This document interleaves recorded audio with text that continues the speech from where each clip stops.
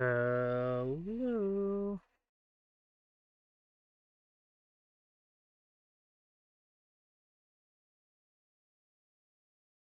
How's it going, everybody?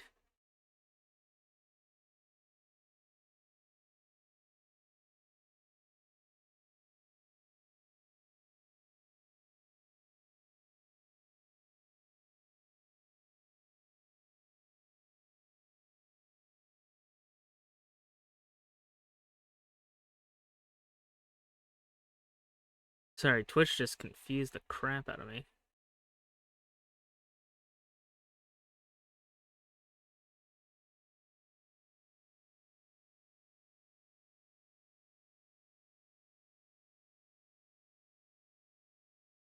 I'll have to look into that later then. I'm just gonna set up some of the matches tonight while we wait for people to jump on in.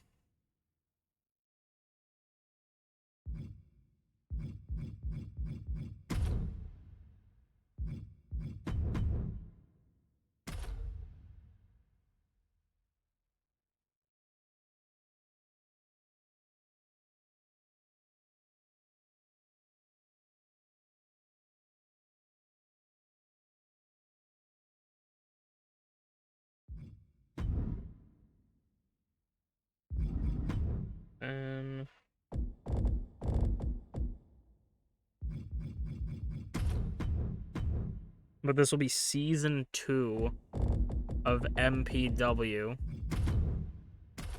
So hope you guys are excited as I am.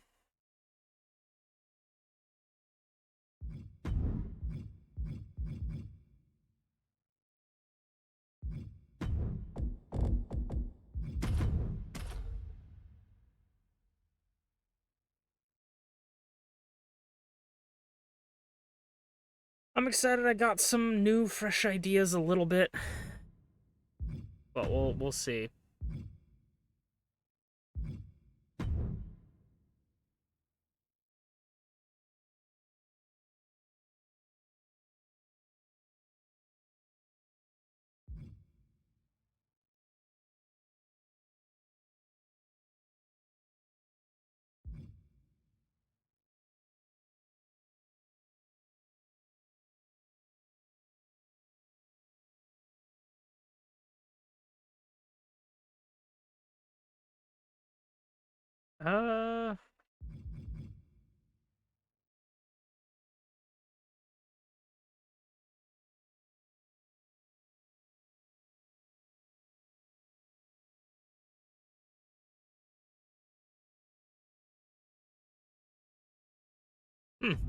We can do that. Why not?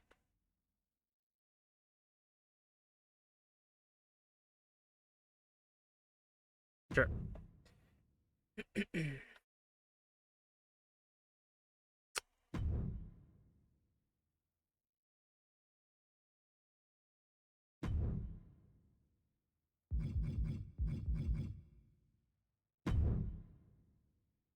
I'm gonna just start loading up the stuff.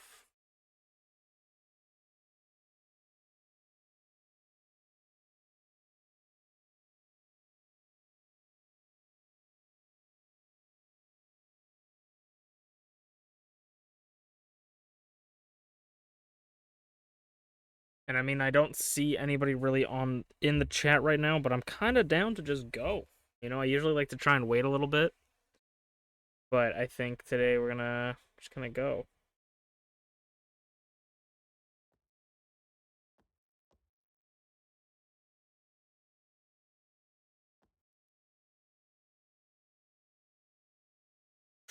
All right, let's get it.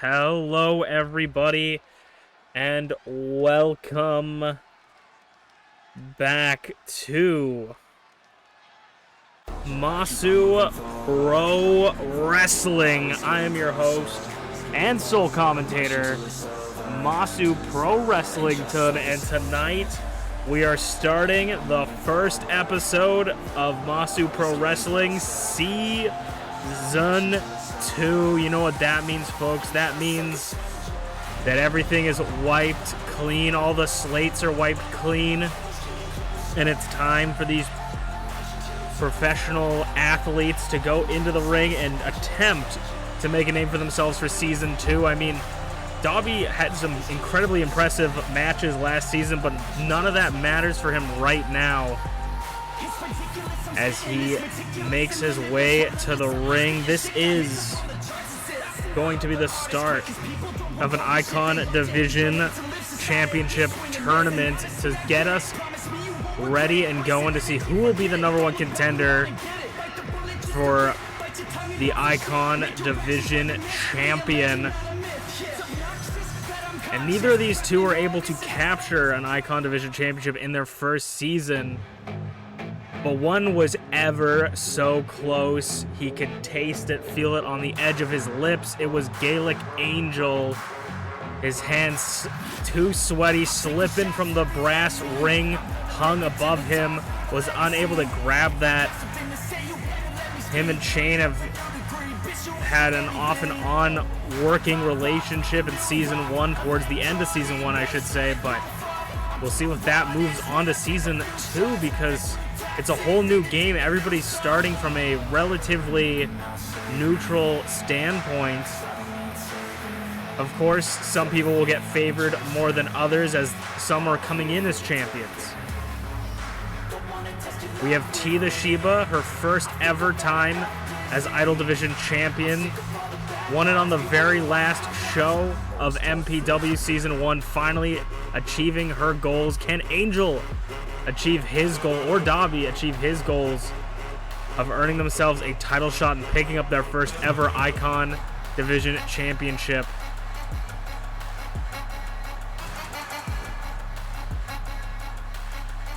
We're looking to see some new things this season, maybe some new attitudes, some new moves. We'll have to see. We're going to start off the first ever episode of Season 2 with Gaelic Angel versus Dobby. And now if I'm Angel, I got to feel a little bit confident in myself, you know. Angel had been kind of putting in work at the end of the first season, been doing very, very good for himself. Like I said, not being able to win out those big matches, so I'd feel good, you know. Up against Dobby, someone who didn't really make a name for themselves in Season 1, was not able to pick up any championships. At least Angel picked up 2 openweight championships, but if I'm Dobby, I'm going to feel even more, like, I'm going to think Angel feels good. I'm going to feel even better because I'm unpredictable. Dobby is truly the dark horse in MPW. Nobody really knows how to get a read on him. And so we're going to have to see if Angel can pick a read off of Dobby here, because Dobby has such an unorthodox style to him when it comes to wrestling, where a lot of people learn, you know, like jiu-jitsu, just grappling wrestling, like Greco-Roman. Dobby grew up in the streets, and he fights bare-knuckle fists. He is a brawler through and through, and so it's sort of, he has an unpredictable way. The things that Dobby does, it wasn't trained. He learned.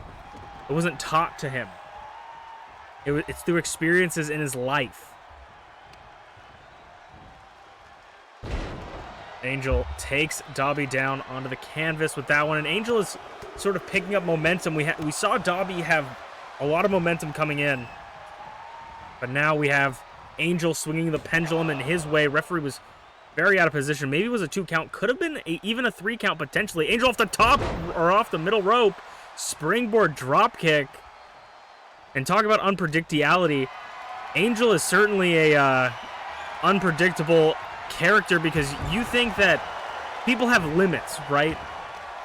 You think, no way this person could do that, because it's too much of a risk, right? Angel doesn't think that way. Angel doesn't think with risk and reward. He only looks at the rewards and goes for whatever he can. And as I say that, coming out of my mouth, Angel off the top, and risk and reward.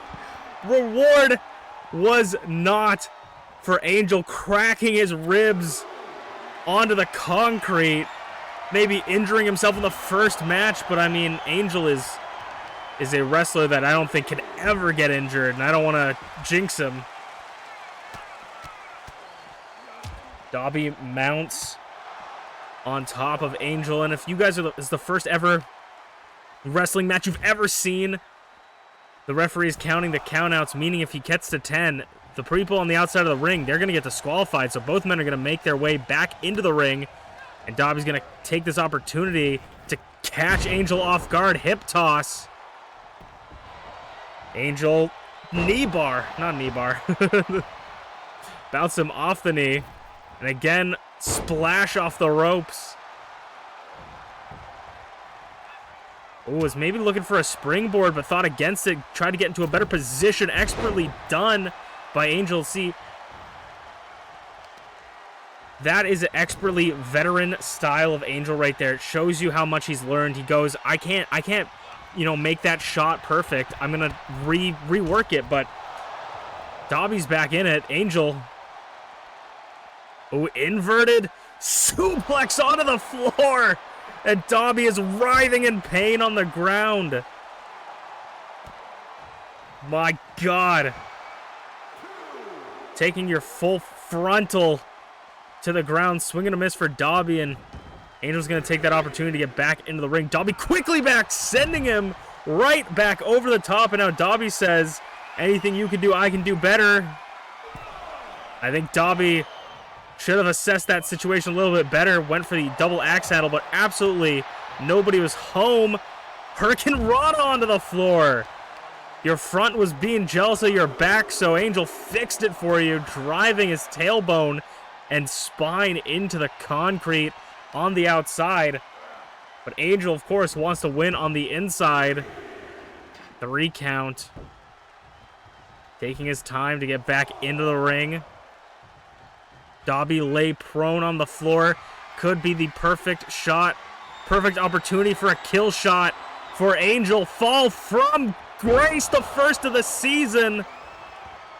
Angel goes for the pin in the center of the ring. Shoulders down. No, Dobby kicks out at 2. And Dobby is feeling the wear right now. It looked like the life was draining from his eyes. God's last gift. No, Dobby, Northern Lights reversal. Dobby keeping his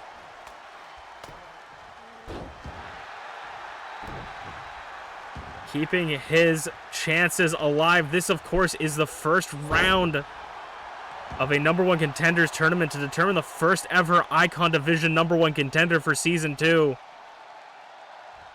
And both of these men want this.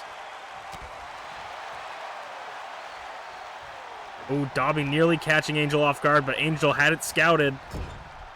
Sends Dobby in the corner, goes to catch his breath and forearm. Up top, ooh, that elbow, that could have dislocated Angel's elbow if he wasn't careful there. But careful is not a word in his vocabulary. Drop kick again off the ropes. That's been going good for you. If it ain't broke, don't fix it. Single leg Boston Crab in the center. Dobby's got nowhere to go, and he can tap out. We can see the first ever submission victory of Season 1. I'd never seen Angel do a single leg Boston Crab in my life, and that is what Season 2 is all about. New moves, new people, new strategies. Dobby barely surviving it. Getting Angel into the corner, club to the back. What could Dobby be thinking? High risk, high reward. This is looking incredibly dangerous. Powerbomb off the top rope from Dobby to put away Angel. No.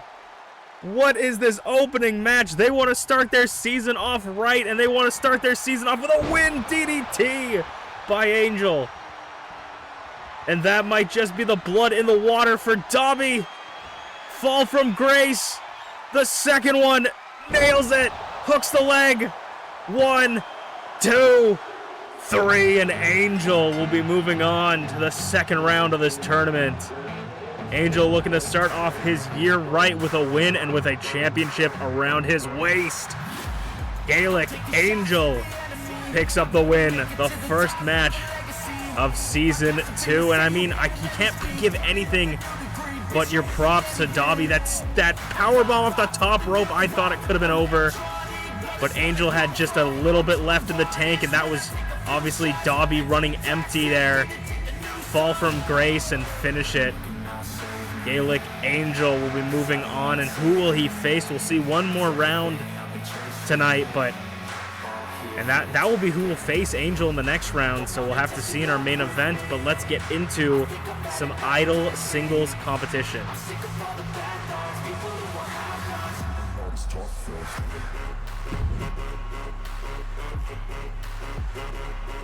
That was a good first match. That was really good.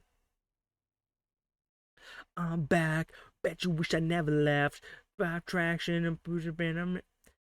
I think my favorite part about this game right now is I feel like WWE is like a living, breathing entity, because I don't give these people moves. They just learn them. I swear these NPCs that I created just learn moves over time. I remember the past real hazy. I remember everything they said. One, two, do, do, do, do, do, do, do, do, do. Do do do do do do do do do do. Getting a match 2.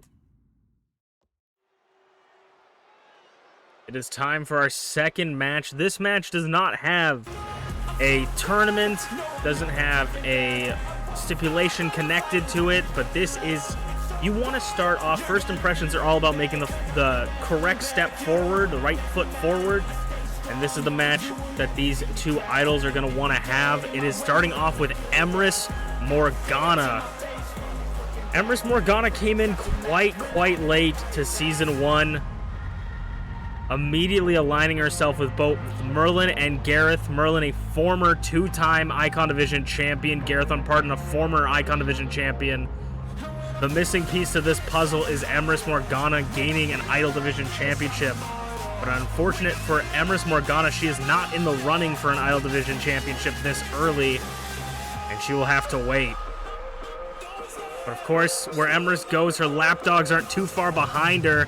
Merlin and Garreth accompanying her to the ring to make sure that Emrys Morgana starts this season off right with a win. Emrys Morgana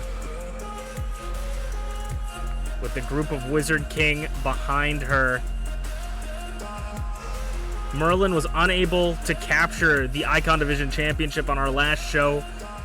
Inside 300 pounds of steel. 300 pounds of steel against Bonk, and Emrys Morgana is going to go up against the artist formerly known as Eunice. It is Blueness. Blueness didn't have a lot of luck in championships last season for Season 1, but they are looking to bring home a championship this season, and they're looking to add and give some refined attitude, some elegance to the Idol Division that she feels they are oh so lacking. Blueness was the winner of the Ultimate Openweight Tournament, got a Openweight Championship opportunity, but was unable to pick up the win for that championship. But they won the tournament. That is on their record. They won, and that will be an annual tournament that we will do to determine who is the Ultimate Openweight Champion, or the Ultimate Openweight winner, and that winner will earn their shot at an Openweight Championship match. But this match has no championship on the line.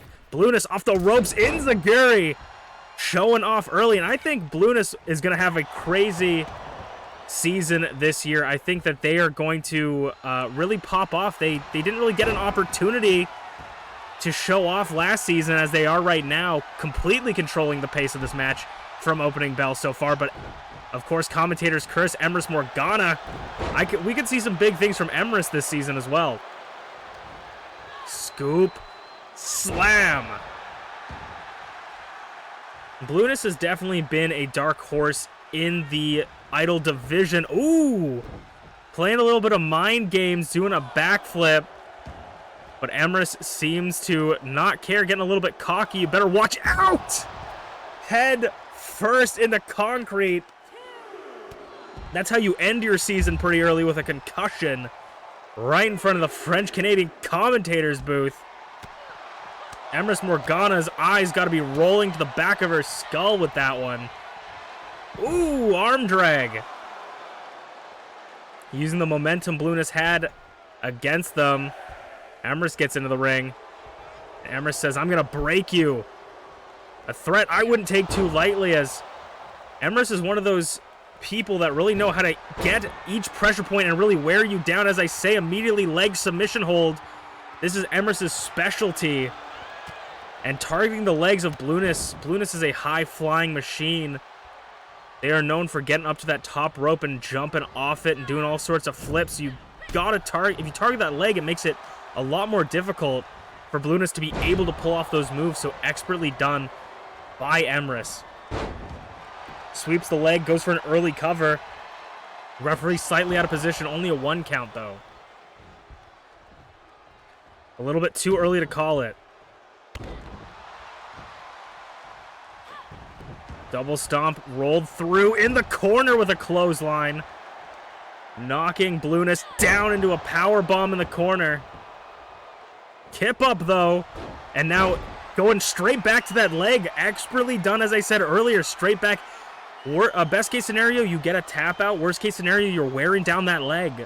You're pulling out those ligaments, damaging that knee, making it hard to bend, but it looks like Blueness is showing no wear there. And neither is Emrys, as she just shoots right back up. Blueness. Ooh, looking for a butterfly powerbomb, maybe. Reversal into a clothesline. And Emrys continue to grab at the legs of Blueness. Emrys, Merlin, and Garreth will do whatever it takes to win these matches, whether it means bending the rules if they have to. And Emrys is definitely going to be looking for a title opportunity this year, and I imagine she's not just going to wait, but she's going to try to take it.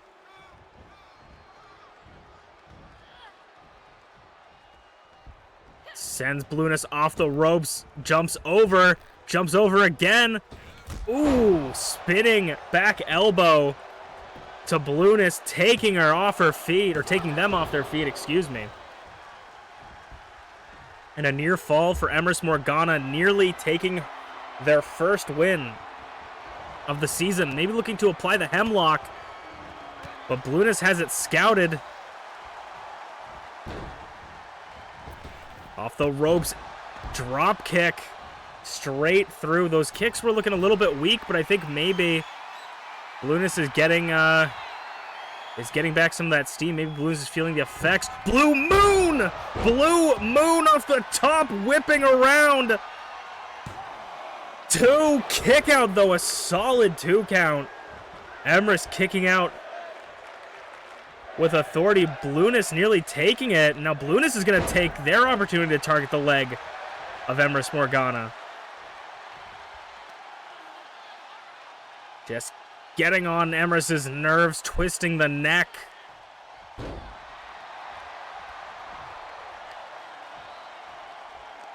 Just taking it slow, slowing it down, brother. The one that controls the pace of the match is the one that controls how much stamina and how much breath they're using, but you've got to watch it. You don't want to give your opponents too much time to rest as well as yourself. You want to just find that sweet spot where you can catch your breath and keep your opponents lacking. Emrys Morgana, kick again to the face. And now Blueness going to try and create some space, get in between the ropes, but it looks like Emrys might have some idea in her mind. Ramming Emrys off the apron onto the floor in front of the French-Canadian commentators. Working over the arm. Targeting that arm. That's the Blue Moon arm. That's the arm that Emrys uses for the Blueness uses for the Blue Moon. Emrys going back into the ring. Blueness following other way around, but you get it. Ooh, now Emrys is going off the ropes. I don't think we see that too often. We have, I think, a couple times. It's a similar move that Garreth uses. But of course, Emrys, that's not her specialty, so she kind of crashes and burn with that one. Gonna continue to work over these legs, targeting them. If Blueness can't do something about that quick, they're not even gonna be able to stand. Hemlock again, though. And look at these kicks. They're looking weak. It looks like the leg damage might be showing. Spine buster. And now Blueness looking tired, but gonna get back up. Will we see a second one to put Emrys away? Blue Moon connects again. A little bit close to the ropes, though. This could be a rope break. 2. Referee says it's not. Emrys still kicking out, though. The second Blue Moon, and you can see it on Emrys's face. I think she's questioning whether or not she should have stayed down for that. Splash! Does not connect. Ooh. And now Emrys throwing everything that she can. Shades of Merlin there a little bit. Off the ropes. Went for a moonsault. Didn't quite get all of it, but did connect with Emrys. And now Blueness is looking to take it to the outside again. No. Playing a little bit of mind games with Emrys. You have to expect the unexpected. And that is what Blueness is looking for right here. Back into the ring. Rolls through the drop kick. Connects with her own. Could that have been enough? Could have Emrys put away Blueness there? No, of course not. And Emrys is the frustration obviously showing. Throwing a little temper tantrum in the ring. Working that leg again. Making sure that Blueness doesn't have a leg to stand on. In the corner now. Using the ropes. Referee's discretion whether or not they think that that should be allowed. You're technically not supposed to do that. Tornado DDT.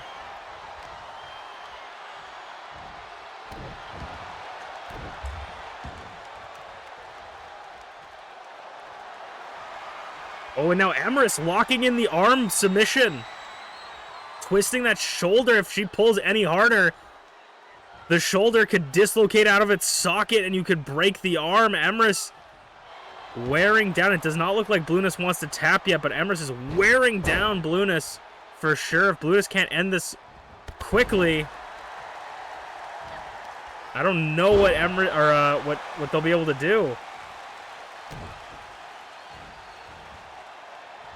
Neither of these two can't have much left in them. Emrys again looking. Is it third time's the charm for the hemlock? I think it is. Hemlock applied right next to the ropes, but Blueness has got nowhere to go immediately, though. Blueness slips out of it. It doesn't look like Emrys had a strong enough hold onto it. Hurricane Rana. That could have spelt the end for Blueness, but I don't think Emrys, maybe his sweaty palms couldn't quite grab it all. Sends Emrys into the corner, head first into the turnbuckle, and now biting. Many of you may forget, but Blueness is a vampire and is biting. Emrys Morgana could cut the blood. Ooh, now just putting all their weight onto Emrys's neck and shoulders. And Blueness, I mean, I don't know if that's I don't know if that's cockiness or delirium at this point. Near fall, and Blueness is looking dejected right now. Potentially even defeated. I said earlier, his third time's the charm. Could this be it? Oh no, drop kick. Oh, Emrys rolls up Blueness for their first match of the season. And Emrys Morgana steals it right from under Blueness. Laughing right at her face. Emrys Morgana stealing the first win for her season. So Emrys is going to start her season off with a win. Blueness is going to take a 1 in the L category. For this 3 so far, 1-0. Will these three carry that throughout the season? The numbers game could be dominant. But we'll move on to our semi-main event of the night. Let's check it out.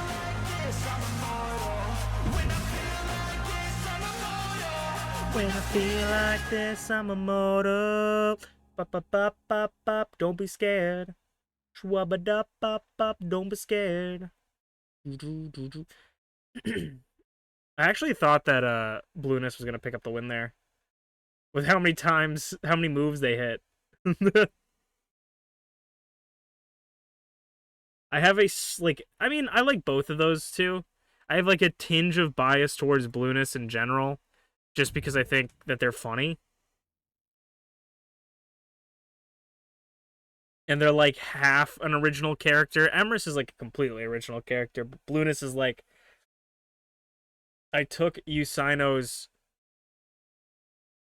Usaino's gonna need to get a, probably a character change in this. But, Blueness was Eunice. Eunice was a model that Usaino was gonna use, and that was like, they were gonna be Eunice at the time. But they're looking to sell it. I don't know if they have sold it yet, but for potential copyright reasons, I don't want to step on the toes of whoever buys that model by saying like, "Oh, this is Eunice," and it doesn't really look like the model in general because that model was beautiful, and then this game doesn't have a lot of those options. But now Blueness, because I thought, because I always add B to the things of like you know, like I can't even put it like, you know, I always just add B like potato or something like that to words because I'm stupid. And then I was laying in bed and I just thought, haha, Blueness. And I was like, wait, Blueness? That's actually funny. Okay, we're gonna get into our third match of the night. Hoop.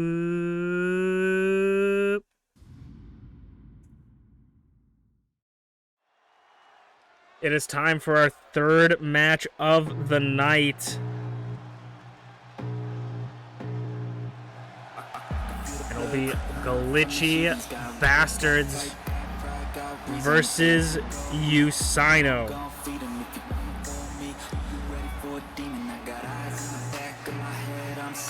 GlitchyBasturds was the champion going into the final show of the season, but unfortunately for her, she was unable to retain that title against TeaTheShiba. Now TeaTheShiba picked up their first ever championship. I believe GlitchyBasturds 3-time Idol Division champion, 1-time openweight champion. I mean, for season 1, there's really not anyone who could do it better than GlitchyBasturds, and he's looking to continue that trend coming into season 2. And season 2 starting out this way rather than, you know, being what she once was. Glitchy has faced this participant against each other a handful of times, but it is Usaino. Usaino was unable to capture any championships going into in season 1. Had a very, very close chance to getting a championship in the Elimination Chamber at not a Christmas show, but unfortunately for Usaino, never really just got to that point, and I think Usaino is definitely going to be looking to try and pick up wins going into this season. It's going to want to try and start off their season right. I mean, they started off season 1 with a win over Glitchy, but this is a whole new Glitchy, whole new story. This is a 3-time champion Glitchy, 4 total championships.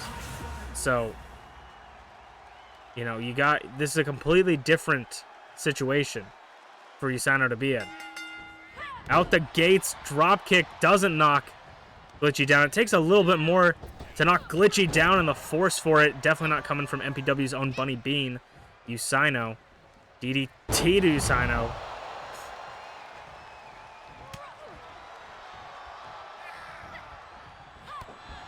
And a kick straight to the gut. I mean, Usaino has beat Glitchy before, but Glitchy also has beat Usaino before. Glitchy won her 2nd championship in the Elimination Chamber, I believe, and pinned Usaino to win it. For these two, this match Has no special additives, no extra additional flavors, but it is a start for their season, and that's an important thing. You know, wins and losses are incredibly important for seeing future employment in this business, what you could potentially see in championships and opportunities. But right in front of the French-Canadian commentators, Usano dodges the double axe handle and gets it with a punch to the gut, but bouncing Glitchy off of the commentator's table and sending Glitchy onto the floor. Usano taking an armbar down on the outside. Referee's discretion on if they want to count during this, because sometimes referees just say let them fight on the outside. The referee's count is really just to say, hey, if you don't get in the ring and finish it in here, we will disqualify you. But a lot of referees have different mentalities on whether they count fast, whether they count slow. Some referees say get in the ring right now. I'm not dealing with this BS. And some referees say, hey, you know, let them fight, but we're gonna make sure that it finishes in the ring or it finishes right now. You know, it's like your parents. So going for a submission on the outside is a very interesting move because you can wear down your opponent as well as increase the count. You can't win by submitting your opponent on the outside, so if they tap, it doesn't count.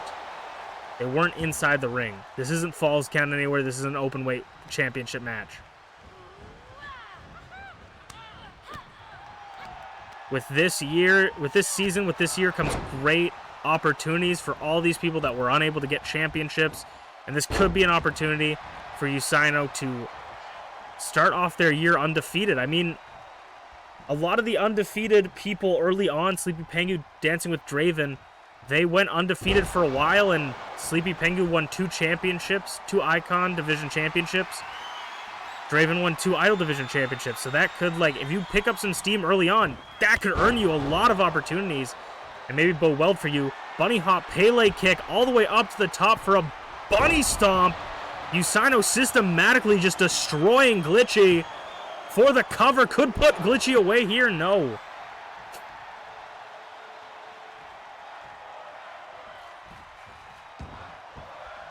Glitchy kicks out just barely.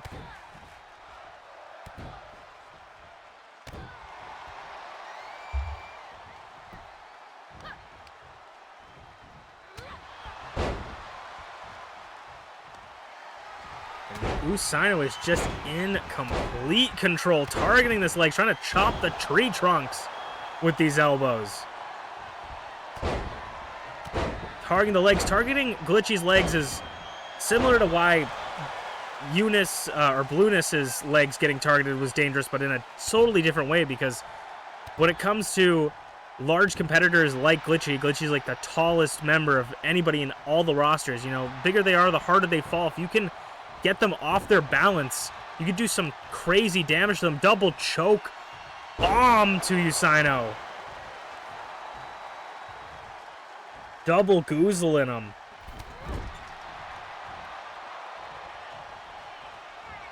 And Glitchy tossing Usano. I mean, that doesn't take too much to do for Glitchy, but that's like a car crash for Usano.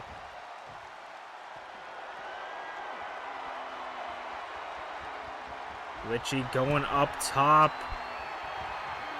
Could she be looking for a double axe handle again? Thinks against it this time. Just picks up Usano like a baby, bouncing them off the turnbuckle and tossing them again like a sack of shit. This time, maybe Usano wasn't in a good enough position, but this time, Glitchy back up top. Clothesline from Glitchy. It looked like Usano's arm might have twisted there. Usano might have broken their arm, but it's not going to keep them down for very long. They get back up. Kick out at 2.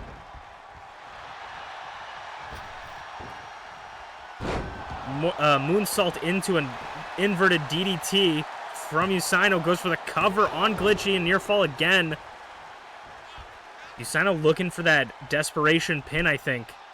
It doesn't look like Usano's taking too much wear, but I think a lot of these attacks that Glitchy has been dealing to them is just very painful. So you want to end that match quick because you just want to make the pain end. But it looks like Usano has a lot left in the tank, which is a good sign for them. Kicks him right off, though. GlitchyBasturds, just the behemoth goozles Usano for a frame drop. Plants Usano, and like I said, they had some left in the tank, but it might have just been removed. No, Usano kicking out at 2 again, and Glitchy doesn't seem like she can believe it. Misses the punch. Usano was just a little bit too short. Off the ropes. Oh, sling blade. I thought it was going to be a clothesline, but a sling blade by Usano.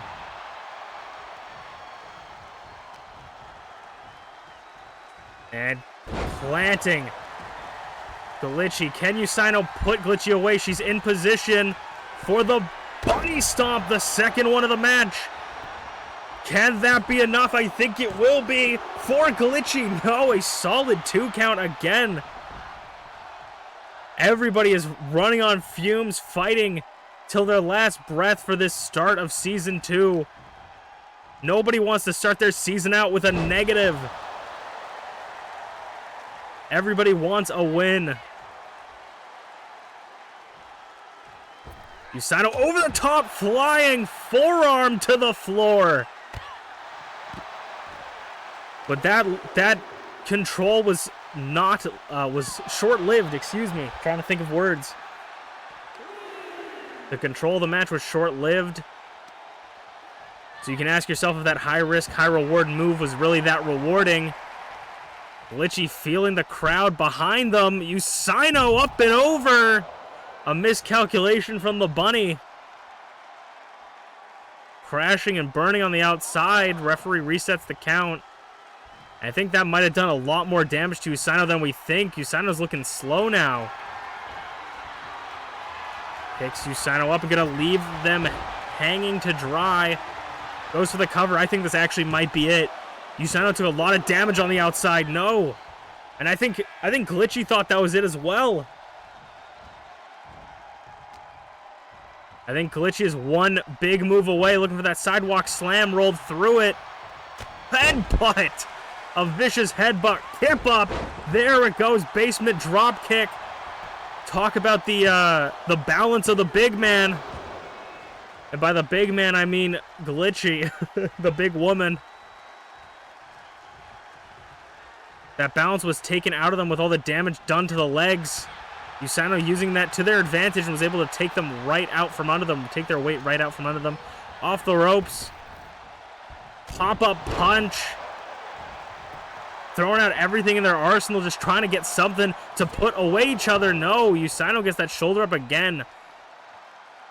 And Glitchy's trying not to let the frustration consume her. Trying to go up top. Usano unable to stop it. Clothesline, Usano might be in a whole different dimension right now. They might have been out cold on their feet, but now they're definitely feeling the pain. Snap back into it. Maybe that was a little bit of hubris. Maybe a mistake not going for the pin from Glitchy as Usano picks up steam here in the corner for a second bunny hop Pele kick of the night. Very close one. Pele kick connects. Usano hesitant to go for the pin, maybe thinking of going for the bunny stomp to truly put it away, but it is just barely enough. Usano barely had enough left in the tank to put away Glitchy, and starting off their season with a victory. 1-0 for the bunny. I'm starting to see seeds of a new Usano. A different kind of creature, I think, is awoken in Usano, and that was just the beginning. But we will move on to our main event of the night for Season 2. How will the first episode end? We'll see how it goes next.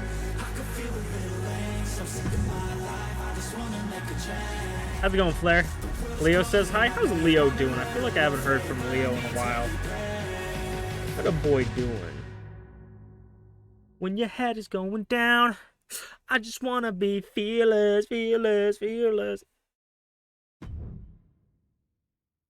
Okay, this works out for me, actually. Because I'm gonna take this. I like how this match, literally, I swapped it out before, and then it just worked itself out. That's really funny, actually. I swapped two competitors in the match, and then the game sort of fixed itself out. That's really nice. Okay.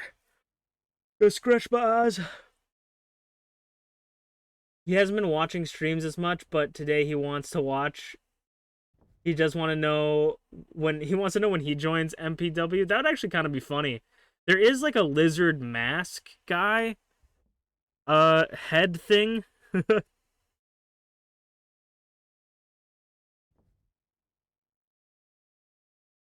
Could definitely look into it if you have ideas for what you would want, because we have a bear, you know, we can throw.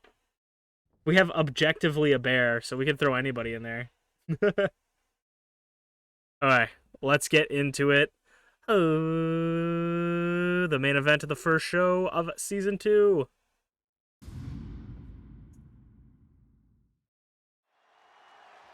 Alright, it is time for your main event of the evening for the first episode of Season 2. We're gonna cap it off, and it's gonna be Unchained Awesome. I mean,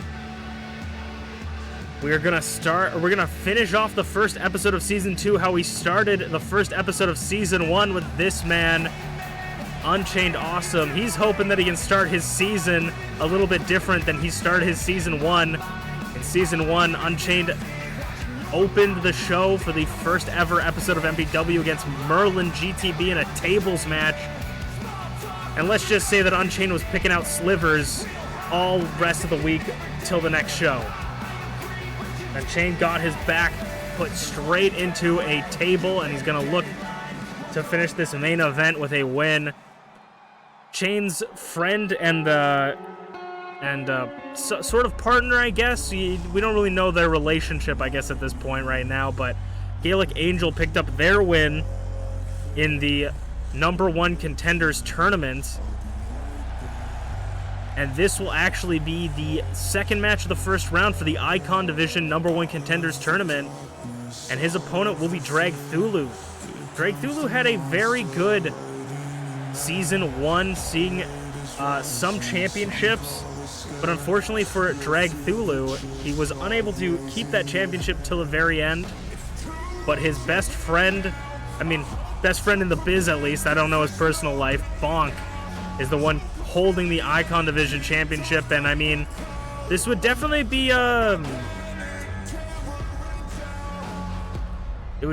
conflict of interest for Dragthulu if he won this #1 contendership match. He would have to go up against his friend that he both helped get to this point and also had him help him. So maybe, you know, a friendly match for the championship, or we could see friendships being broken if Dragthulu moves on.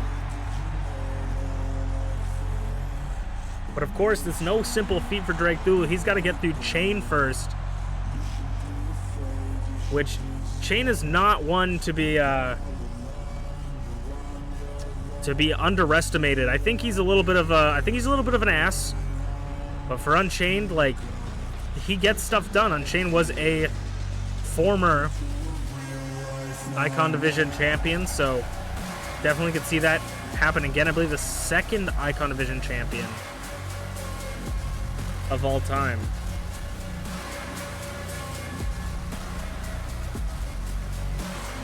Dragthulu had this issue at the beginning of Season 1 where he was almost obsessed with his win-loss record. And now that the slate is wiped clean, will he have that same obsession? Because of course this is a new Dragthulu, as much as this is a new Unchained Awesome. These aren't the new plucky up-and-comer, young up-and-comers, you know, happy, excited to start their new career. These are veterans. These are people that have fought through an entire season, lost championships, won championships. It was a bunch of different stuff. All new people. They know a lot about each other, but in between seasons, they've been learning stuff. During the seasons, in between the seasons, they've been learning stuff, trying to... Oh, super kick to the back of the head. They've been honing their craft to be the ultimate wrestling machines. And Unchained, Unchained looks like he let go of that pin, says he's not done yet. Saying, I'll choose when we can get a pin. And he gets a little bit of that cannonball dive right in front of the French-Canadian commentators, but also looked like he might have taken some damage there. Back body drop onto the concrete from Dragthulu, and I think this is going to be a hard-hitting match. The winner of this match as well will face Gaelic Angel in the second round for the #1 contendership tournament. Angel and Chain have had somewhat of a working relationship towards the end of Season 1. Will that cause conflicts if Chain wins this match? For Angel's sake, you gotta hope that... He's probably hoping that Dragthulu just wins, makes it less complicated for the two of them. And we've seen a lot of new stuff. Ooh, busted open this season. A lot of new moves being pulled out from many different competitors. Will we see some... I mean, we saw that new spinny move. I've never seen Chain do that before. But, will we see anything extraordinarily new from these two? Dragthulu going up top, but Chain battered, bleeding, and battered, beaten, and bruising, and bloody, gets off and prevents Dragthulu from jumping off the top. Sorry, my commentary's not great. I'm still trying to shake off the match I had with ShmeepsWorld. Leg lariat misses. And now Dragthulu running the ropes, but Chain unable to capitalize, but here he goes. Chops, punches, and kicks. Oh my, indeed, as Dragthulu pulls Chain over, trying to get him onto these ropes, but Chain is not going to allow it. These two have fought each other for the championship before. They've fought each other for #1 contenderships before. These two are very familiar. They're some of our veteran members. Shotgun dropkick in the roster. And Chain going for the cannonball again. This time he gets all of it. Crashing right into Dragthulu. Putting all of his weight into that one. Just lobbing him with punches. Knocking the sweat right off him. Blocking those ones, but pierces the armor. Does Dragthulu with that one.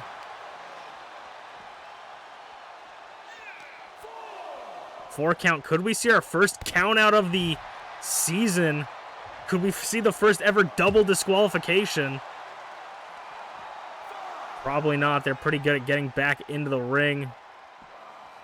Black hole slam onto the floor. 6 count sends Dragthulu and Chain send each other in. Kick out at 1. Chain gets that shoulder up very quickly. Way too early to call it for Unchained. But Dragthulu maybe thinks differently. Dragon suplex hooks the bridge pin. Ooh, near fall for Chain. I said it's way too early to call it, but Dragthulu maybe. We can already see the ending. Ooh, went for the abyssal tombstone, went to grab him. Leg lariat, but Chain said no. Chain had that one scouted. On the top rope, flying sheepdog headbutt straight to the chin. Horns straight to the chin, clipping Dragthulu for the win. No, Dragthulu kicks out. Chain's got to be careful where he puts his hands. They might get caught in his horns. Chain thought the sheepdog headbutt might have been it. Clothesline. The king of the lariato. Sweeps the leg.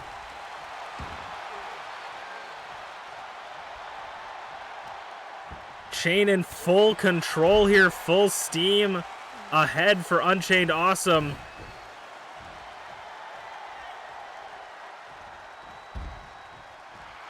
UnchainedAwesome over the top for a third time. No, a third is not the charm for Unchained. And he's risking it all, slipping and falling.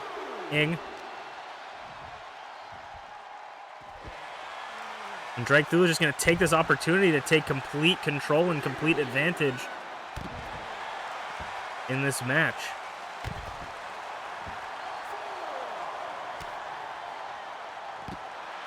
Chain rolls through this time. Super kick! Twisting the chin of Dragthulu in a single leg drop kick. Trading feet. Trading two delicious feet. Sends Unchained back into the ring at a 7. Elbow drop. Dragthulu and Chain. Who's going to start off with a win for this season? The second Dragon Suplex. Dumping Chain on his neck. And maybe Dragthulu thinks it might be the end, pulling him away from the ropes. Or maybe just trying to get Chain in a better position as he's eyeing Unchained up for the Abyssal. Tombstone perpendicular to the ropes, but trying to block the hands. Ref says no, feet touching the ropes for Dragthulu. That could have been his opportunity to win, but just too close to the ropes. He took a gamble with that one. Super kick again from Chain. Onto the middle ropes. Oh, a little bit too short. Maybe looking for a leg lariat. Not quite sure, but landed on the back of his head. The already damaged head of Unchained catching him. Fall-away slam.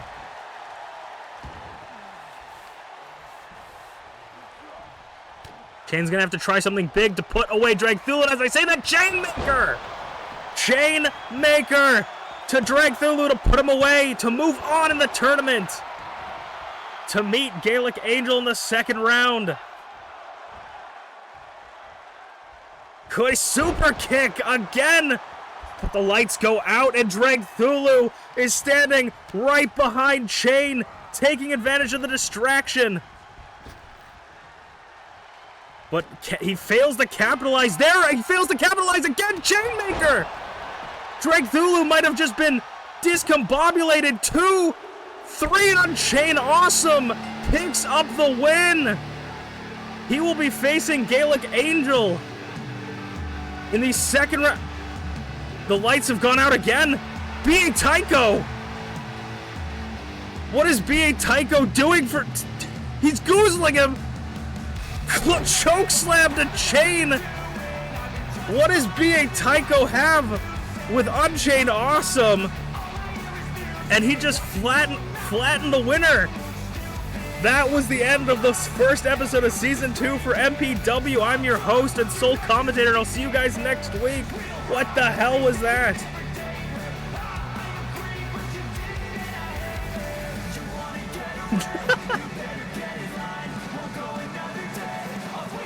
What the fuck is B.A. Tycho's problem? My controller might be dead. 1 second. I'll try. This controller might be dead. Oh, Shmeeps, perfect timing. What the hell is going on? It just put a fucking... The actual shit is going on right now. Okay, let me pull up my other controller. They just put a fucking... It has a keyboard on my screen now. I don't know where that is. Or what's... Yeah, no, back up. It's funny that Unchained is just laid out and B.A. Tycho's just standing over him and the music is playing.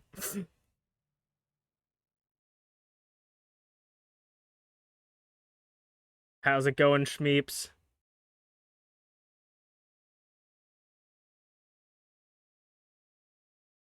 Also, I was hoping that cutscene was a little bit cooler.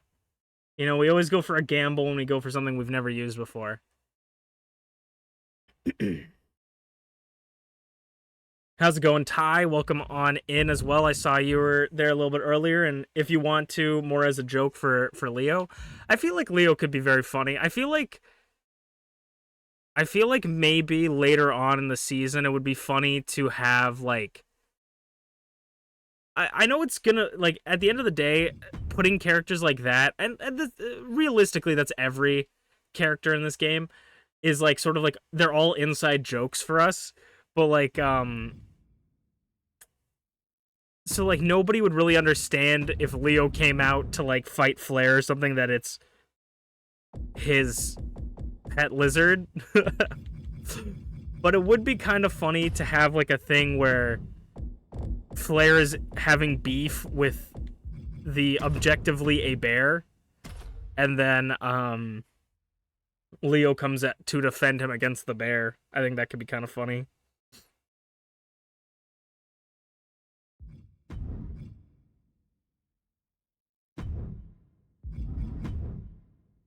I'm just gonna set up the next one.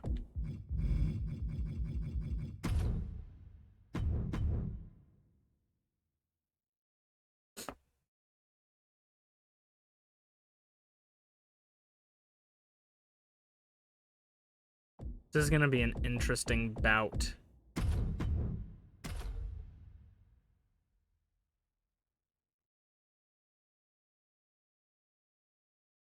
Okay. I keep hitting custom match when all I want to do is change the people in the match. Also, the next match, if the audio does not sound good, let me know, okay? Or if any of the matches, I guess, I should say.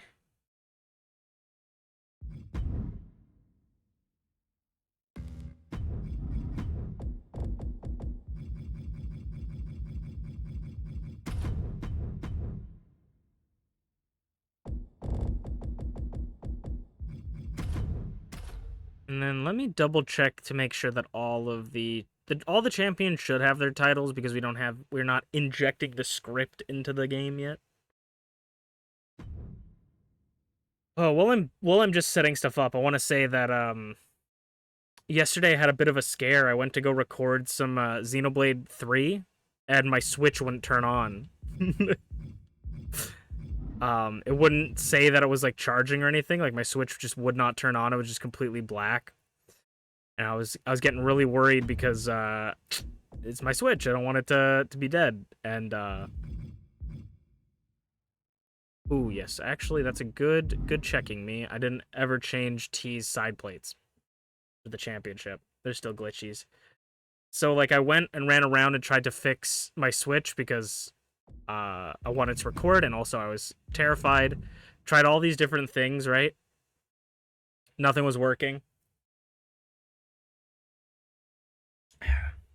And so then I go and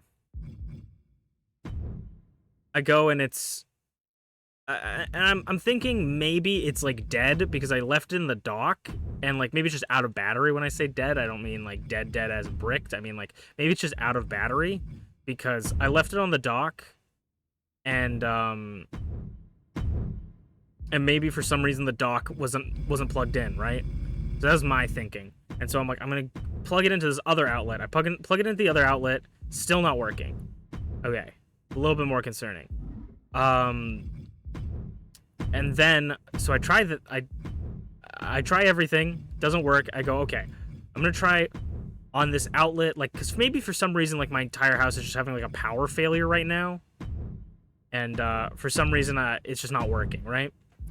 Just trying to think of like every option. So I go and I'm like, this is an outlet I know for sure is working because it has my computer plugged into it. Unplug my computer, plug in my Switch, and as I'm plugging in the Switch, I don't think this really means anything because I think it's just electricity hitting the charger. But there's like, you can see the spark of electricity as I plug it in, and boom, my Switch turns on just instantly, 100% battery. And so it was probably just purely a freak incident, knock on wood, but it was just really fun. It was literally like me like sparking fucking Frankenstein back to life, just like. And I was very happy that my Switch was not dead.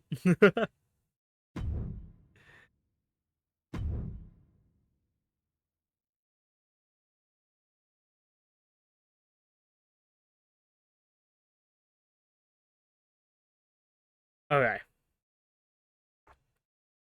Let me set up and load up the first match of the second show. We're only doing 2 shows tonight because usually we do 3 every day, but the last episode that I did, the last MPW stream I did, we only did the final show. And so technically this would be like the 2 shows after a premium live event. So we're not doing anyone after this, but we might play like Minecraft or Poke Rogue or something after this. So this is going to be the last 4 matches of the night. So I hope you guys are excited. The vast antivirus truly needs to fuck off right now. Okay. Tell me if everything is good, and let's get into it.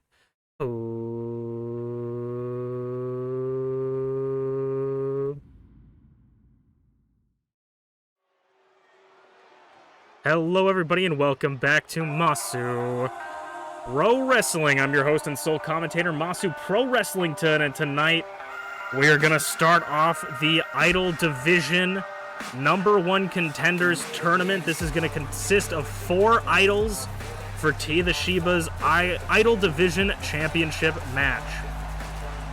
Starting off is ShmeepsWorld.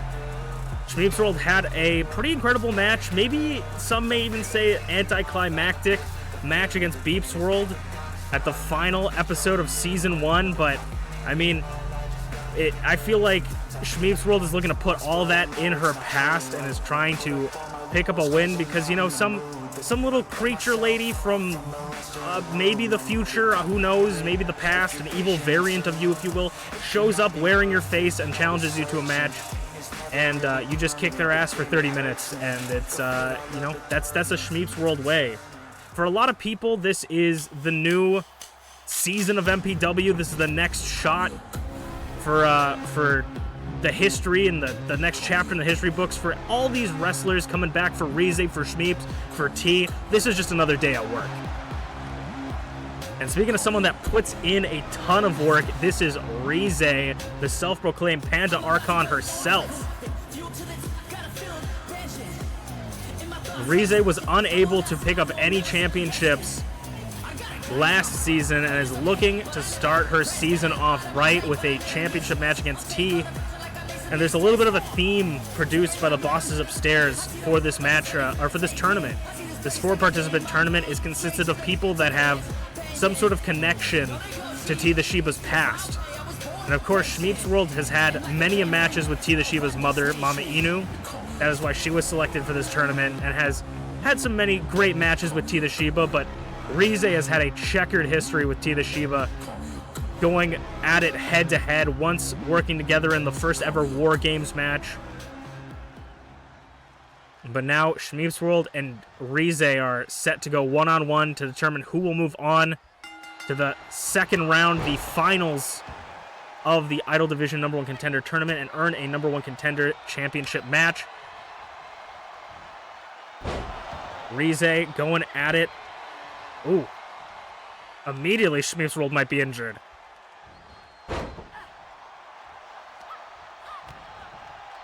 Rize with the slaps to the face. Just targeting right in the ear. You get some cauliflower ear from that, and that is no good. Rize DDT to ShmeepsWorld. See, when it comes to ShmeepsWorld was, I believe, the highest ranked of all wrestlers in singles competition, or in overall, actually, for Season 1. Was able to end her season with a win. Rize was on the lower end for sure. Definitely not the lowest. Over the top rope, and definitely not the lowest with that one. Crashing into ShmeepsWorld from the top, but this goes to show that when it comes to Season 2, you know, you can start off Season 1 having a terrible season, and you can come into Season 2 renewed and refreshed because it's a clean slate. Everything's wiped up for you. Knee strike to Shmeeps on the outside. They do have to the count of 10 to get back in. Rize's going to take her opportunity to go back in the ring. Shmeeps is going to meet her. Rize catches Shmeeps off guard. Drop toe hold. Puts Shmeeps into a submission hold. Very close to the ropes, though. But Shmeeps unable to grab it, or thinking against that strategy for grabbing the ropes. But Rize immediately going for a submission hold. We've seen Rize do submission holds a couple times, a handful of times, but this is also showing that new side of everybody, that this is season 2. It's a new season, new me, new moves, new ideas.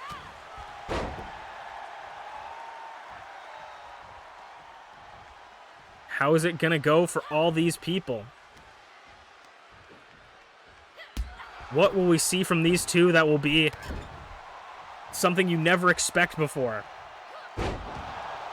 Powerbomb in the corner by Shmeeps. So far, very back and forth contest. Suplex.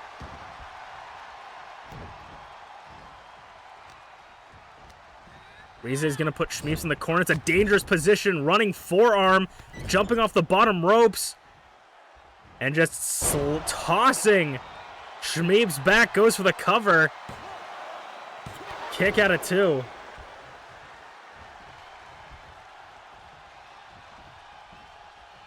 Elbow drop to Shmeeps. Rize has always been the bridesmaid, never quite the bride, and that was the story for TeaTheShiba going into season 1, but T was able to end it. Ooh, Hand of God reversed by Shmeeps. But her hand was a little bit too short to get that one. Sends Rize into the corner. Can Rize finally grab that brass ring this season and pick up a championship? ShmeepsWorld, we've seen this position that many have been in before. ShmeepsWorld lifting Rize off the top rope. Superplex. Carries through into the Falcon Arrow. Goes for the cover. Shoulders are down. I mean, questionably, it looked like Rize's neck was up. So maybe just the neck was up, but the shoulders were down. I mean, referee is the professional down there. And the action critical roll. Rize is sprawled out. And that is Emrys Morgana's music. What? ShmeepsWorld looking down the stage to see, down the ramp to see Emrys Morgana. But she is nowhere to be found. And Emrys Morgana with a chair straight to the head of Shmeeps. I don't think the ref really understood. The referee looks confused. I think the referee might have been hypnotized for a couple seconds there. I think referee wasn't quite sure what was going on. Rize trying to crawl to her feet. ShmeepsWorld cracked over the skull with a chair. Could that be what Rize needs to pick up the win, or can Shmeeps? We've seen Shmeeps fight through worse.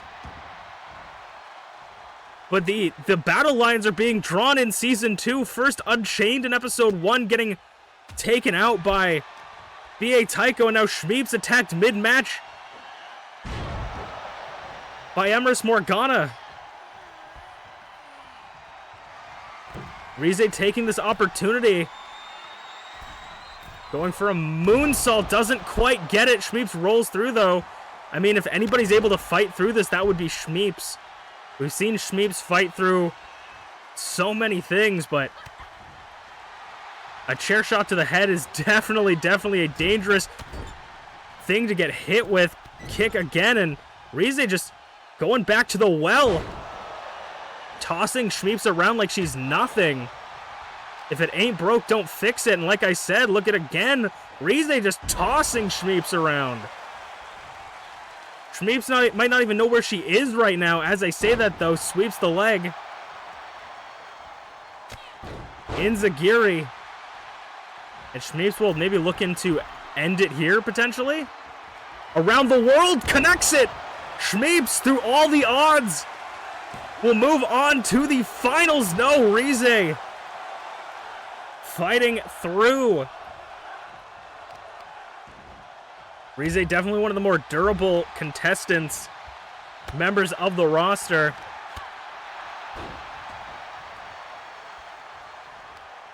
And you know, the thoughts got to run through Rize's head. I don't even know if Rize saw what happened, but if she did, the thoughts of doubt might run through their head that if you can't pick up the win after Shmeeps got attacked by a chair, like, can you pick up the win in the match at all? Oh, powerful drop kick in the corner with the sandals. Force behind that one. I mean, even with the help, Rize's showing that she can put on a clinic either way. Going back up top, could be looking for that moonsault she failed earlier. Rize is moonsault. Hooks the leg. Could Shmeeps be out of it? No! Shmeeps gets kick out one more time. Kick to the gut. Shmeeps gonna send Rize back into the corner. Back elbow reversed with an elbow of her own. Rize gets caught with a kick and a chop and a kick. Rolls through the slap.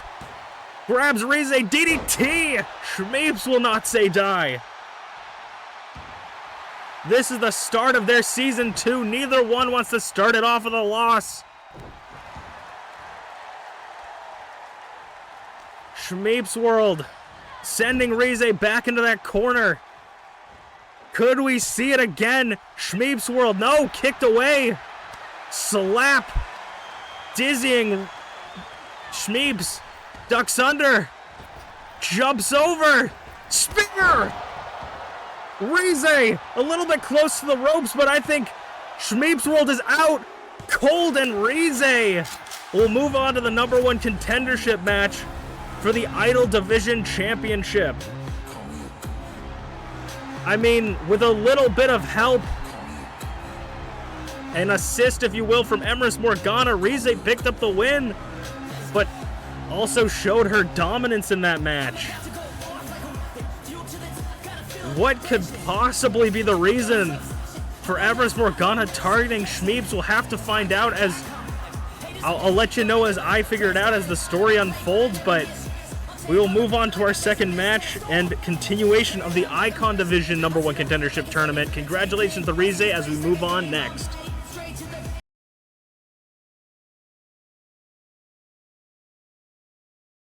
Quick.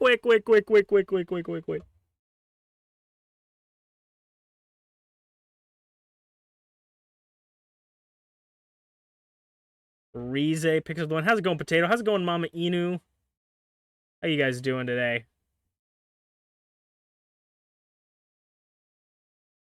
Certainly statements are being made in MPW Season 2. I'm gonna load up our second match of our second show.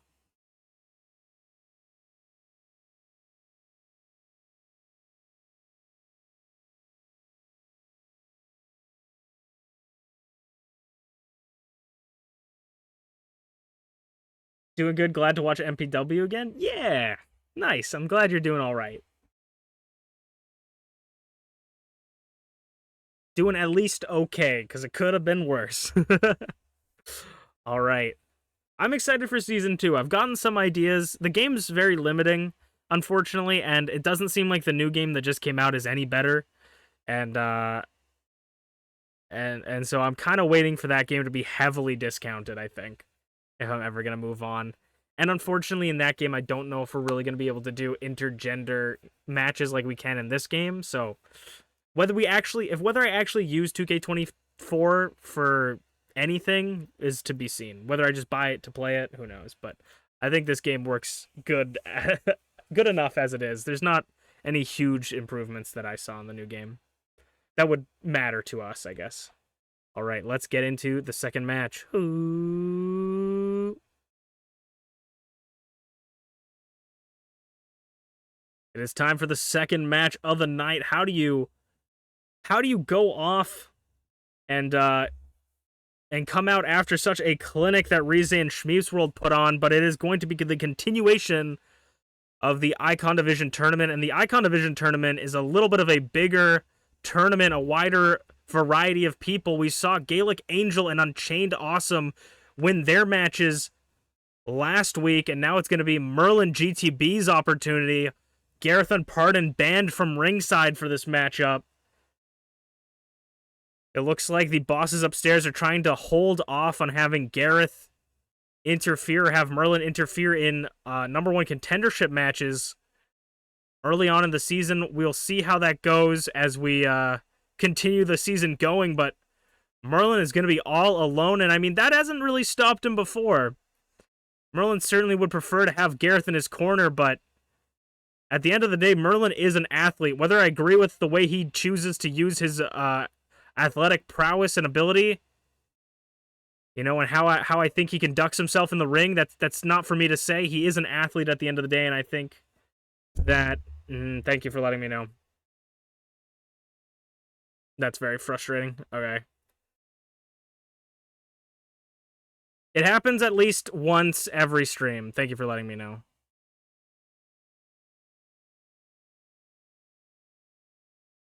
Every damn time, folks. Every damn time.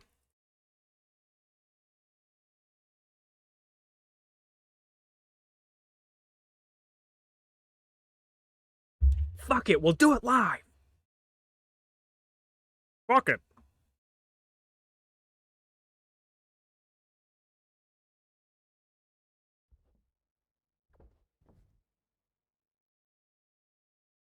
Can you check my Mr. Sinister for feedback when you have the time? I am uncertain of what that means. But if you can explain it, and I'm gonna go start this match, then maybe. Alright, let's get into it for real this time.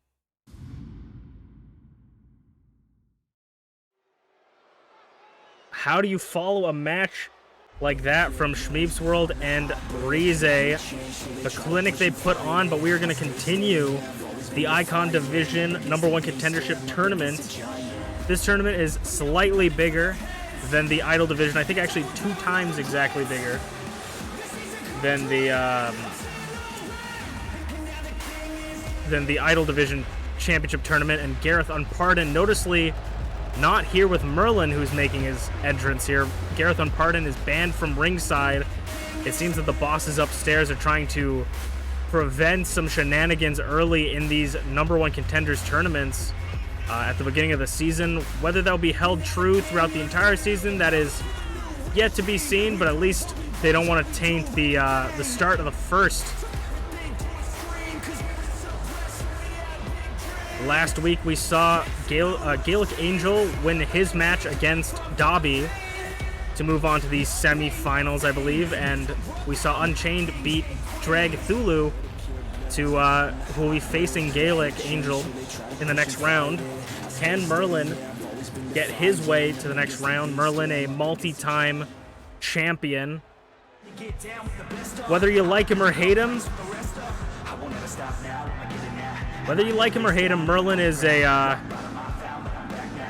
he's a strong competitor, but the open weight champion Zarataro is making his entrance into this #1 contenders tournament. Can Zarataro do the unthinkable? He'll have to do a lot to get above to get this done, but Zarataro theoretically has a chance to be the first ever double champion. We have never seen the openweight champion carry the Icon Division Championship at the same time.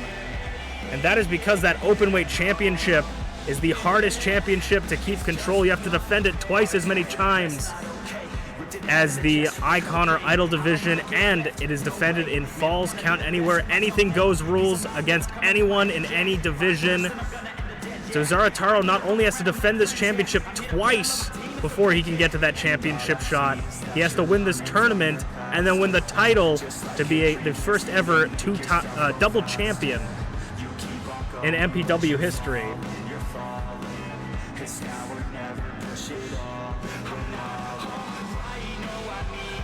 And Zarataro came in very, very late to Season 1, but absolutely tore the roof off the place. Had an incredible win-loss record and picked up and defended the MPW Openweight Championship. So, if anyone could do it, I think Zarataro can. He's the freshest member of the division. MerlinGTB versus Zarataro to start us off for the second match. It's not starting us off. Running out the gate, Hurricane Rana.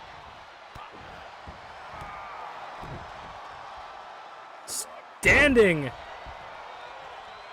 moonsault from Zarataro, and now just punches to the temple.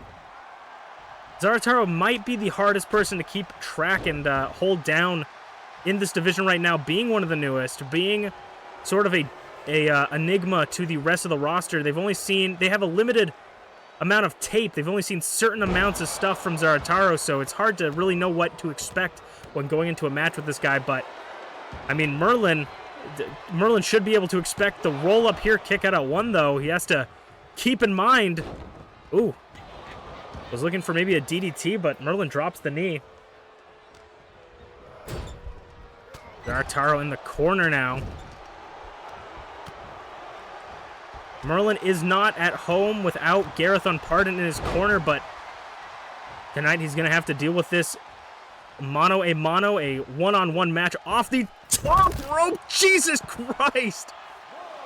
Did not quite get all of it, got some of it on Merlin, but I think just crashed directly into the ground. Merlin GTB power bomb, bouncing the skull off the apron and crashing the back into the floor. I mean, Merlin may not have his lackey at his side, his protege, if you will, but he's going to be doing whatever he can to deal as much damage to his opponent, and he loves to flex those magic muscles. Zarataro, though, catching Merlin off guard, spending a little bit too much time flexing and showing off. Not enough time looking at your opponent in front of you, tossing up and over Zarataro. The openweight champion. Zarataro will have to defend the openweight championship next week against someone that is randomly selected from either division. Zarataro has done it once. Can he do it again? Into the corner. Merlin.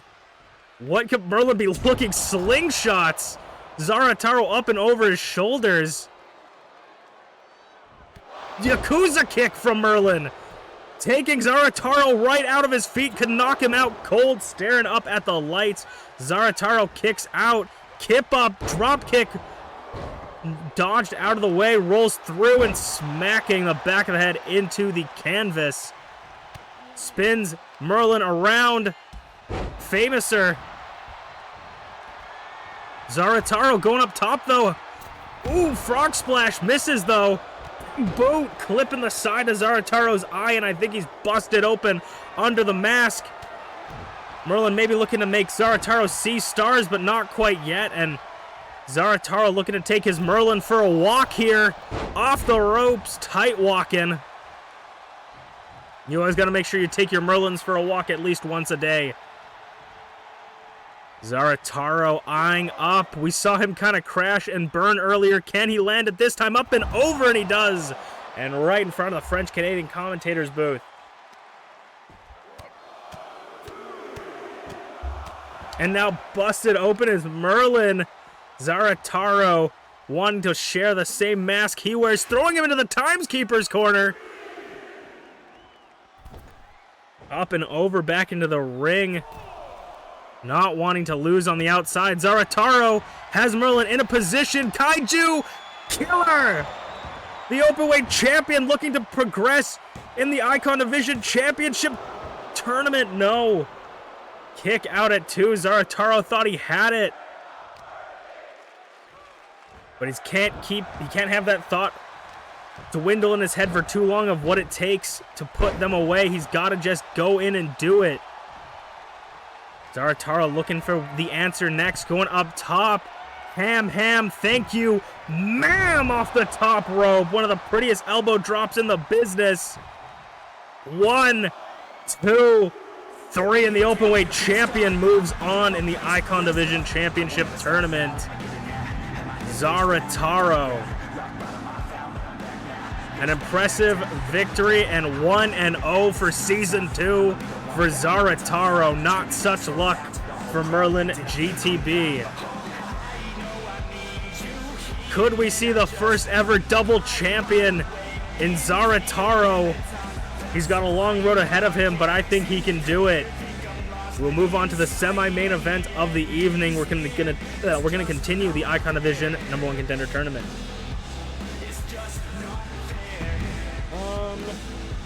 I made a Minister Sinister from Marvel in Community Creations. I wanted you to see it and give me some feedback.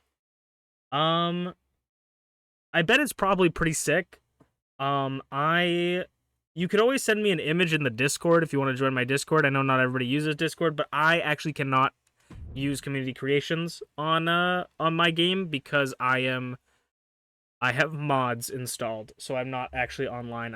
I have it so my game doesn't update, so that my mods still work. So unfortunately, I can't actually access the community creations. But if you want to share like an image, and the best way to do that is to just join the Discord. And also, Dobby is one of the viewers, yes. Everybody here is either original character or a viewer or a friend of mine kind of thing.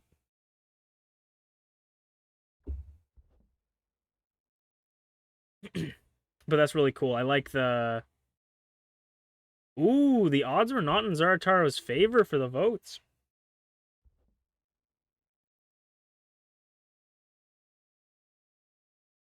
$6,000 tiny chains going to MamaInu. Nice Sue. Nice Sue.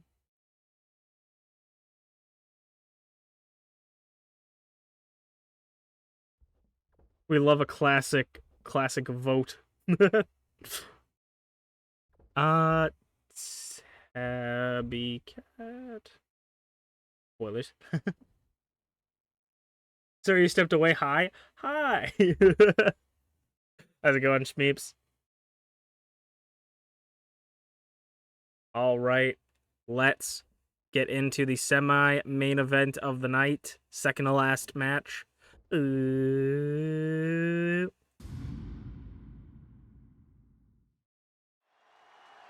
It is time for our semi-main event of the evening.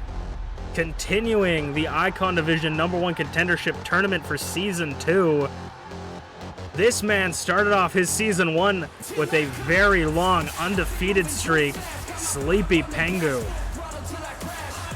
A former 2-time Icon Division champion, TheSleepyPengu, looking to get that title right back around his waist. Was in the first ever Icon Division championship match. Was the first #1 contender for the Icon Division championship in Season 1. Can he pick that up again, continue that streak? And can TheSleepyPengu pick up another winning streak? I mean, Sleepy had a pretty massive winning streak, I think like 5-0. And was the one match that ruined his streak was that match with Merlin, the 2 out of 3 falls count, 2 out of 3 falls match with Garreth Unported in his corner. They stole that championship right from under TheSleepyPengu, but he doesn't got to deal with that right now. Can he take out his opponent? I mean, cats chase birds in the yard, but can they pin them in the ring? It's Tabby Cat. Tabby Cat, through the biggest upset in Season 1, I would have to say, beat Bonk for the Openweight Championship. One of the biggest upsets anyone has ever seen, and that was the amount of championship opportunities and victories that Tabby Cat got. Can Tabby Cat start his Season 2 as #1 contender for the Icon Division Championship and pick up his first ever Icon Division Championship match? Agile like a cat and has 9 lives exactly. Will he put them to good use in this match? The cat from the back alley, Tabby Cat, going one-on-one with a former 2-time Icon Division champion, TheSleepyPengu. I mean, if we're looking for upsets, Tabby Cat's got to pull out another one to pick up his spot against Zarataro. It'll be Tabby Cat versus Zarataro, which I believe, if my memory serves me correctly, and it very rarely does, Zarataro was the one to beat Tabby Cat for the Openweight Championship that he currently holds. So a little bit of a rematch of sorts for those two, but of course, Tabby Cat's got to make it to the match as TheSleepyPengu fires off a combination straight out of the chamber. Whew, just tossing with a Hurricane Rana. Tabby Cat inverted suplex, picks him up, soup.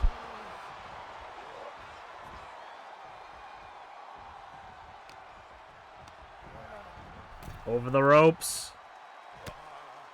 Yeah, Tabby Cat drop kick sends him off the apron onto the floor. Tabby Cat, I always say people are a dark horse and unpredictable, but Tabby Cat is truly someone you can't really predict what's going to happen. One day, Tabby Cat could come out, pull the biggest upset in the world, and then the next day, Tabby Cat could lose an account out in like 14 seconds. Tabby Cat is truly the working man's wrestler here. You know, not overly consistent, but gets good work done. Hip toss. Looking to maybe be more consistent in Season 2. Get rotated, idiot. 180, dropping him right on his head with that belly-to-belly. But of course, hopefully, Tabby's got to be hoping that he's not going to be consistently losing in Season 2. These two constantly using the count to their advantage, using the outside to their advantage, going in and out, breaking the count. So neither of them get disqualified, but they're able to inflict as much punishment on the outside as possible. Sends Tabby Cat into the ring, and now Sleepy is feeling it. I mean, it's a little bit of a back-and-forth showboating contest for these two. Fighting to get the crowd behind them. I mean, getting the crowd behind you is such a powerful aspect of wrestling that some people seem to lack. If you can get that crowd behind you, it's like an energy oozing into your body. Fueling your veins. Ooh, chop blocked.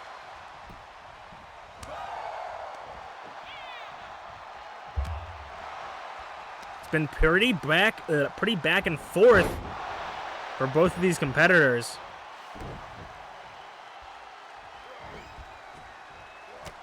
I know Tabby's looking to pick up a win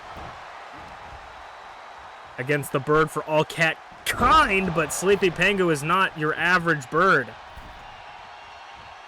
Some say he's flightless, others say that he soars through greatness.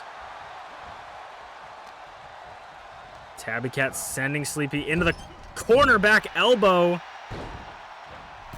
Ricocheting off of SleepyPengu. Powerbomb.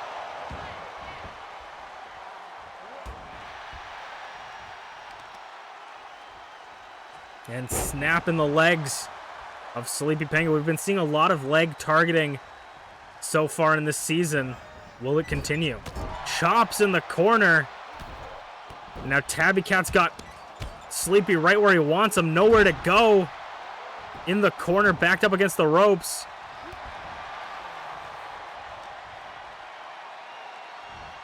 Fisherman suplex hooks the leg into a bridge pin. Can't get a one for Tabby.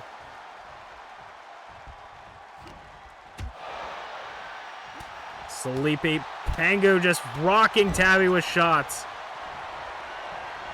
Sends Tabby out of the corner, off the ropes. Oof, floats him around, rolls him into the center of the ring. Doesn't go for the pin, though. Doesn't hold on to it.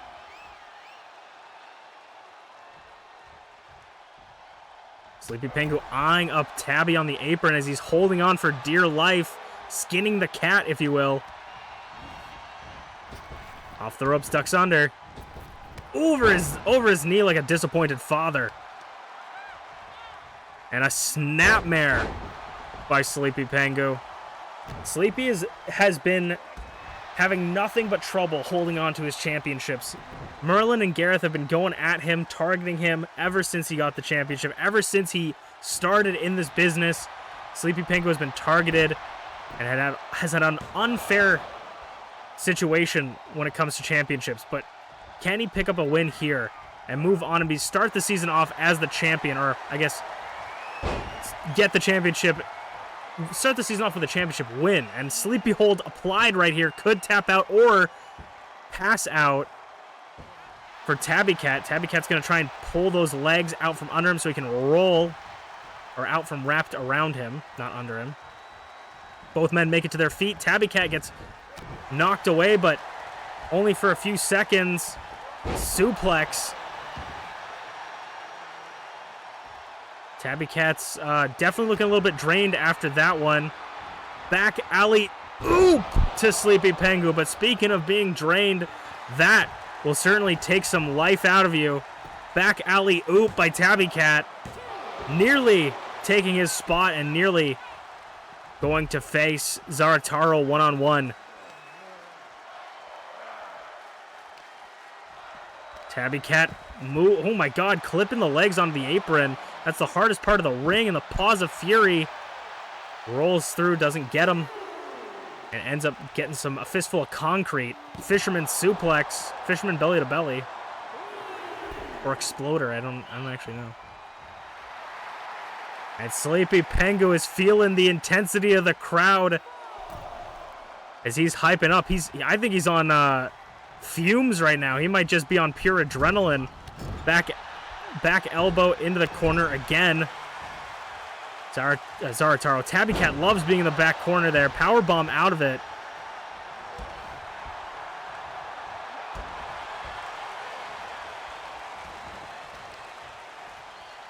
And now working the legs. Maybe going for a submission hold. No, just gonna stretch the back.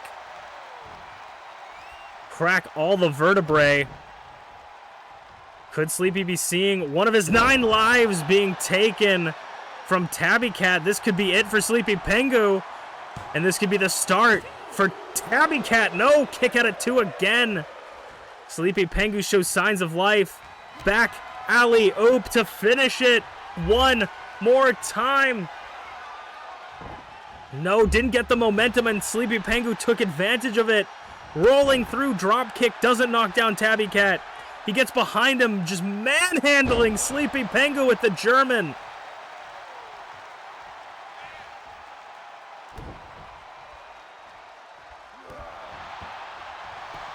Tabby Cat goes for the cover again. TheSleepyPengu could be out like a light. No, again, another 2 count. But TheSleepyPengu is looking worse for wear. And as long as this match keeps going, he's only going to look and feel worse. Splash rolled through. Sleepy barely getting out of that one. And Tabby Cat moving Sleepy over to the ropes. Back body drop, bouncing him off the ropes into a back body drop. Tabby Cat in complete control. One more big move and it could be completely all she wrote for TheSleepyPengu. Sleepy's going to roll out of the ring, though, knowing that he can't pin him on the outside of the ring, and Tabby Cat obviously knows that's going to meet Sleepy on the outside. Hurricane Rana flinging him into the barricade. That is made out of complete solid steel head first. Sleepy might start his season with a concussion. Sends Tabby Cat into the barricade. The front row customers getting their money's worth. Back body drop into the barricade. Shoulder blades first. They have 5 more counts to get back into the ring, and TheSleepyPengu is fully aware of that 6 count. Tabby Cat could be knocked out on his feet, though. But Sleepy doesn't want to win that way. Gonna break the count, reset it to 1. Cross body. Gonna keep using the outside to his advantage. This seems to be where Sleepy is thriving right now. Throwing Tabby, nearly missing the ring post. 3 count. Sleepy's gonna go take a breather in the ring. Tabby might be out, though. Well, we see signs of life, and now Sleepy might be going for that count out. I say he doesn't want to win that way, but he might. Playing a little bit of cat and mouse with the cat. Stepping in and out of the ring. Catches Tabby off guard with that left hand. Or with that right. Into the corner. Monkey flips him out of it. Goes for the cover. The monkey flip could discombobulate Tabby Cat completely. 2 count. Sleepy wasting no time. Goes for a punch. Blocked. Tabby Cat now rocking him.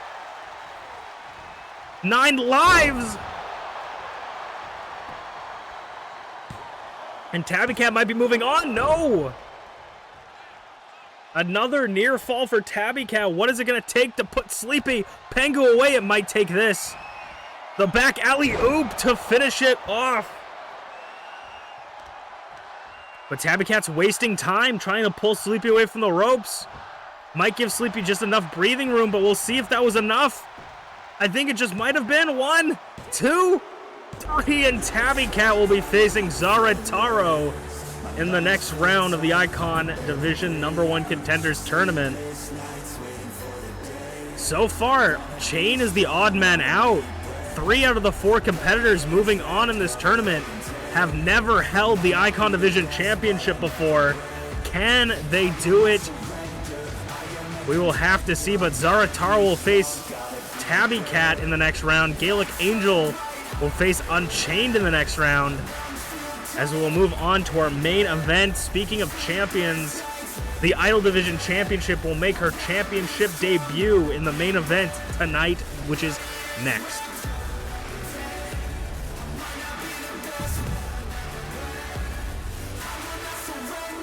I'm a contender.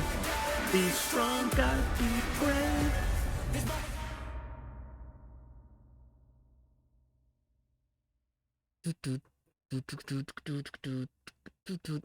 So this is going to be the last MPW match. I don't know if I'll end stream. I might play like Minecraft or something. But this is going to be the last MPW so we can be back on track for MPW stuff. Pretty good match. I thought Sleepy was actually going to actually clutch up there for a second, but Tabby just had everything. Potato earning some points. You never bet against Potato. That's what I've learned. You never bet against Potato when it comes to MPW. Potato's got those dirt sheets. He knows what's happening. He's got a guy on the inside. All right, let's get into the main event.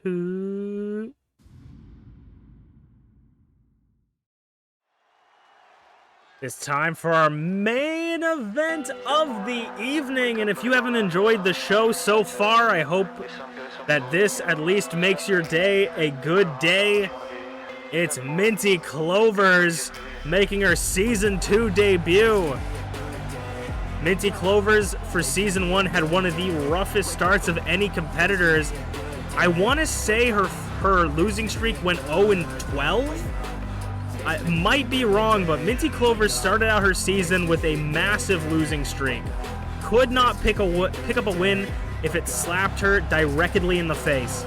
But MintyClovers went on to earn the Idol Division Championship, truly climbing the mountain and showing that, you know, just because wins and losses are important, it doesn't mean that you can't, it doesn't mean that it'll hold you back from greatness, excuse me. So MintyClovers will be facing, and speaking of champions, making her champion debut for the first time ever, the Idol Division champion, TeaTheShiba, came home with the Idol Division Championship at the end of Season 1, finally grabbing that brass ring. TeaTheShiba can finally call herself Idol Division Champion, defeating Glitchy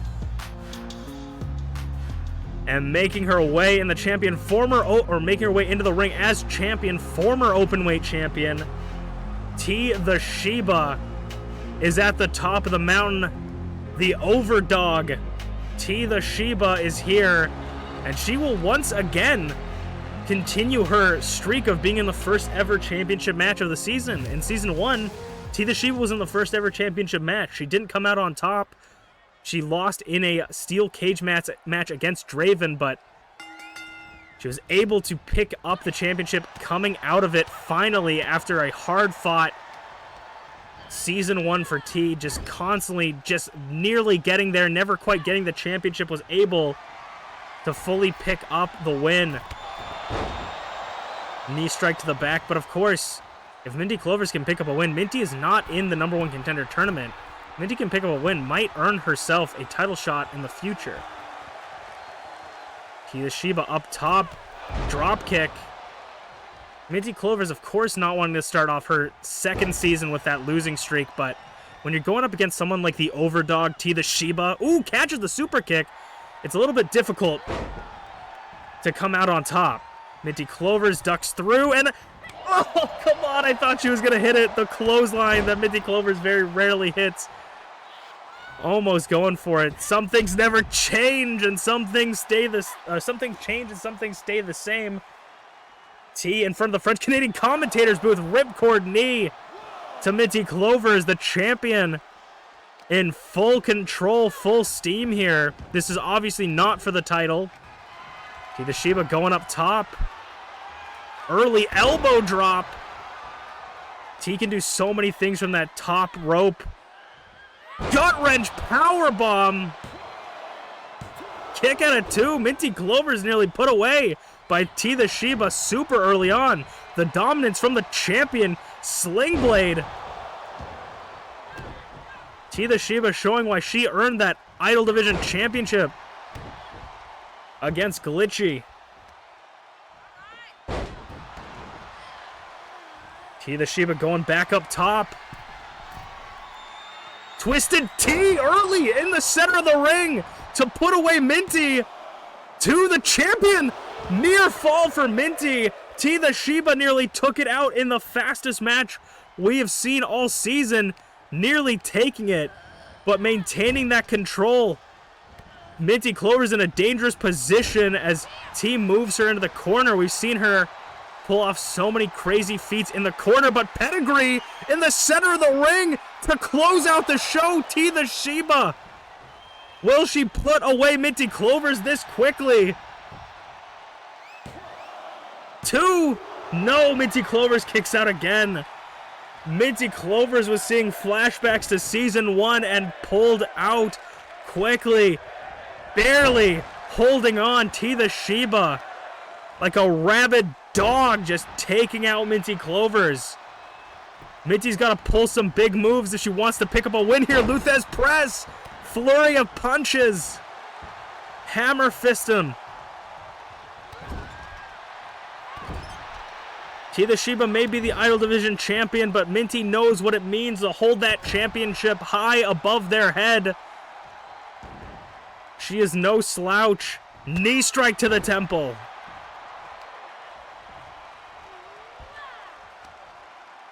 Now MintyClovers tossing T. Trying to keep that momentum going up top.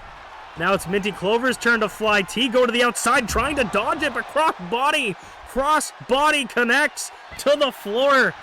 MintyClovers. MintyClovers is feeling herself. Drop kick.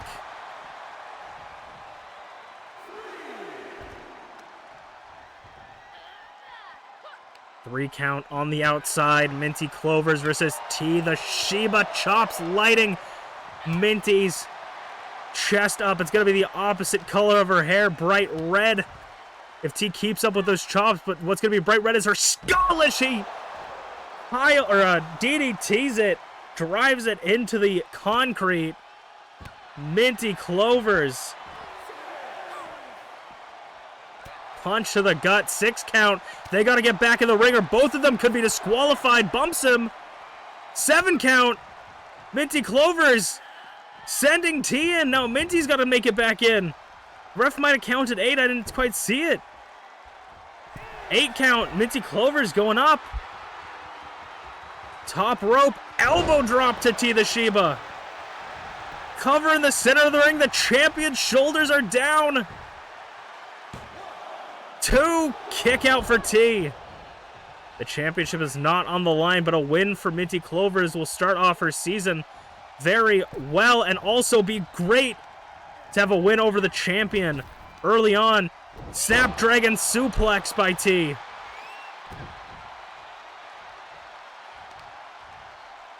And now deadlift power bomb, not letting go. Knee strike by T.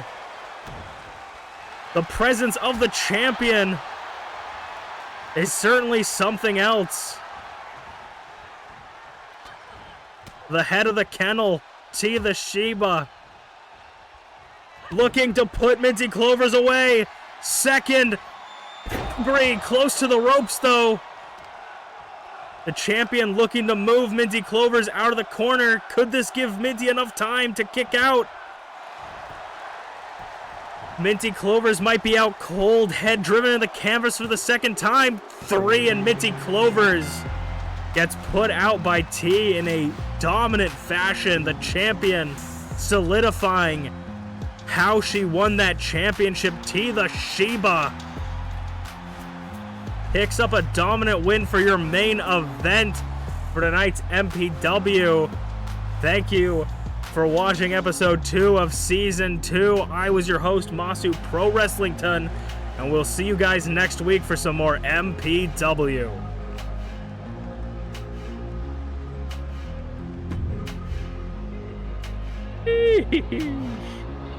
TeaTheShiba. Jesus Christ. Oh, na na na na na na na.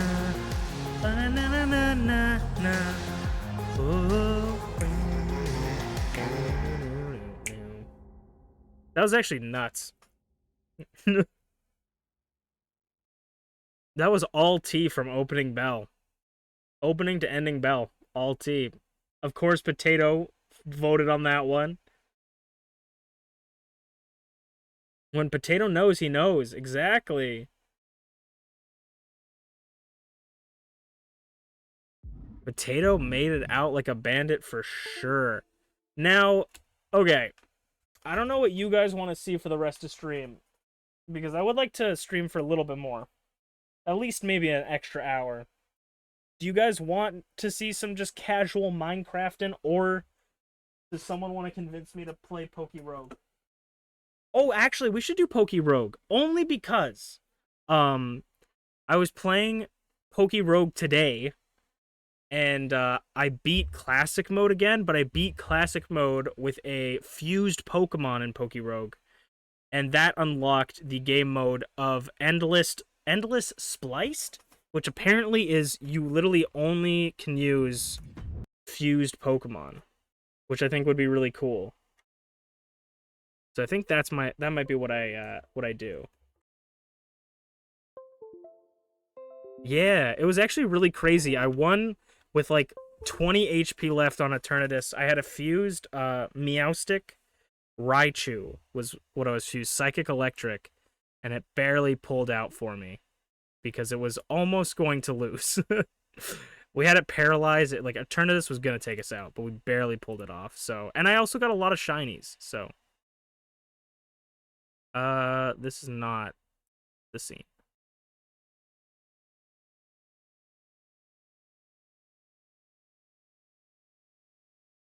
But I hope you guys were excited and happy for the return of MPW. But unfortunately, I'm gonna have to go, because I'm gonna have to go get Shane to switch out the stuff real quick. Thank you guys for watching. I'm gonna head out, but I'm gonna go get Shane real quick. Yeah, see you guys.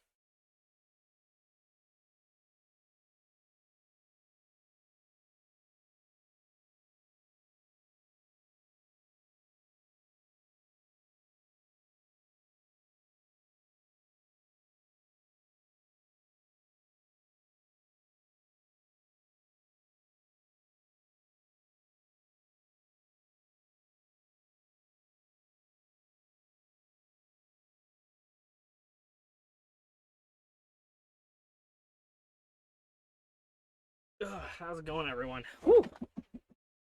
Ugh. How we doing, folks? Ugh. There's some weird guy in my room. Told me to go stream. He was wearing glasses. It was weird. Looked kind of familiar.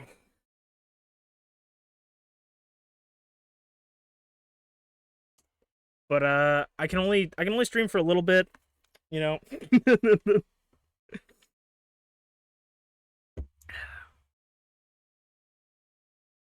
Let me go into game settings, turn the music back on a bit. Alright. If you guys don't know, Poke Rogue is a roguelike Pokemon game, so I can totally get if people who came in for wrestling aren't that interested, but it's a very fun game. It's pretty technical, I guess, to an extent. Like, you gotta really focus on what you're doing, but it's very, very fun. It's honestly one of the best ways to play Pokemon, I think. Here's some of the eggs I got that will hatch. I would like to try Endless Spliced. And also, so I got this shiny off stream. I don't know if you guys have seen any of my shinies, but I got this shiny. I caught it off stream. It's a shiny Sentret. I hatched a shiny Timpole off stream as well. And then today while playing, I hatched 2 shinies. I hatched a blue shiny Bidoof, which apparently unlocks the gold shiny as well. But we have the blue, there's 3 types of shinies. Thank you, Shmeeps. We got there's 3 types of shinies. There's yellow star, blue star, and red star. So this is the blue star Bidoof that we got, which is kind of cool. We can have simple Bidoof, which I think I'll run with this. We have attack up, we have speed down, special attack up, special defense down. I think I'll go attack up, defense down. So you do kind of want bulky stuff. And the thing about shinies is they give you better luck for items. And then the other one I got was a shiny Gossifleur. And I got another blue one, so these ones are slightly rarer. And so this is regular shiny Gossifleur, which is a really beautiful shiny in my opinion. And then this is the blue shiny Gossifleur. Special defense up, special attack down. Not great, but I'm going to grab these 2 because they're going to make my luck a lot better. And I think I'm just going to grab all my shinies because they're just going to make my life a little bit better. I'm going to do special attack, defense down. Grab that. I don't know if I'll get very far. I haven't had a lot of luck in endless mode right now. But, I'm gonna do... I don't even really know. Let's do Lax, I guess. There's not really anything we can do here. Not that great.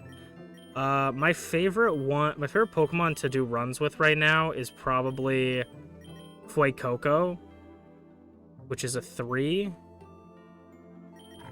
Which means we can get another 3. And that will give us Froakie. I just want to double check. I don't think I have Fuecoco, any other... No, I don't. I guess I didn't need to back out for that. I'm going to get Froakie, and Froakie is Pokerust, which means we'll gain more EXP.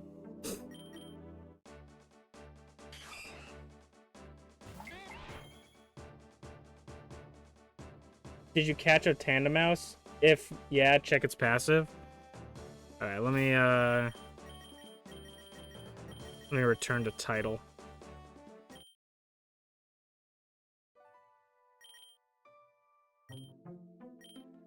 Because I have caught a Tandemaus. Not toggle IVs. Not manage moves. Use candies. Oh my god, parental bond. Let's go. I definitely want Tandemaus. I want a shiny Tandemaus. You still have a legendary egg you haven't hatched? Damn.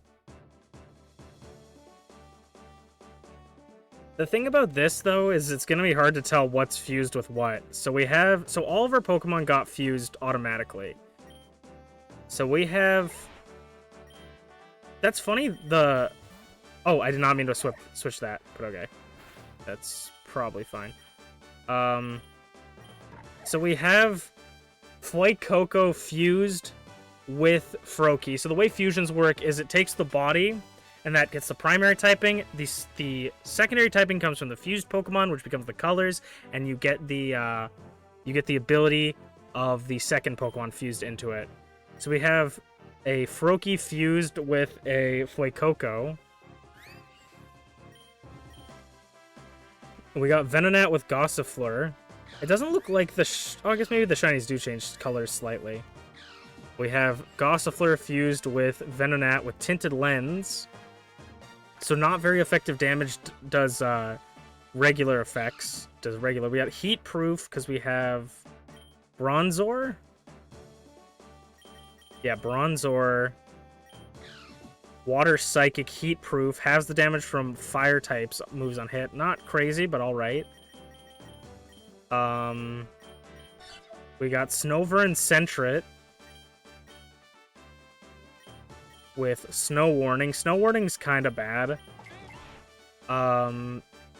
We got Trico on our shiny Bidoof. Oh, you know what? That actually sucks because Bidoof loses his Simple. But then we have Froakie with Goldeen with Swift Swim. And luckily this game shows us the typings of Pokemon, so we actually know what we're doing.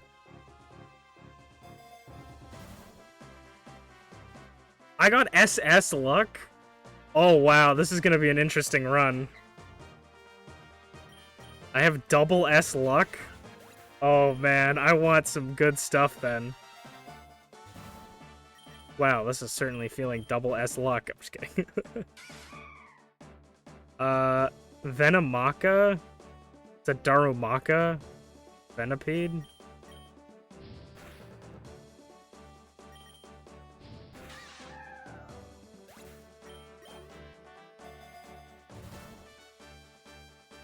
Oh, if I hover over the name, I'll see the fusion? Sweet. Let's grab some Pokeballs.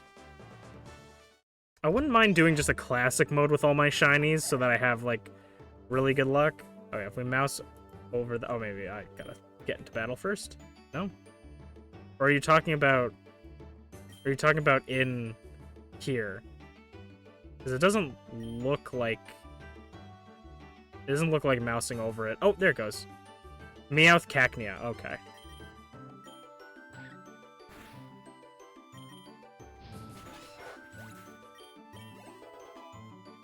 Yeah, the symbol.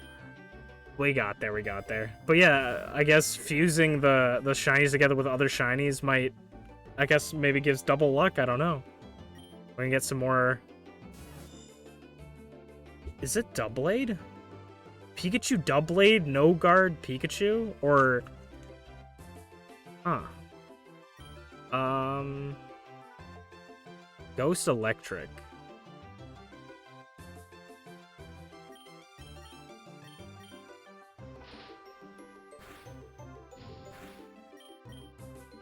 Didn't Shadow Sneak again? He's throwing. And our eggs are gonna hatch. We got some more unknowns. Part of me wishes for the splice runs you could choose what part of your Pokemon goes, like, where it goes, but I think that would be also a little bit broken, I guess. Because you could just, like, keep refreshing until you get, like, a legendary with, like, a broken ability. Which I guess you could still do anyways, but... Craniados is new, I think.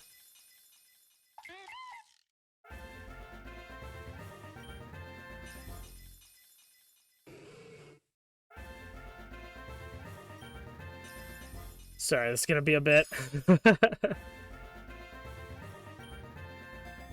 Will we get a shiny on stream? That is to be seen. Tynamo.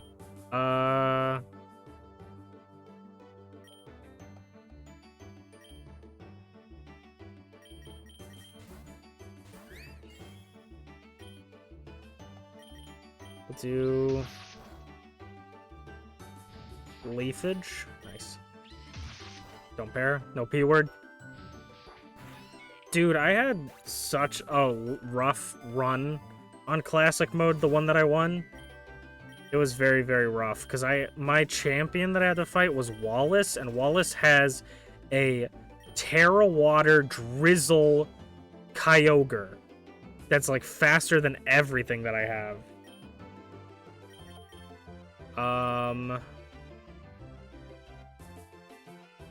It's a Poison Normal, I think. We have a Psychic type.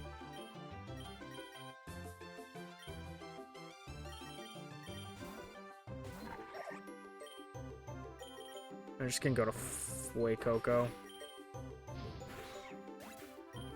Dude, Wallace is nuts, man. The Kyogre outspeeds everything in the rain, Origin Pulse, with 2 times Stab is absolutely nuts. But I barely clutched up with, it was my Meowstic Raichu fusion. I think was the only thing that outsped it. and I had to play around it very crazily. I had a Gigantamax Corviknight in that one. It was very good.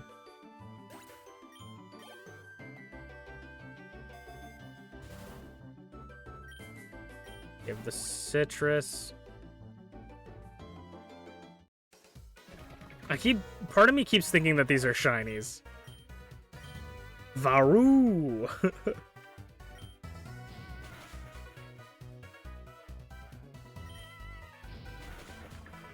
I don't know. I feel like this will be like this run will be fun, like this game mode, but I feel like I'm either gonna just like regular Endless or Classic. So far, Classic is my favorite just because Endless is kind of boring and a little rough to start, but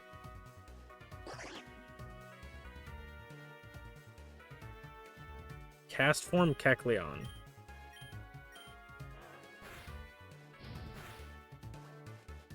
Became Fire type.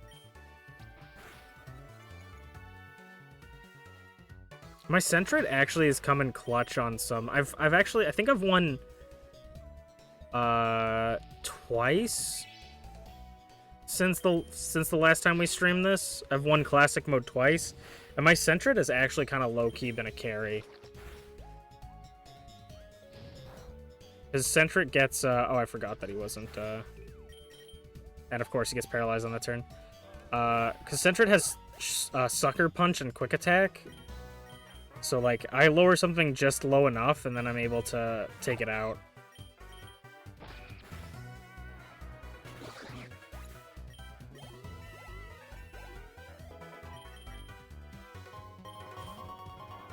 We got our EXP Charm, or EXP Share and Super EXP Charm.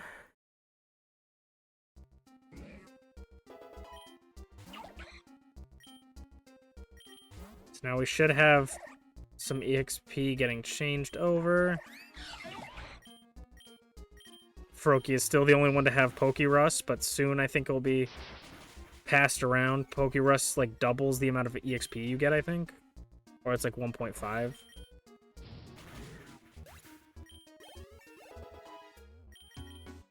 I would take my shiny Zigzagoon with me because of pickup and 2 luck. Yeah. The luck is a really good thing. Like, luck it kinda can be OP. I would like the special attack, but I'm gonna take the Ultra Balls just in case. What is it? Vulpix. Alolan Vulpix. Interesting. Oh, wait. I actually want to check something, because I didn't even realize this. If we catch a fused Pokemon, do we get candies for both of them?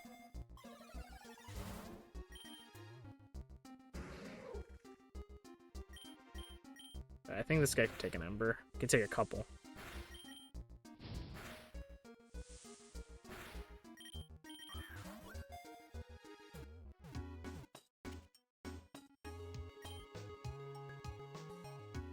No.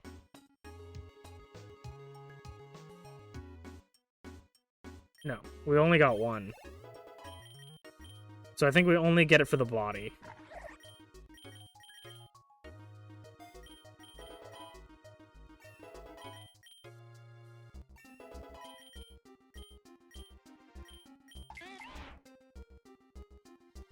Also, it was really cool on my, not my last winning run, but my winning run before that, the second one that I had. My Elite Four was the Elite Four from the DLC, which was kind of cool. Is this Tyranitar? Larvitar. Kind of tempted into actually catching that and swapping it out.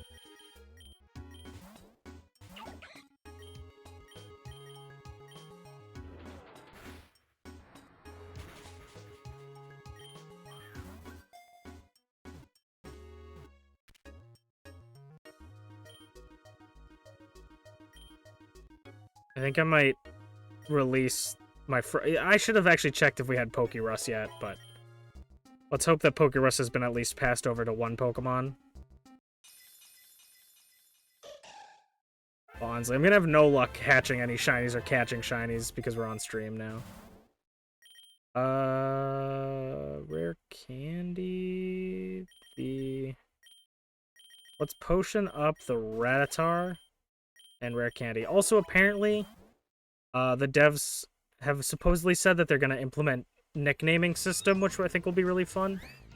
It's Moralo. Yeah. I'm excited for that. Let's see. Does anybody have Pokerus? No, we never got it passed over. Unfortunate. Electric Fairy. I did not mean to do that. That's very annoying. It's incredibly annoying.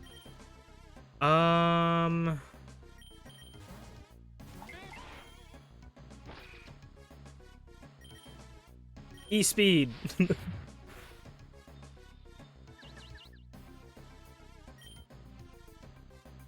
I think this is the reason why I don't like Endless Mode in general as much as I like Classic Mode, is because Classic Mode is, like, built for you to, like, make it to boss fights for the most part. Like, Classic Mode, the beginning of Classic Mode is still kind of difficult, but in Endless Mode, it's like, okay, I'm on, like, fighting a level 10 Pokemon, and all of my Pokemon are level 6. It's like, you don't get as much opportunities to level up, I feel. Actually... Okay. No, wrong one. The sprites are confusing the shit out of me now. Alright, well, we got Snow Warning going, I guess.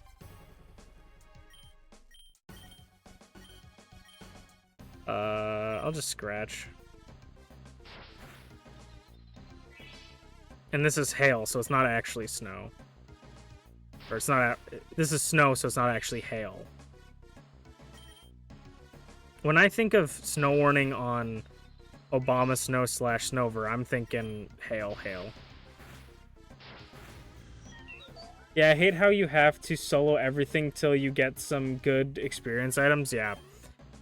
A lot of the people that I watch, they're like, basically the strat for this game is to just get a really good starting mon, and then, like, try to get as much rare candies as you can.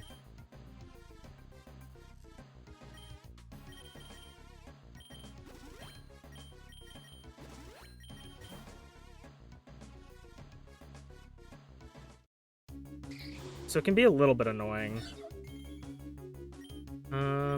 Especially early on when you get a paralysis and you can't do anything about it because you can't buy heals. Oh, cool. I forgot. I keep forgetting that I have water type. Honestly, this is a fun concept, but honestly, I don't think my brain is up for the task of trying to figure out what the hell is going on. So we're gonna just do classic mode for now.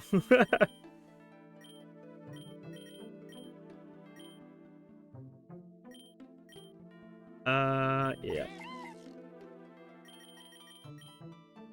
I'm just gonna stick with classic mode for now. That's a cool concept, but I'm just like, I don't think my brain right now can actually handle it. I'll take a neutral, I guess. Regenerator's really good, though.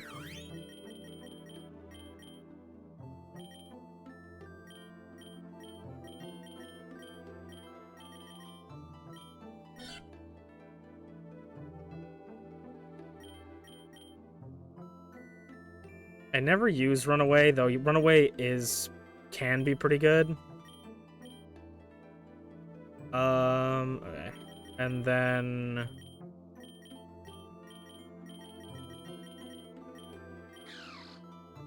And we can see if my luck is based on them being doubled because they're fused, or if I actually had that much luck. This is gonna be kind of a rough start, I think. Can I... Yes, stockpile, but it's not implemented yet. Simple stockpile, come on now. Also, I think they changed some of the moves because Ralts used to have Ice Beam as one of its egg moves, and now it's been replaced with Psyblade, which is really frustrating because I really liked having Ice Beam early.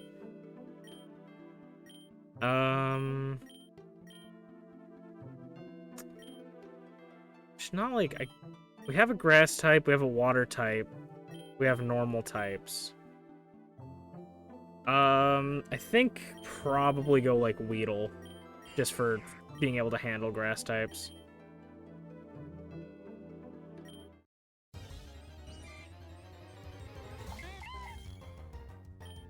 Yeah, it's sad.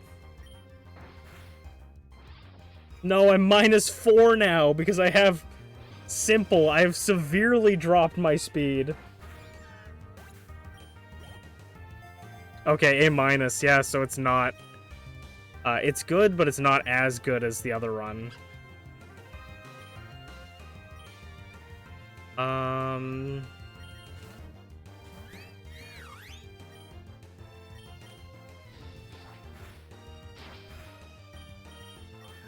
gonna try and catch Palmy for Revival Blessing. Sir, you are level 3.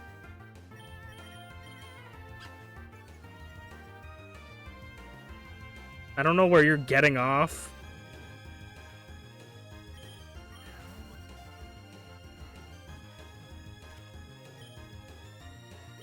It is sassy natured, so that makes sense.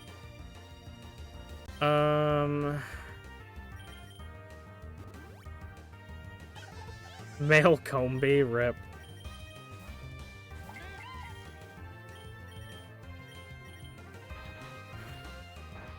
I feel like Bug Bite and Pluck are gonna be so broken when they get fully implemented. Because they just consume berries, like it's gonna be nuts.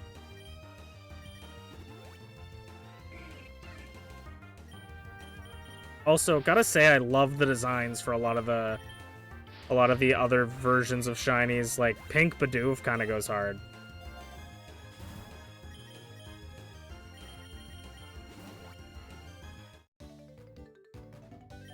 I have a blip bug with tail glow, freezing glare, and recover, and it's so good. That's nuts. That is actually nuts.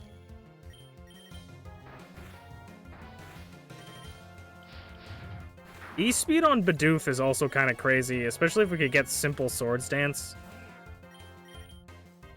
We definitely love a tackle, or a quick attack.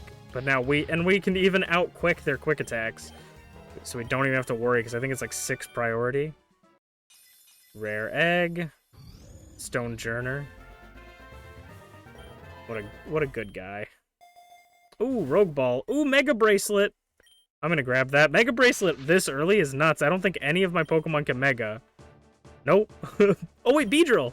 We could get Mega Beedrill. Alright, we'll keep Bidoof out for right now. We'll just E-speed and hope this KOs. Nice.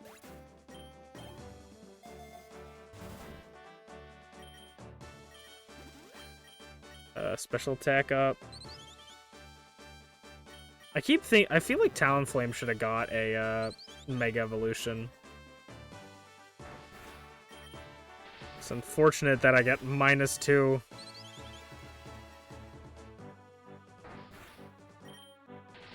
This is going to be an interesting run because I have so many shinies that are kind of bad Pokemon that I'm going to have to, like, sort of figure out what Pokemon I'm going to keep and what Pokemon I'm going to switch out later. Oh, God.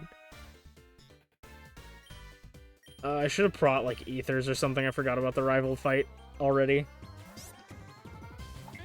Quaxley is not terrible for us. He does become fighting later on, which is bad, but... I think he kills here. Damn. Oh yeah, Torrent, he definitely killed. Gossifleur. She's gonna switch to her bird. Pidove is also fine for us. She had a Goldango in one of the runs, but she did not use it well. She just kept mementoing it and killing it, which I'm very pleased. A Nuzzle for the paralysis. I didn't mean to do that, but sure.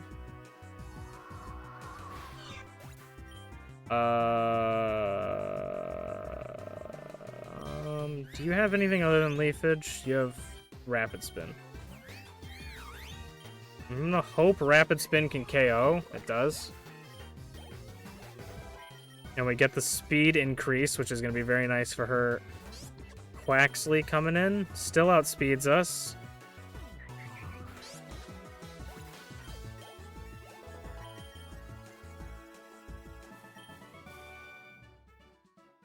Also, huge game changer they changed recently is they now make it so you can actually see I'm going to revive my Bidoof. I'll revive them both just so I can keep my luck. That's also something annoying about shinies, but I guess it's a good balance, is that you lose your luck. But something nice is you get to see your stats if you hit Shift or C. Hold Shift or C, so we can see that on +2 speed. Why did I Tailwind? I don't know. I'm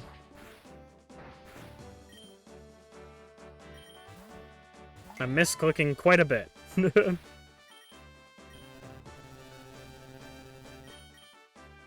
Oh my god.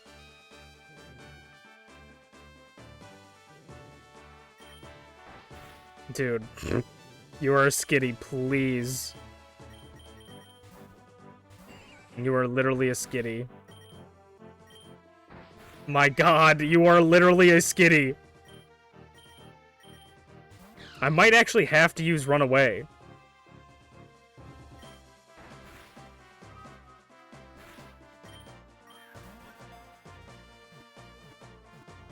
Jesus Christ.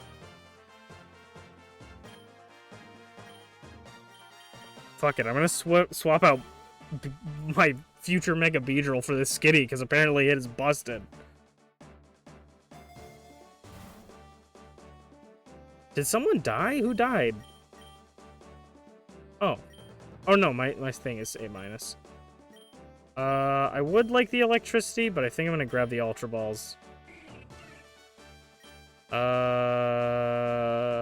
We're a little bit worse for wear here.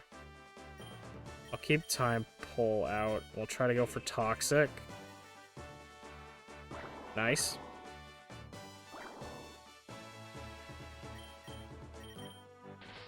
Yeah, I knew that was happening. Moxie Spearow, huh? Am I just getting, like... like, why did I nuzzle? Doesn't matter either way. What the fuck, man? Why can't I just have a simple run? Okay, Palmy, I guess. Lives on 1, cool. Fast asleep still. Okay, we get it to half at least. I think we need to try to catch this to survive. Okay, cool. Jesus, man. No, we don't need it on the team. No. No means no, Pokerogue.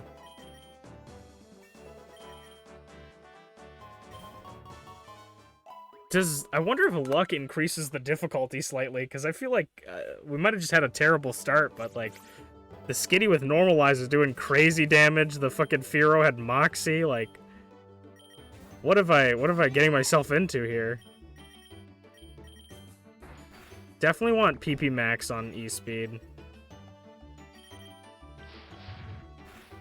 Dude, you are actually full of shit.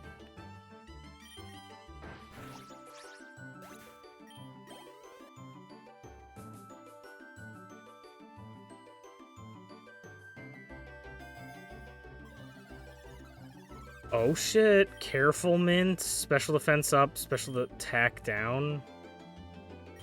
I don't think that really matters for me.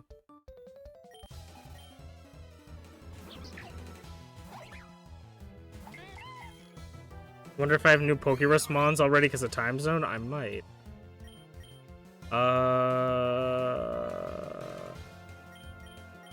Man. I'm gonna go E-Speed, Rapid Spin on the Emolga, because I know the Emolga is gonna be annoying.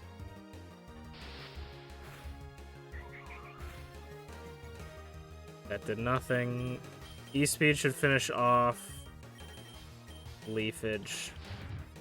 Cool. Our team is like actually just very bad. I guess I do have simple. Oh, I did have simple defense curl. Simple defense curl rollout could have been good.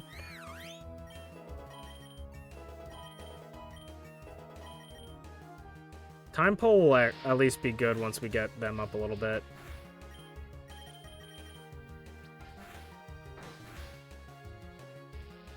Of course, Gossifleur's paralyzed and can't move. Alright, cool.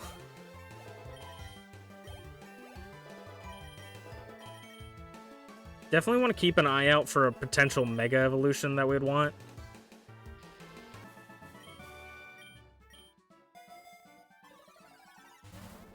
Moonstone? What do we have that evolves from a Moonstone? Is it Skitty?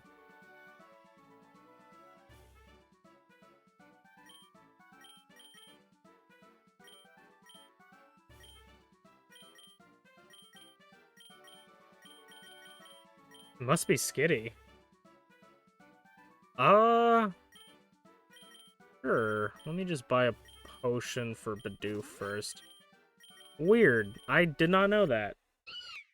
I didn't know Skitty evolved from Moonstone. That's so random. What the fuck? I mean, I've probably never used a Skitty before in my life, so...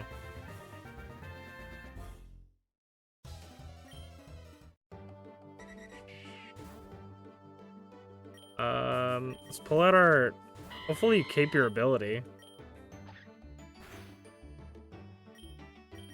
Dude, if we could get Terra Normal on Delcatty, normalize Terra Normal, it kind of goes crazy.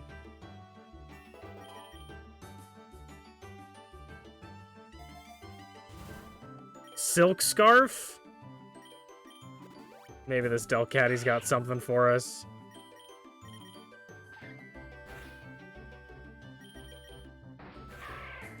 Maybe this Delcatty's got something for us.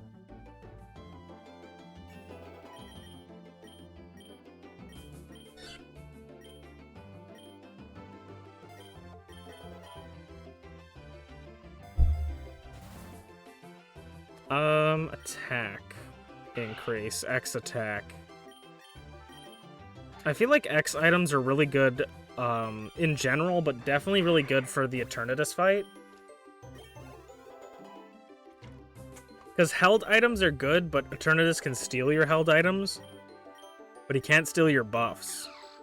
That was actually a problem I was getting into with my Eternatus fight. He stole my Lepa Berry, and Lepa is recover, so he could recover again. I'll give Lumberry to Gossifleur.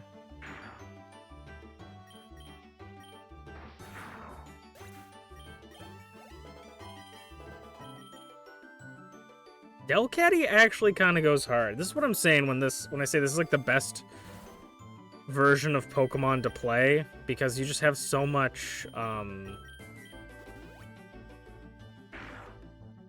you have so much variety for Pokemon, where it's like they make Pokemon that you would never use before actually somewhat viable.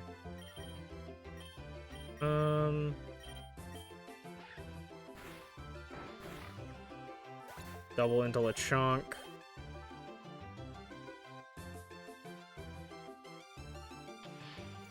Rude.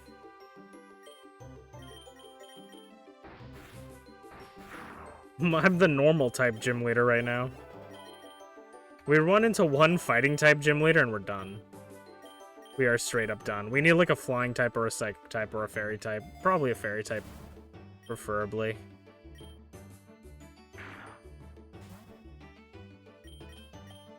Yeah, this one shots. What?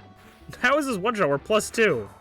We're +2 stab normalized with Silk Scarf. We one shot a level 11. I am shocked. Level 12 apparently built differently.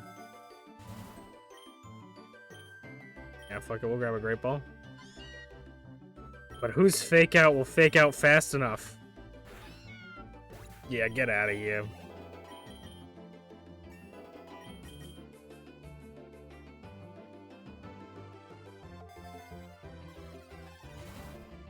Rare candy. Do Time Po. Fake out the boss Bidoof. Removes one of his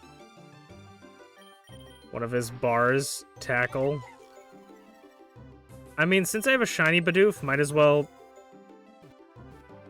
catch them for candies. We have 29 Bidoof candies? I might be able to get his passive then or something. Jeez, I didn't even see how many I had. If I can, like, upgrade my epic shinies, that would make my life so much easier.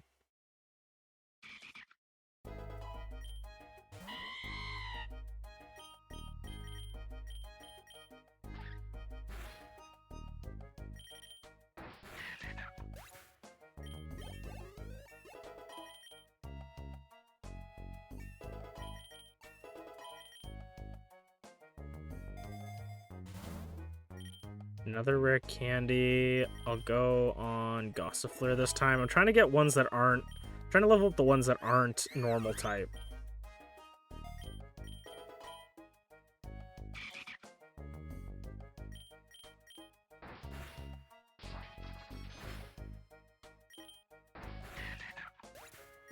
So we already have 3 normal types on the team, so leveling up the other ones...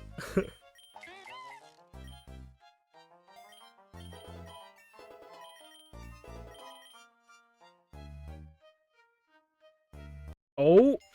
My epic egg. I don't think I've ever gotten a legendary egg yet. Ooh! The boulder. Iron boulder. Sweet. Special attack. Probably Gossifleur. The boulder.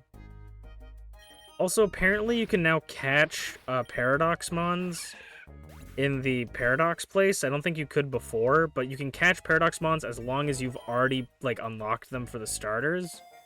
So now you can get them for, like, candies and stuff, which is nice. And shinies. But you have to run into the ones that you,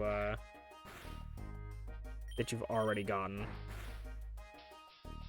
Rude. That is rude. That's what I've heard, so don't quote me on it.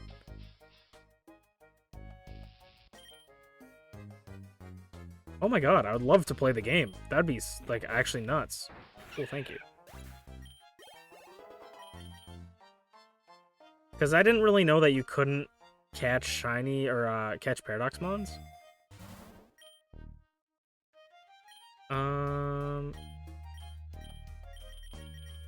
Okay, you have a Lumberry. We'll transfer the Lumberry onto you so we lose paralysis. And our rival's here again. Her starter might be evolved, which means we might lose. Oh wait, no, his starter doesn't get, oh my lord! Her starter doesn't get fighting type until it's fully evolved. Oh my... I didn't want to click it, or it keeps clicking things very quickly, and it's very annoying. That's like the 5th time it's happened. Alright, that's really frustrating.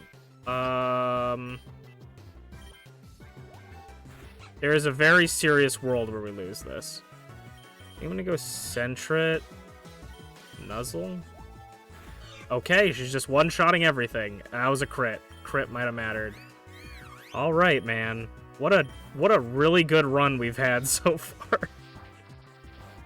And she's got a Flamigo. I think it's basically Jover at this point. She just 3-shot she just 3-killed 2 of my Mons. And she has a Flamigo. And she's critting every 2 damn seconds. Okay, I crit, but it was less impactful. She's gonna have 2 fighting types, like...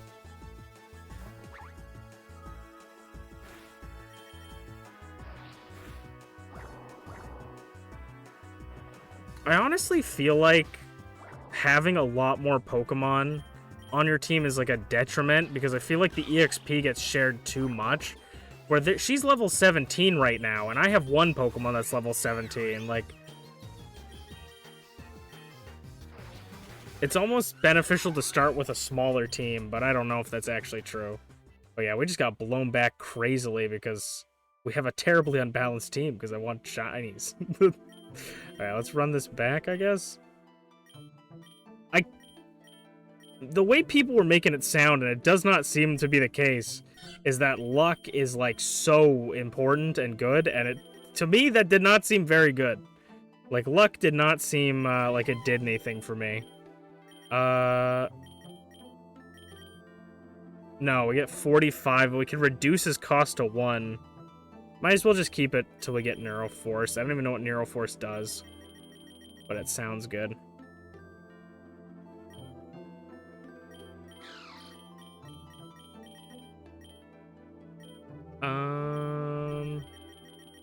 Like, definitely getting better. Definitely getting better luck is is good, but it just doesn't seem like as game breaking as some people let it out to be.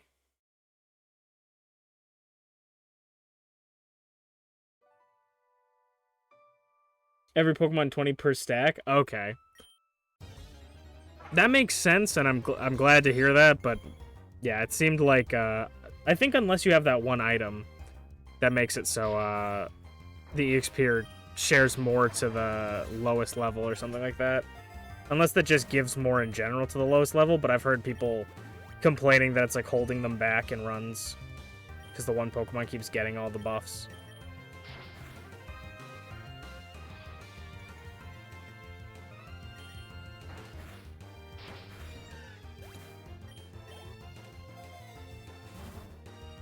Quirky. Thank you. I'm so quirky, guys. I need to go to bed, apparently, because I'm misclicking every 2 fucking buttons.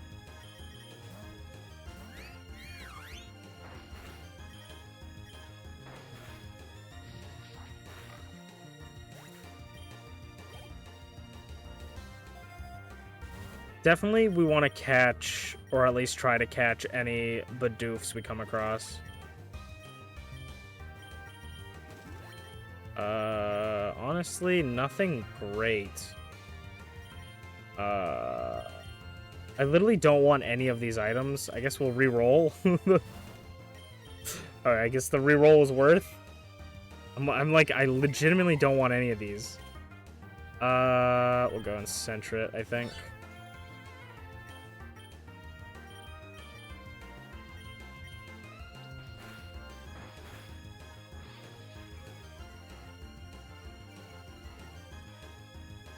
At least the speed doesn't matter too much because I have E-speed.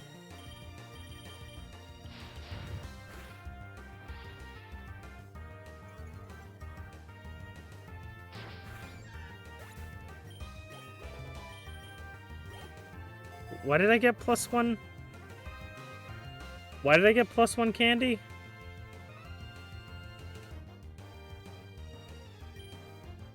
Why did I just get a centric candy?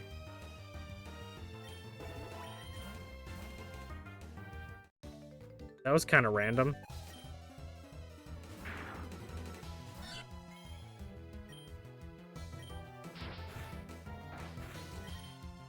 Do you just get candies now for no reason?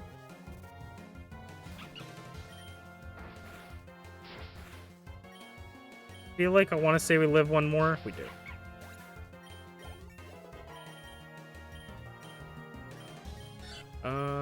Cool. Now we gotta wait out for round 7 and make sure we're ready for... I guess X accuracy is fine. It's kind of not needed, but better to have it, I guess.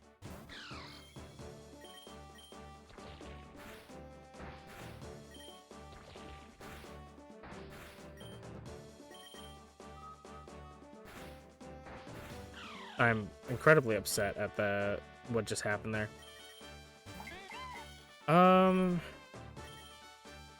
Just gonna throw a Pokeball, I guess. Just catch the Pidgey. Ooh, wow, Master Ball, Shiny Charm, wow. I gotta revive the Dynamo for more, or the Time Pole for more luck. I'm gonna waste all of my potions. Or all of my money for potions, but Shiny Charm, pretty cool. Now we'll have to see if we actually run into a Shiny.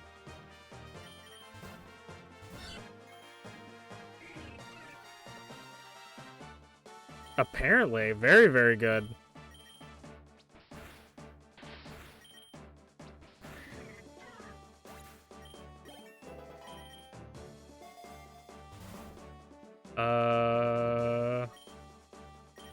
Got potions. Boss fight.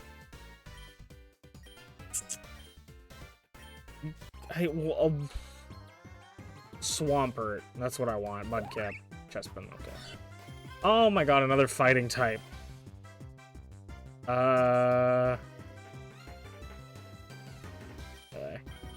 It's not a fighting type yet, at least.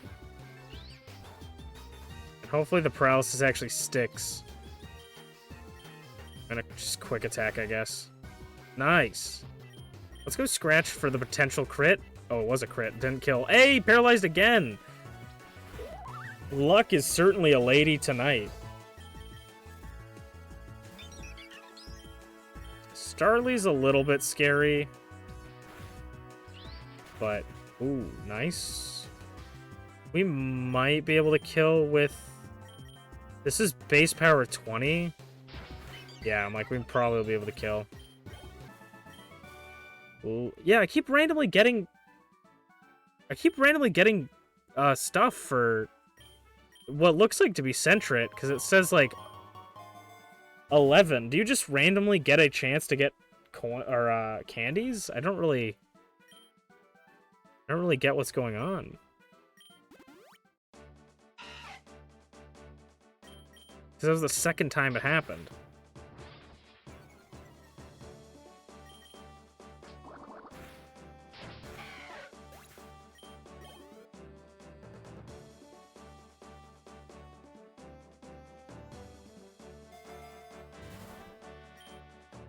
I love how we're gonna we have the shiny charm and we're not even gonna run into a shiny on the stream. Like, I guarantee you. You have no idea? It's super weird.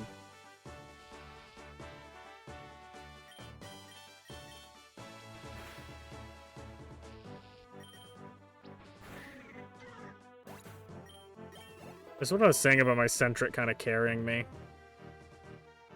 Sentret's very good. I can't imagine what it'll be like when it gets even more stuff. Ugh.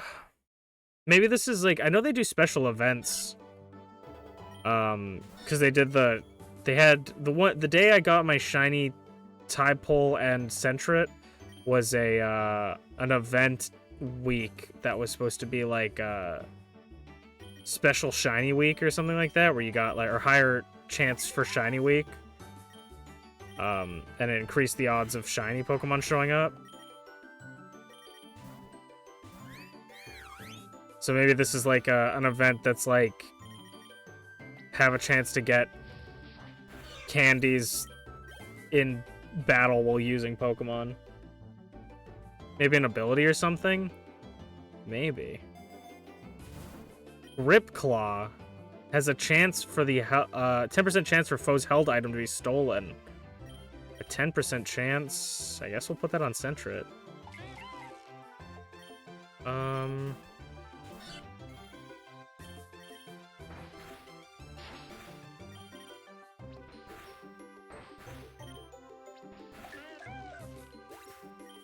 I definitely want to get like EXP stuff if I can, because it doesn't matter how many like shiny charms we have or stuff. Like I want to keep my guys on par. And keep my guys leveled up.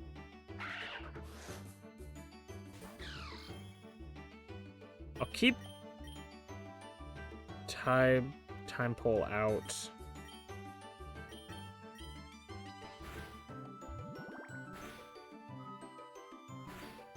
He does nothing, man. Okay, we gotta switch because he literally does nothing.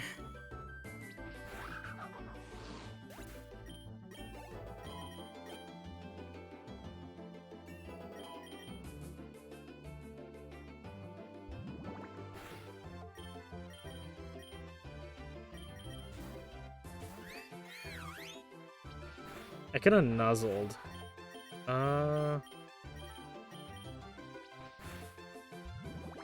I'm actually kind of... I'm not really shocked, but I'm actually kind of shocked that we didn't outspeed with... Could have just E-speeded as well. Kind of shocked that we didn't outspeed with Gossifleur. Honestly, I did not expect Gossifleur to go down there. See, it happened again! 31! And that one, 31 is... I think that's for Bidoof. I can't revive, and now I'm going to be really annoyed because my luck is going to be lower than what it should be, and it's going to frustrate me.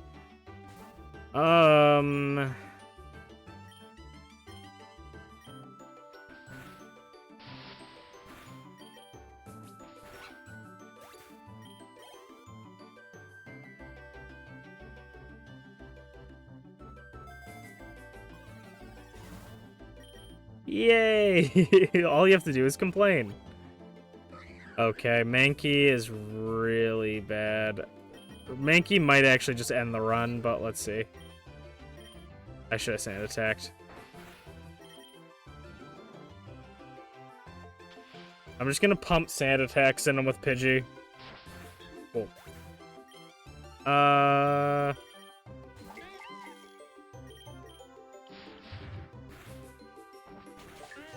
This is why I think he's gonna be a run ender, but at least we can quick attack with Sentret.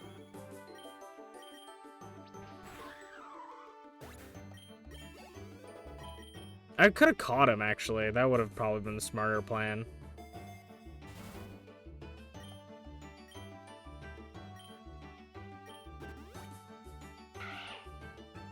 Definitely probably would have been smarter to catch him. He fucking stole my Grip Claw!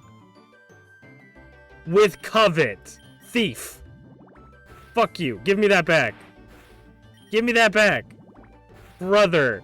Give me that back. Are you kidding me? I could have caught him, but fuck you! Dude, today is not my... This is why I don't play this game on stream anymore, because I have way better luck off stream. I actually beat the game twice off stream, and on stream, my fucking Grip Claw gets stolen. Fuck you, game.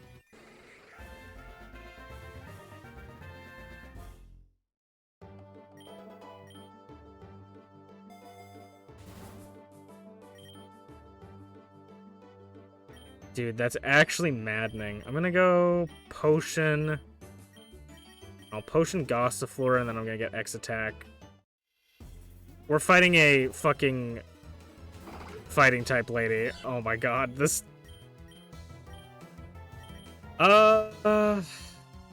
Detect. Dude, what the fuck, man?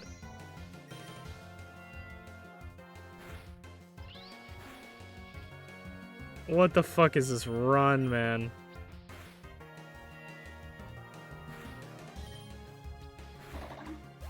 Okay, we got that one down at least.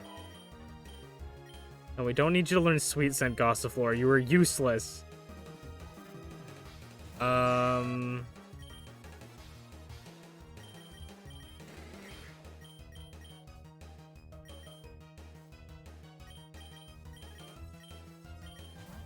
Goes into Kakuna.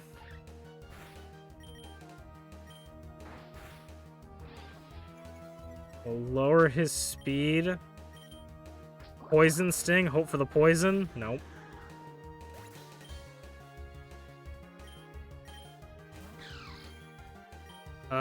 We could go for Toxic.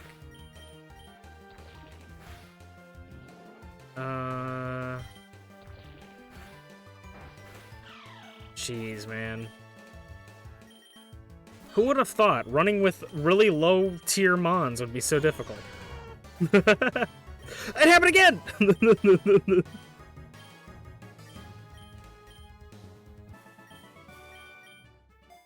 I hope this keeps happening more. Max Revive! Yay! Bidoof. Mankey's back! Okay, let's try to... We're not going to, but let's try to catch it. I'm gonna switch to Bidoof and E-Speed.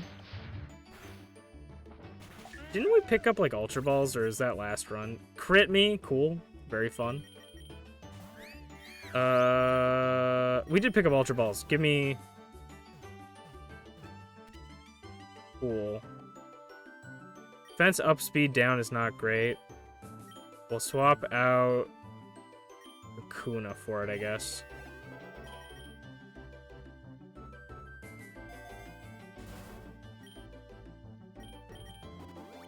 Heal up Mankey. Of course, we immediately run into a flying type after catching a fighting type and only having my grass type available. I probably could just Ultra Ball this one as well, actually.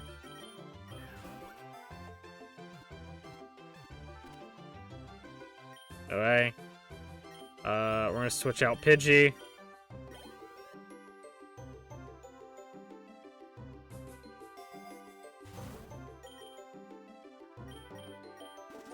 Next one is the boss. Snorlax. It's a shiny Snorlax. I'm definitely not catching this. Okay. Special attack. I do have Ultra Balls, though, actually. No, please. Come on, game. You know. We're friends, game. Right? We're friends. You know me. Alright, well... Okay. I don't want to lose the run, though, either. But this game is throwing out, like, the craziest Pokemon out at me. Come on, game! Please! A Nuzzle. Get the Para. We're gonna run out of Ultra Balls soon. And now we're asleep. We're gonna run... This is our last Ultra Ball. Dude! What is happening? Oh my god, I'm gonna lose the run and the Snorlax. Bro, this is so fucking bullshit. Just get in the ball, please. Dude. Are you kidding me? Oh! This is so bullshit, man. Oh, that's so stupid. Oh, I hate this fucking game. This is why I don't play on stream. I have the worst luck on stream. I literally have the worst luck on stream. Alright, we're not gonna go full hog this time. We're only gonna just get... we're just gonna bring in some shinies. Honestly, do I even dare bring Gossifleur? Gossifleur has been kind of ass this entire time for us.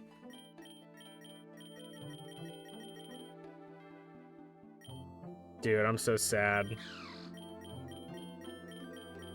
I'm sad, but I also don't. I'm not really that sad.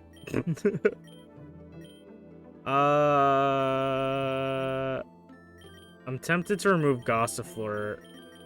Okay, wait. I'm gonna remove Gossifleur. I wish they made removing stuff easier. Gossifleur, and then I'm gonna go... Coco. And then we can bring Sentret. I also wish that they would let me, like... I have to change the settings on all my Mons every single time. I wish they'd just let me keep the settings I have saved for each Mon. We can fit one more in.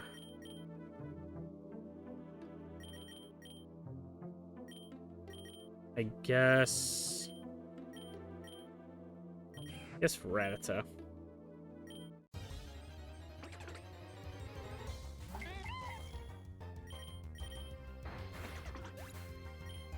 Ah, feels bad, man. We still got B-Luck, at least. And Coco is kind of a hyper carry. Really tanky and really strong. I love Coco. I was like... I picked him up for one of my runs, and I think he carried like 2 of them to victory. Heal. I'll get a nice rare candy start out on. I probably should have done it on someone else because I'm going to have Coco on the front for a while, but getting a little bit of a head start on Coco would be nice. Grab some Ultra Balls for any of the shinies we're going to fail. I'm so mad, but I'm not. I am, but I'm not. Like, I'm not mad that I didn't catch a Snorlax. I'm mad that I failed to catch the shiny, if that makes sense. Like, I don't really care about it because it's a Snorlax. And Snorlax is great, but it's just not one of my favorite Mons. I wish I had healed before this. I think we're just gonna have to... Oh, I mean, Blaze might carry us, actually. Yes, it does. Wow. Okay. You're getting random candies, too? Yeah, it must be, like, an event happening right now. We'll rare candy Sentret, because Sentret's great. Ooh, Nincada? I really do want to try Shedinja, especially if we can fuse Pokemon, but I just don't think it's gonna be doable.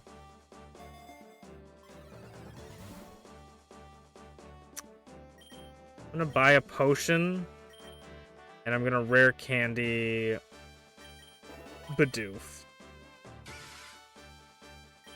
Now all we can hope for is a grass starter for our rival. Who is gonna be next?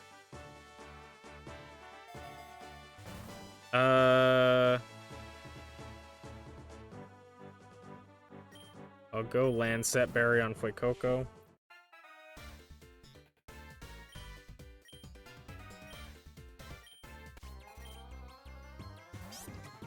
Of course, we don't get one. We get a water type. Because why wouldn't we? I'm gonna switch into Time Pole, and then she's probably gonna switch out. She doesn't. I'm gonna go for Toxic on Quaxley. He's gonna go for Pound again. I'm gonna switch back. I'm gonna switch into Sentret. He goes for Pound, and that Toxic's gonna eat away at him. He's gonna growl at me, and I'm gonna scratch his ass. You scratch my ass, I scratch yours. Toxic takes it down. I was like, I should try to guess what bird she's gonna have before she throws it out. I could not think of a single bird. Pidgey kinda stinks, but also, it's alright. Like, we just hope for Pidove, because then Pheasant is terrible.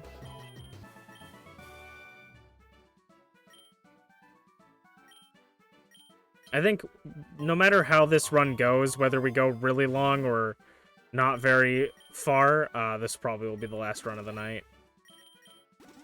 And we get an EXP all. I don't know why I always spend money on potions like that when I'm almost at the 10th floor.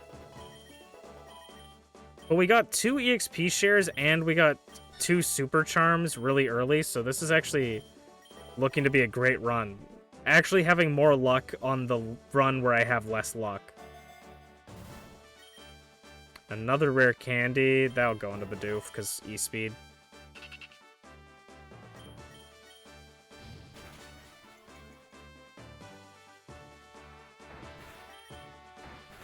And we take out the C-Dot boss.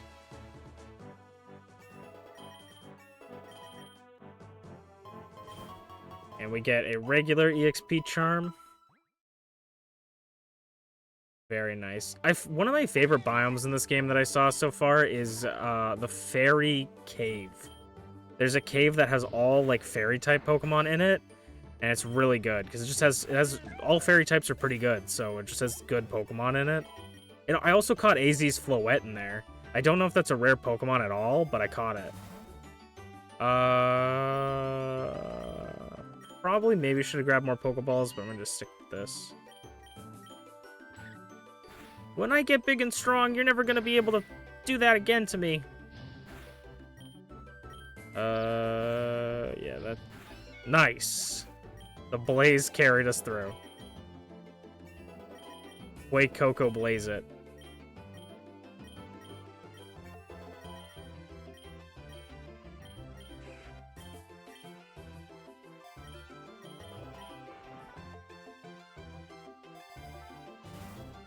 I'll buy a potion, because the nugget will pay for it. Ooh, Shinx. I feel like I very rarely see Shinx.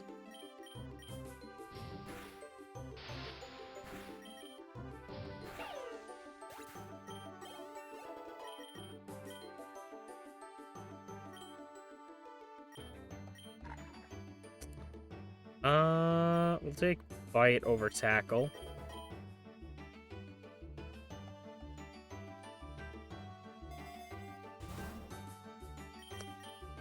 Super potion it up, I suppose. Damn, I really wish the one with the Mega Ring worked out, because I've only ever gotten Gigantamax Pokemon. I don't think I've ever Mega Evolved a Pokemon. We will try simple Defense Curl rollout. We'll try that.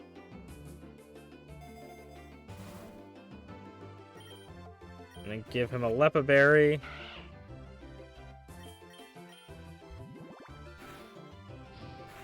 This is what it feels like to have an actually decent Mon. Not even decent, like a good Mon to start off with. It also helps that a lot of the times, I mean, I think always Classic Mode starts out with like in a grassy area with like normal types and grass types. So Fuecoco just can shred through most of the things.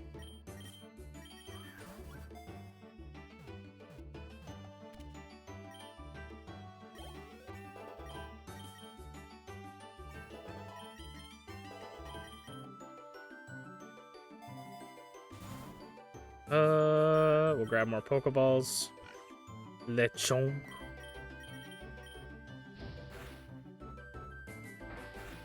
It seems like the blue Sparkle Shinies and the... I haven't seen any red Sparkle Shinies yet, but the blue Sparkle Shinies seem to have, like... I was gonna say, seem to have, like, a theme of being blue Pokemon, but I guess Bidoof is pink, so never mind. But I'm, like, I'm interested to know how some of the other Pokemon are gonna look. Hyper Potion, I guess. I kinda want Mankey, but also, if I'm gonna have Fuecoco on the team... Stole my Lepa Berry, you son of a bitch. I'm gonna have Fuecoco on the team. I keep meaning to switch out Fuecoco because he has lowered accuracy. But if we're gonna keep Fuecoco on the team, then there's no point in having multiple ghost types.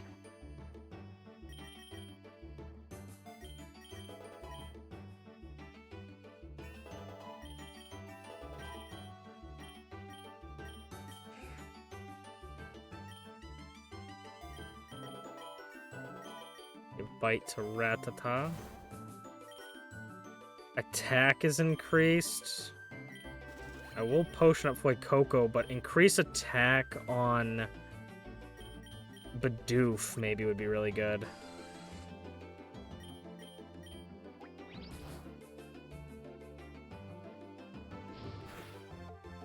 Next time I might remove Time Pole instead of Gossifleur.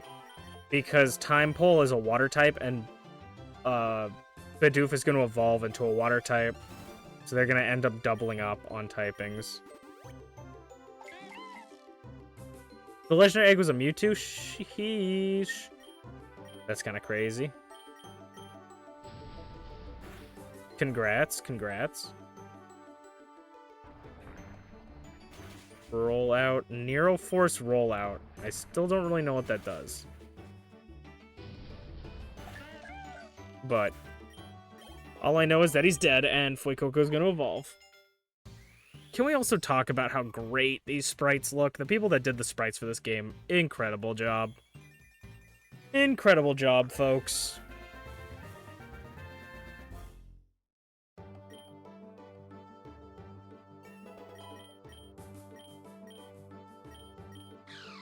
Timpole is also a ground type, though, so might come in handy. He doesn't really learn any good ground type moves, though. I think he learns Mud Shot, and that is it. Which is kind of crazy. Squawkabilly. Okay.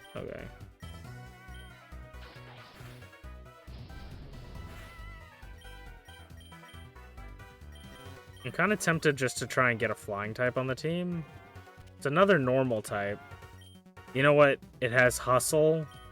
No, I don't want Hustle. I've been burned by Hustle one too many times.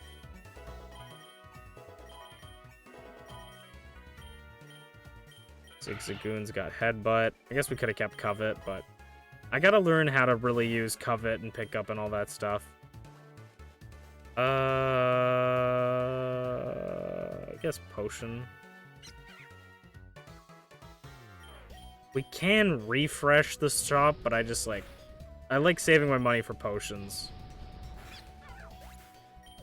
We do have the amulet coin now, though, so that's going to be very helpful.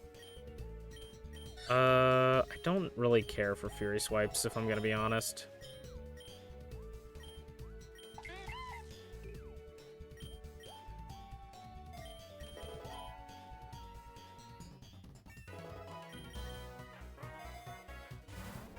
IV scanner. I'm gonna re-roll this one. Big nugget, I think that was worth. Because I can buy a potion and then get a big nugget. It's kind of cool because, like, these wild Pokemon can have stat increasing items, and then when you catch them, they'll keep them, so it's kind of neat to be able to, like, catch a Lillipup that was holding a Zinc, you know? Is that your Pokemon? Because I feel like getting those stat increases are really good.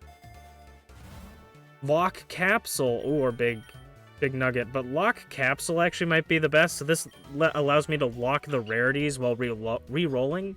So when I re-roll, if something is a, say, a Great Ball tier, it can only be a Great Ball or higher tier item.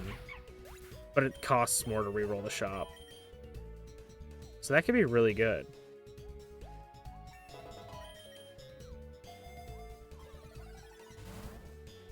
Special attack for Calcium, yes please. On Crocolore, and it's our rival fight.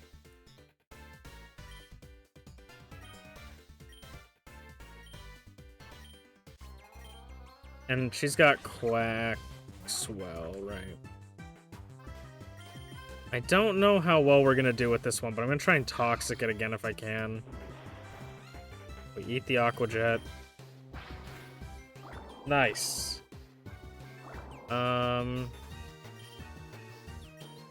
Gotta go to Zigzagoon. Do you have Quick Attack? No, but you have Headbutt. Not fast enough. Cool. Die for me. Die for me.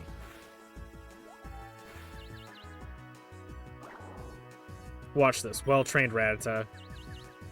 Okay. I mean, I guess my order was to die for me, so... You know, whatever your definition of well-trained is, I guess that's it. You do not need round.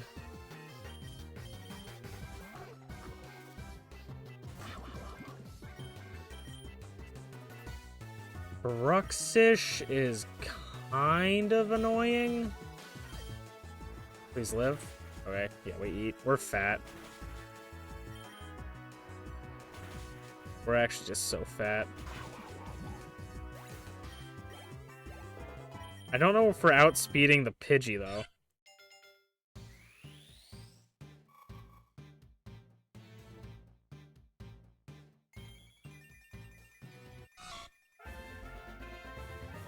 Hopefully we can catch a replacement for the Pokemon that died.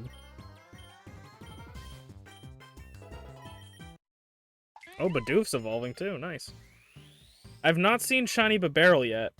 I also like that our normal types match because they're pink. Breast cancer awareness.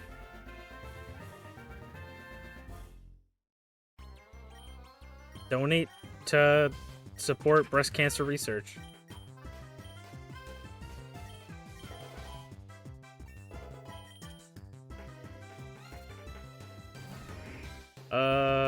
I don't know if we outspeed this, and I don't know if we'll live. We do live. Incinerate, and we kill with Blaze, too. Wow.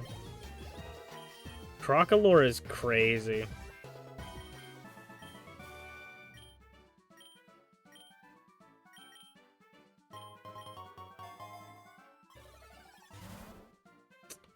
So I could lock the rarity here and spend 1,000 to reroll the Ultra Balls. But I think because we just lost 2 of our Pokemon, I'm going to just keep the Ultra Balls.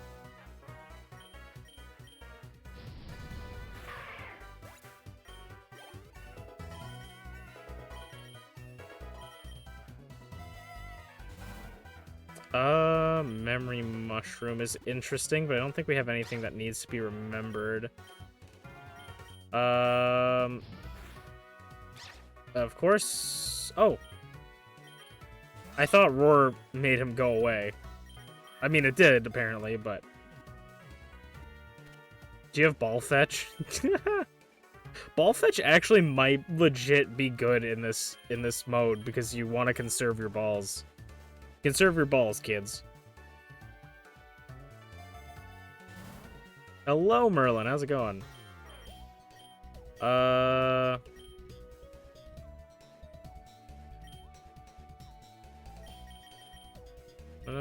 heal. Oh, wait, why? Get a free heal.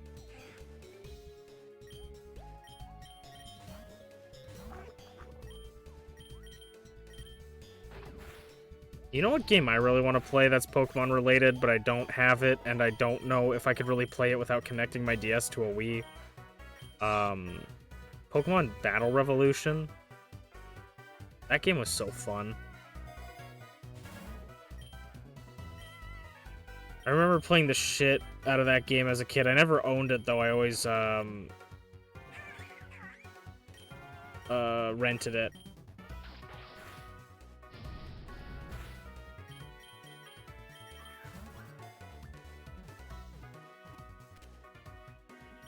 Another hustle. Nope. They really... I feel like everybody and their mother says this, but they really need to make a Pokemon game like Battle Revolution or Stadium or something, and just make that the competitive game. You know, everybody's already said this a bajillion times, so it's not like a unique...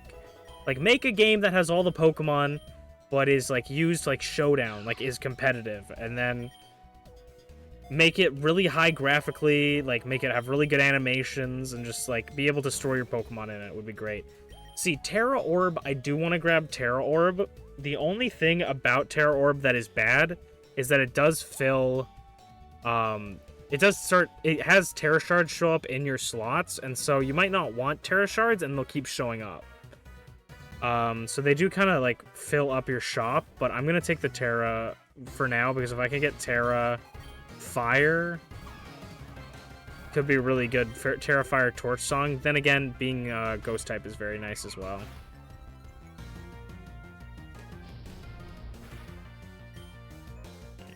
We should be able to live one, but we're fighting Larry. I also like the reimagined teams of these gym leaders, because obviously Larry didn't have a Komala. He actually might have. I don't remember. I don't remember Larry's team.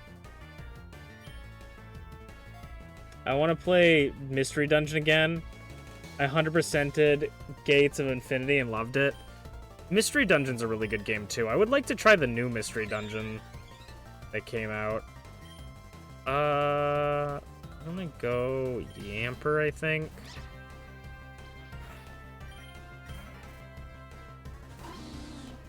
Nuzzle the Dunsparce.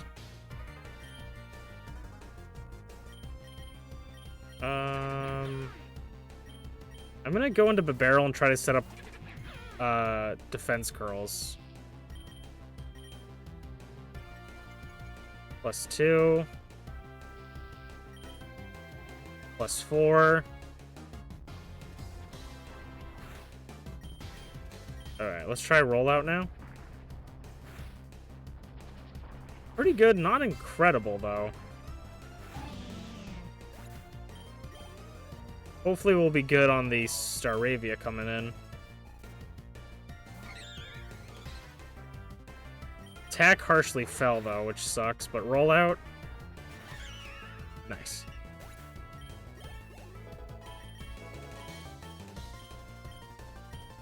No. No, what? No. No is no, Pokerogue. No means no. Pretty sure he did. Yeah, the moment I said that, I was like, maybe I'm wrong.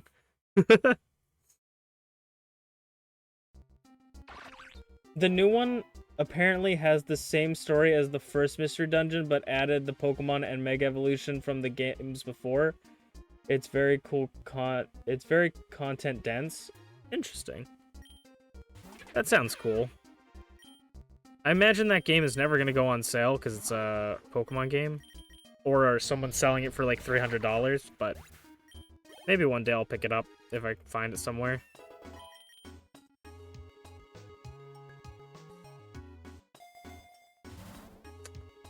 Yeah, I'll take the EXP all.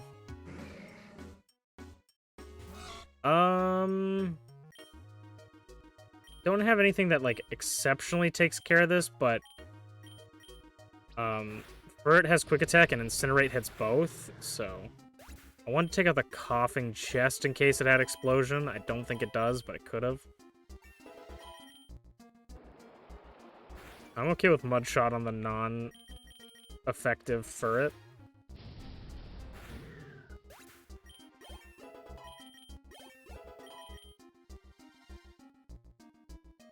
But then again, I say I want to play that Pokemon Mystery Dungeon game, but I got so many other games I want to play as well. Take the nugget.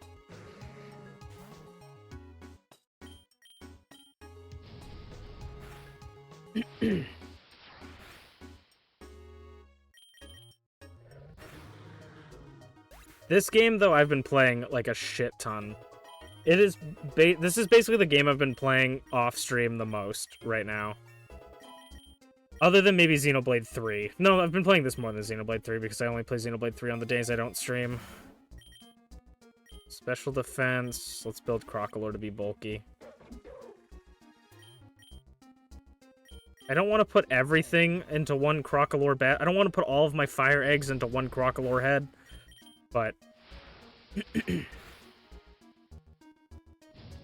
he is very good. I'm tempted, and I think I will. Garbodor does have a Dynamax, a Gigantamax, so I think I'll swap out Rattata for Trubbish, and then maybe we'll get Gigantamax Garbodor.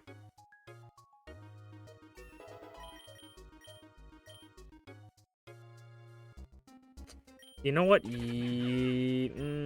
Yawn could be good, but...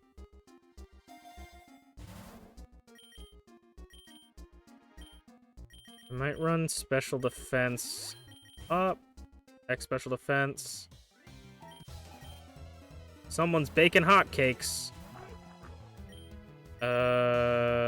Wait, Coco. I guess we'll just go Time Pole. Where's my special attack? That's incredibly rude. It's gonna switch out, so I'm gonna Toxic.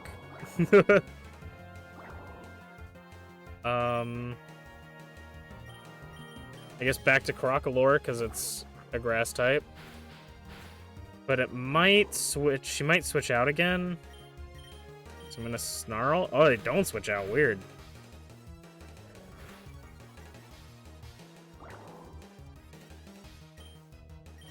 And now they switch out. I kind of knew that they were going to, but it kind of didn't. Okay, Snarl. So it's a game of checkers here. I keep capturing, but he captures after I capture, but I'm capturing more, so...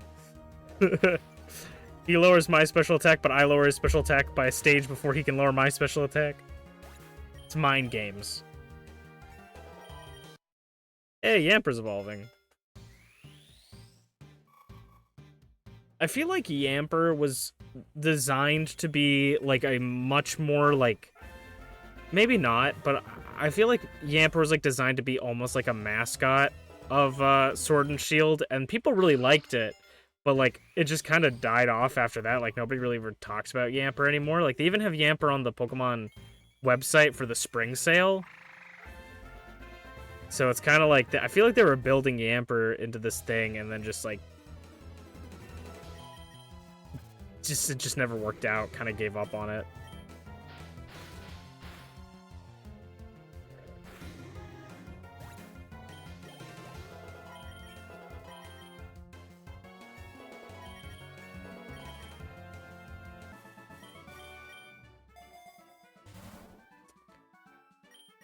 I'm gonna buy a super potion and then get the special attack up. Yamper's cute, but I have no feeling towards it. Yeah, like it just... I feel like it never got... I feel like that with a lot... I feel that way with a lot of the... Oh, so I forgot that I still have lower special attack. I feel that way with a lot of the Gen... Gen 7? No. Gen 9. No, Gen 8. Sword and Shield. I don't fucking remember what gen it is. Because Gen 6 is X and Y, Gen 7 is Sun and Moon, Gen 8, yeah. I don't feel like a lot of love towards that generation of Pokemon's Pokemon. Like, I feel like Wooloo's cool. I feel like they have some good Pokemon. I just don't have a lot of them, like, in my memory fondly. Where, like, in Scarlet and Violet, for instance, like, because you could say, like, oh, they're new Pokemon, so you just, like, don't remember them as much. But, like, I feel like Scarlet and Violet have such, like, memorable Pokemon, like Armoroak, Ceruledge, Tinkatongue, the legendaries, all the Paradox Mons. Like, I feel like all of them are pretty memorable. Or at least a lot more of them are memorable. Compared to Sword and Shield, which I'm like, the only Pokemon I can really remember is like Cinderace and Squovet. I don't know. I don't know, man. Sword and Shield was a big disappointment for me. I don't think they're like terrible games. I just think they're definitely the worst Pokemon games of all time. Yeah, like,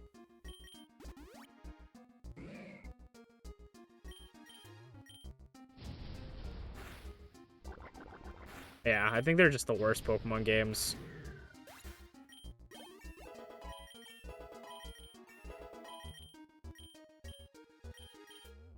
And I don't hate them. I had a lot of fun time playing with, like, a lot of fun time playing them.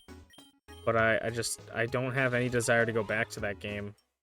I have, like, I'll probably go back to Scarlet and Violet. It's also hard because a lot of those games I can't, like, randomize and stuff, or I don't know how to randomize.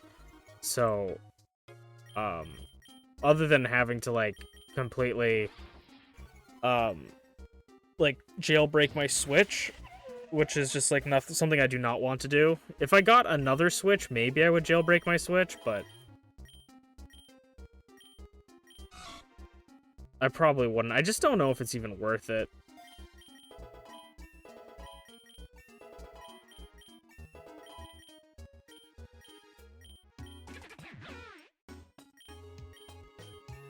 And I have no idea how to do it either. I know people said, like, hacking the 3DS is really easy now, and I've looked into it, but even then I'm like, I don't know if it's worth it. I'll just buy the games at a secondhand store.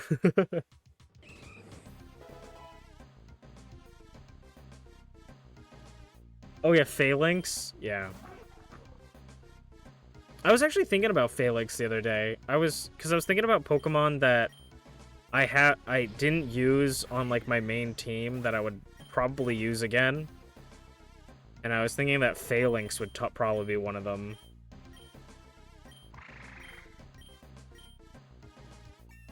I like Phalanx a lot. Oh, you know what? Two of my favorite Pokemon from Sword and Shield are... I like the fossils. I like Dracovish and Arctovish. Those two are great.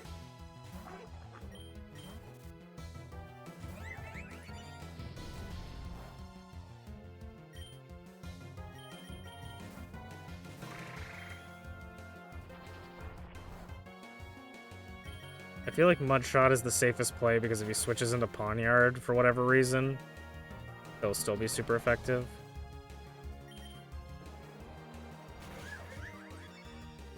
Yeah, the fossils those are actually some of the best fossils in the game.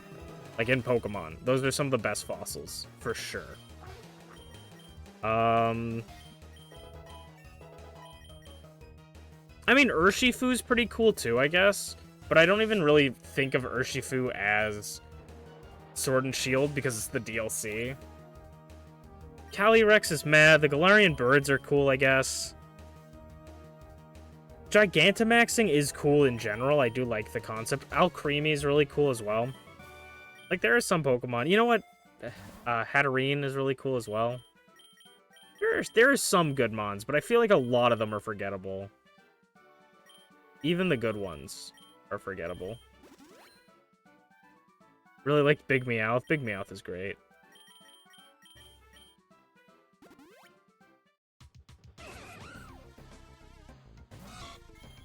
I'm gonna go into you. Back into you. And I'm gonna Flamethrower into this, Bubble Beam into this slot, because Palpitoad will go first, and if it doesn't kill, then Crocalor is gonna go kill it. And then Crocalor is gonna attack next. He might have got a... Drillbur might have been able to attack first, but Or before Crocolore, but I was pretty confident Palpitoad would get first. Eternatus is also a really cool, like, villain legendary. I just wish they did more. I've never caught a Ditto before. Let's Mudshot the Ditto. Imposter Ditto kind of goes hard. And of course,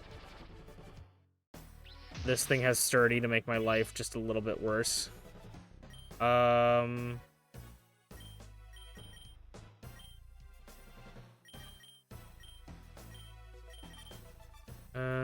I'll switch you out.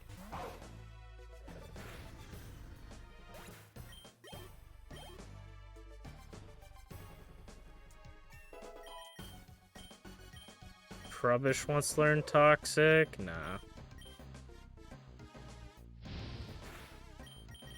We missed it on Crocolore.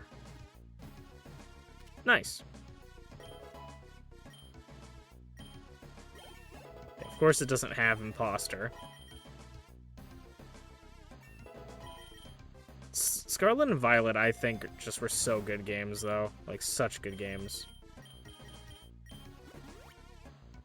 They weren't the best. Like, they weren't perfect, but they were really good. Still haven't caught a Scraggy,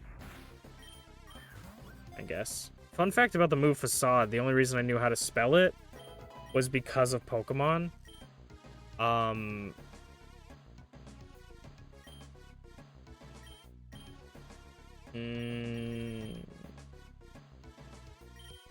The only reason I knew how to spell it was because of Pokemon, because my Gyarados had Facade, and I liked the move because Facade, like, slightly changed the color of the Pokemon in the animation when it happened.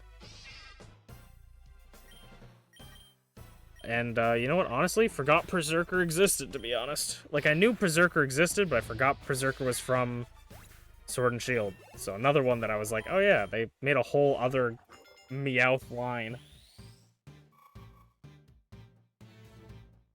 I am, like, actually shocked, though, that they have not made a Pikachu, like, variant. I'm shocked they haven't made a Pikachu variant line.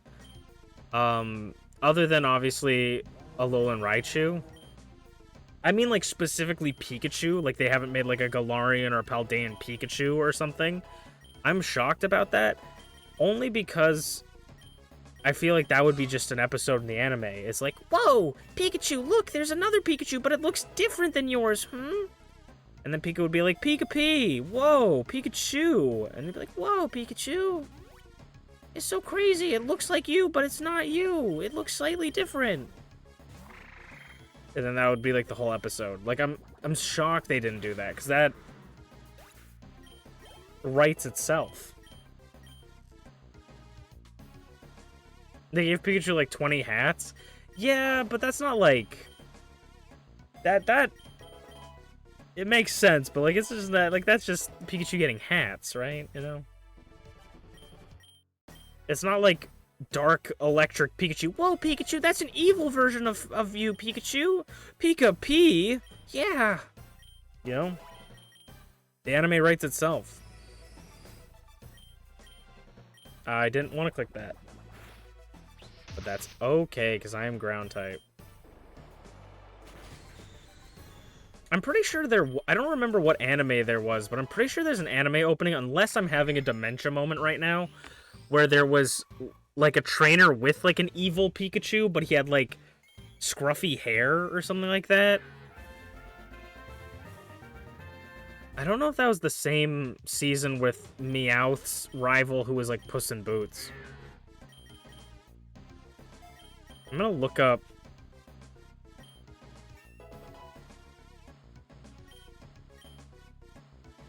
I'm gonna look up evil Pikachu, and that's definitely gonna leave me evil Pikachu.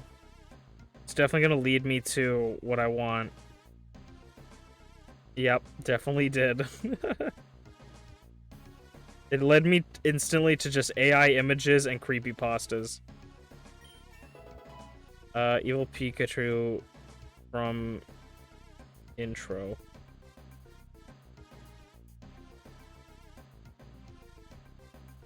Nah, I have no idea. I have no idea what to like look for this. But I swear, there's one of the.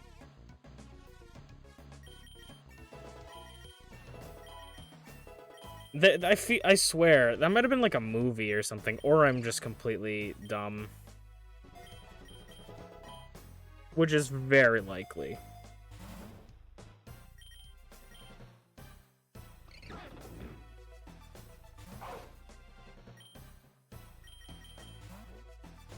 Also, I really hope, speaking of random things we weren't talking about,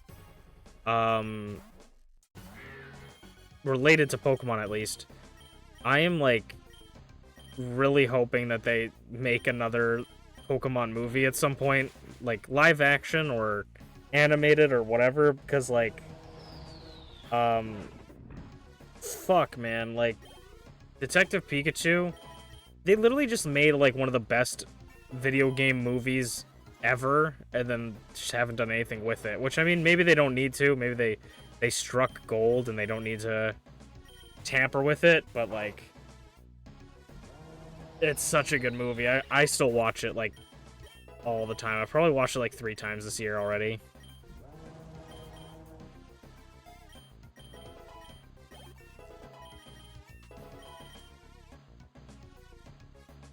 I mean, I should you know, count my blessings with the Pokemon though, because like Pokemon movies, because, you know, I would rather them make like like one good one than like a handful of really shit ones.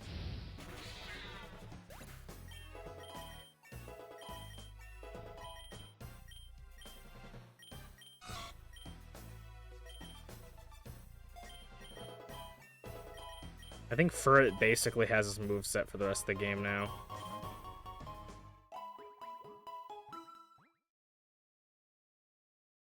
But this is just gonna become Skeledirge the episode.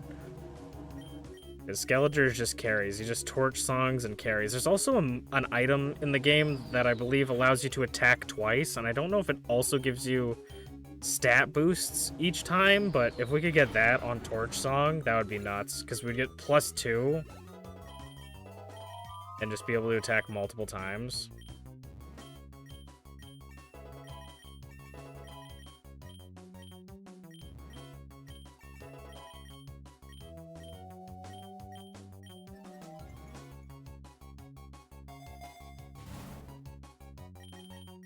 Get increased special attack. Not that we need it.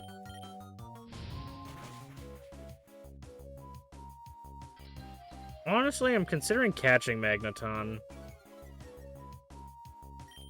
I think I will. Switch out Bolton for Magneton. Sturdy's really good, and Steel type is just really good. If I could find a Fairy type, like a decent Fairy type. The cool, really crazy thing about the Eternatus fight that I found out is, I don't know if Eternatus' fight is like ever different, but when I fought Eternatus last, he could not touch my Mawile. Like, he had nothing for Mawile because I was immune to poison and immune to dragon, but in his second stage he gets Flamethrower. But in the first stage he literally couldn't do anything.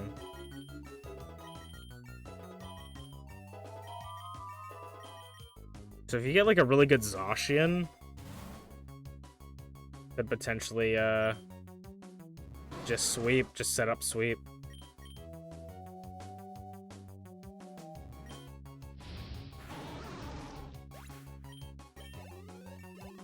Or if you can get like a really good Tinkaton.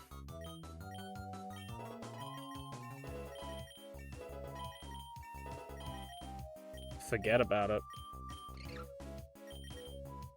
I don't know how much longer we'll go, but if I hit 4 hours, I think I'll probably end off stream. So we're probably not going to win this run or finish this run on stream. If I play it off stream, I'll let you guys know in the Discord how it goes, maybe. If I remember. But I have work tomorrow, so I don't want to stay up too late. I was supposed to have work today, but they canceled, and they said, hey, can we move it tomorrow? And I said, yeah, I'm fine. Okay.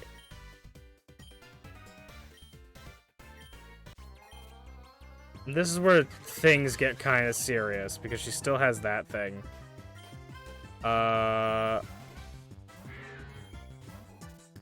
She swapped out. Interesting.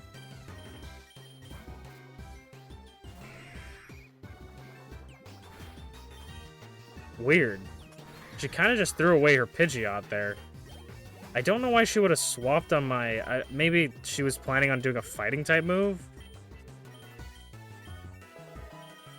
But she saw that I was ghost type and got worried? I don't know. She immediately just goes back to this thing, and I'm going to Toxic it. It's probably getting tired of being Toxic. It's going to go for Mega Kick, I guess.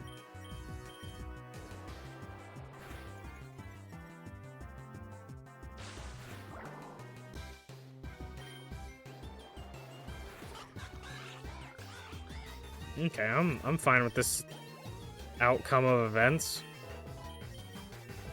It's probably going to only get harder as we go along, but Barrel learning Swords Dance is crazy. I'm going to go over Defense Curl, because that's +4 attack every single time we do it. We just need better physical moves, I think.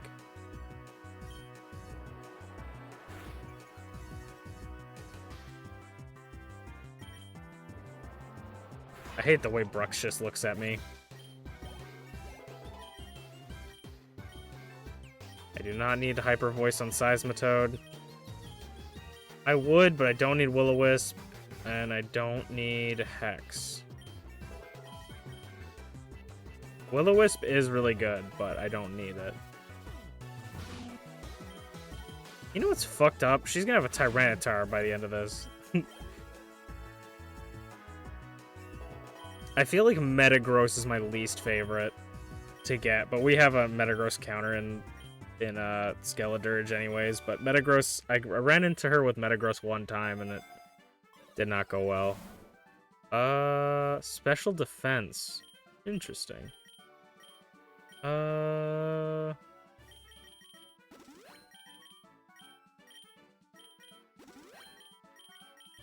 Special defense. I'm gonna try and bulk up my Barrel a bit, just so we can set up with it. Might as well Mudshot.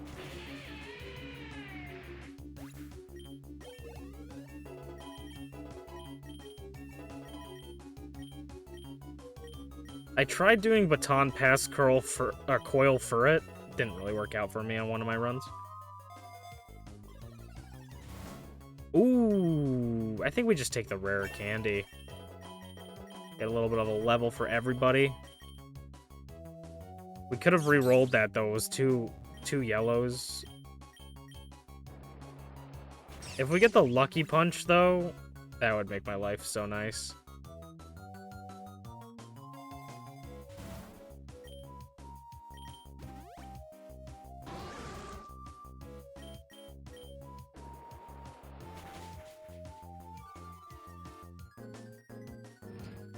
I also think, but also I don't think they need to do this, but it would be nice if, like, you caught an Ampharos and you got, like, 3 candies instead of 1.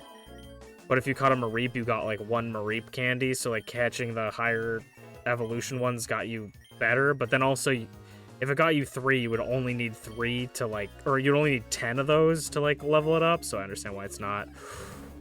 Ooh. Oh! The multi-lens. I was literally just talking about this. So the multi-lens allows us to hit multiple times with a move. No para? Fuck you!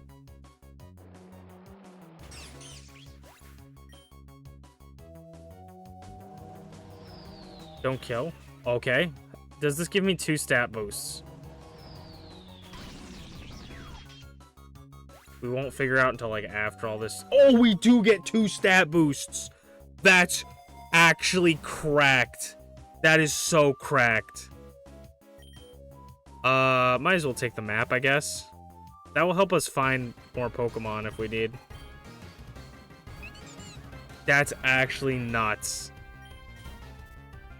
Probably switch into a Molga. Sad. saw it coming, but didn't react fast enough. I feel like acrobatics is gonna be acrobatics.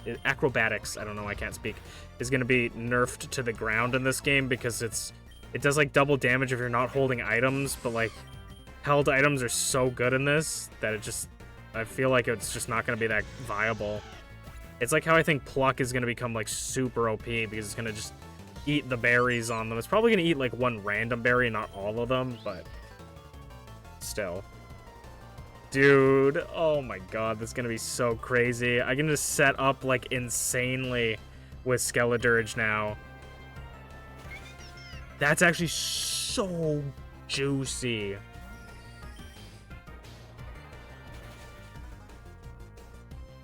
And if I need to, I can move it to other people if we know that we're gonna go up against something that we need another person to have it. I'm just gonna go for it. I knew it. I knew that was gonna happen. I knew it, because why would he do that? You're well trained. For it. I trained you so well. Why? Why would you why would you do this for it? Have we not been training? Come on, for it. There we go. That's a well-trained for it.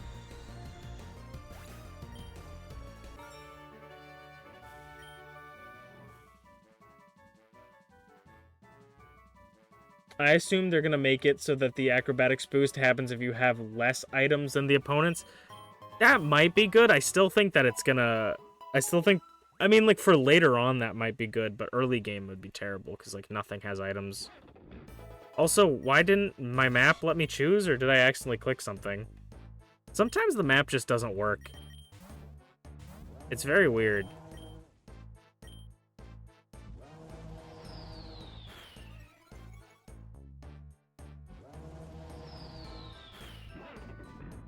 Dude, that's crazy.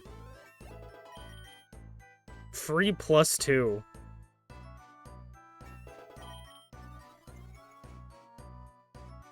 Actually insane. I don't want the IV scanner. I'm gonna lock rarity and reroll for the gold. Big nugget? Okay. The only thing is, I don't think, like, if I one-shot here, I don't think it gives me the +2.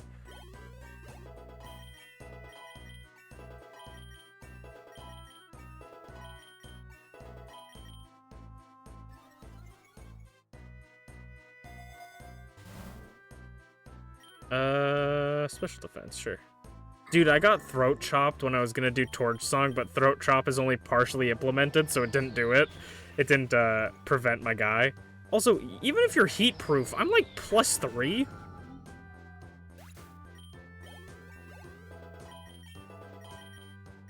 There's not really a world where you should be living this. I'm now like +5, right? No, +4. Actually, no, I might be +5, yeah, because we haven't got our last boost yet. Nope, yep, there we go.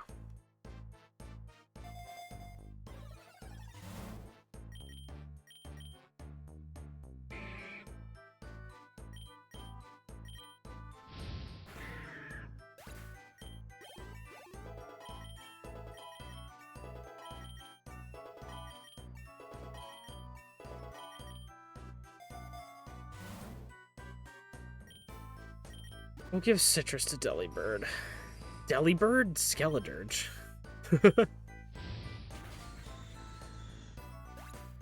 That's how you know I need sleep, bro. Maybe we'll try to get to 70 or 80 and then we'll end off.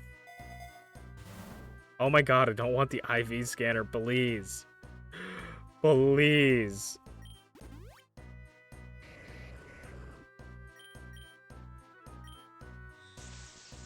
No P word. Oh my god, your actual ass.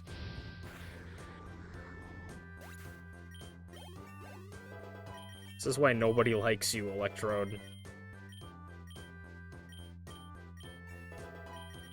Muddy Water is objectively better than Bubble Beam, but Bubble Beam has a higher chance to hit.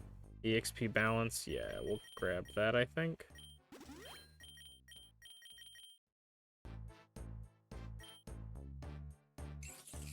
EXP Balancer might end up being the death of me, but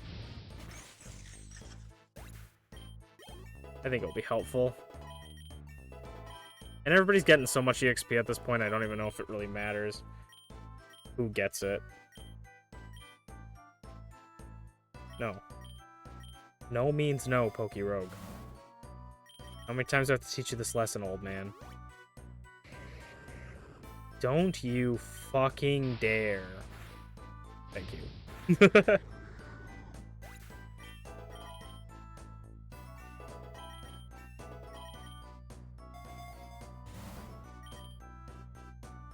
Honestly, Skeledirge can get one more.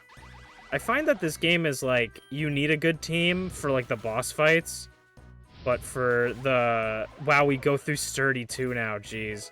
You need like a really good team for everything else, but or for the boss fights, but everything else, it's like, you kind of can just get a solo sweeper. And even for some of the boss fights, you can just do a solo sweeper. Sure, we'll get Ultra Ball. Oh! I can't catch this, can I? I'm not able to catch this, can I?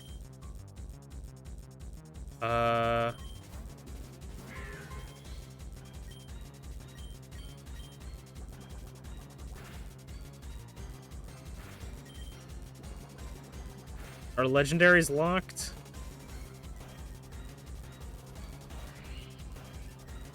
Oh, I can? Oh, wait. I'm pretty sure I can take another Bubble Beam. Nice. Oh, let's go. Oh, come on, dude. You know. Dude, okay. I'm gonna go in and nuzzle with, I might try to I'm gonna just sit here in Toxic and let Seismitoad go down, because I don't want to switch in. I don't want to switch in my Furret in fear that it's gonna get, like, one-shot. I don't think it can get one-shot. But just in case. Oh, well, you know what? I actually probably should have thought about that. Soul Heart might make it a little bit difficult. Please don't kill. Cool. Alright, it's Parrot now. Dude, Rogue Ball. Ever heard of it? Okay, this is why we keep Quick Attack. I'll hit it with a couple Quick Attacks. Alright. We definitely don't want to lose the run. Because of this, though. And Soul Heart definitely makes it scary. Let's go!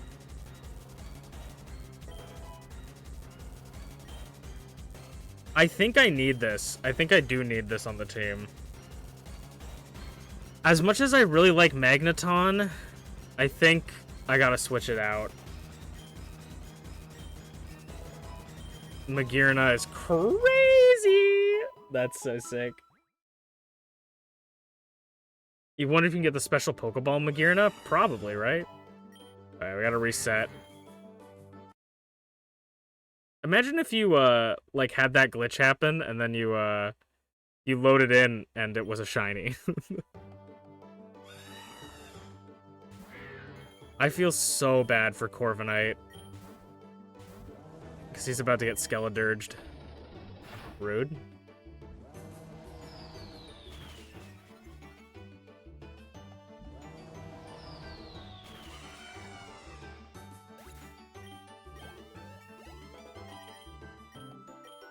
No, I don't need Fire Blast.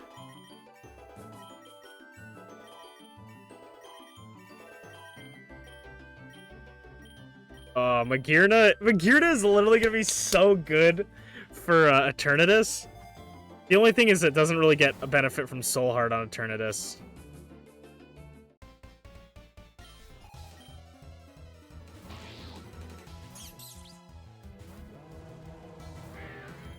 Okay, we're gonna Torch Song the Nincada. We're gonna Mudshot the Togedemaru. Togedemaru using Fell Stinger. Goodbye.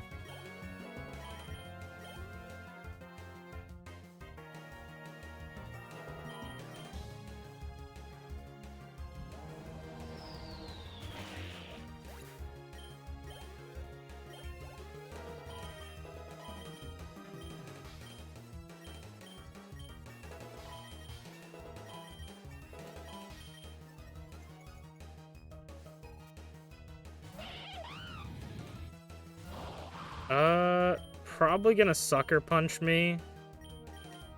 I think we're gonna do the same move. Torch Song into the left slot, Mud Shot into the right slot.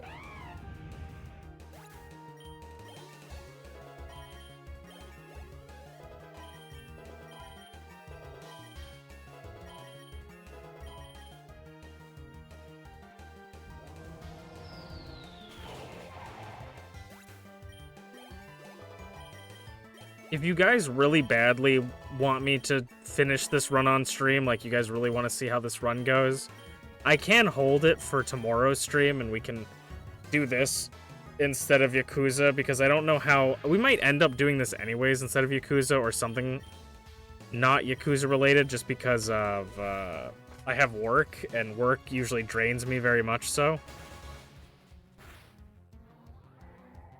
And I can't really focus on like a good story-based game when I'm just like dead, beaten and battered. But we'll see how long and crazy work is. It's probably not going to be that bad. Damn, I didn't really want him to have the berries, but... I was kind of hoping we could keep the berries for the rival fight. I'd love a berry jar if that was ever in my future. We got special attack 2. We'll put that in there and then I'll draining punch that. Seismitoad is really good for this. I feel like he's just so versatile. You know, I think you probably can get the special Magirna because of, you can get the, AZ's Floette. So it would make sense that you would get special Magirna.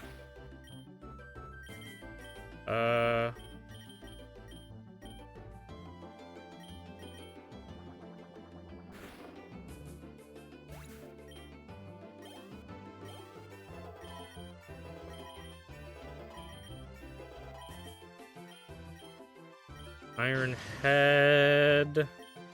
Shift gear raises attack. I'll probably move it off. Dude, Magirna, I'm so... That's the first ever legendary / mythical that I've gotten in a run. So cool. I guess we'll do Flamethrower. Double Edge, we're Ghost types at Nerd. See, that's the thing, is like, Terra Fire would be great, but Ghost is just an immunity, so... Could be really good. I don't want to get too excited, because knowing my luck, we're going to run into... Kyogre. Run into Wallace again. And I feel like my luck has run out with Wallace, so I'm gonna get flinched. It's gonna flinch me. Okay.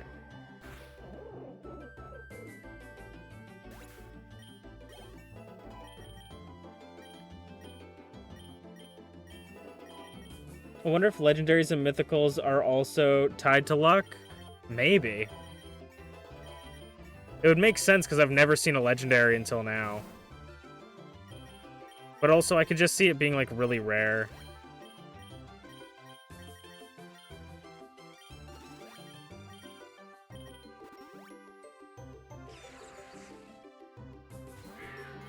Okay, we're gonna switch this up a little bit. We'll Shadow Ball into the right slot and we'll Mud Shot into the left slot. Oh, we Pika-Pow'd Kadabra.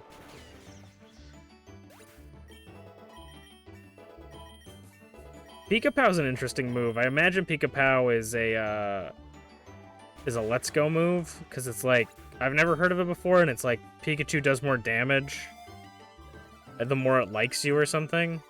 Oh shit, Rogue Balls. I may lock Rarity and refresh. Alright, this is defense up, special defense, attack up, defense down, special attack, defense, neutral. Soul Dude doesn't really do anything for me. Actually, what is yours? Yours is special attack down, special defense up.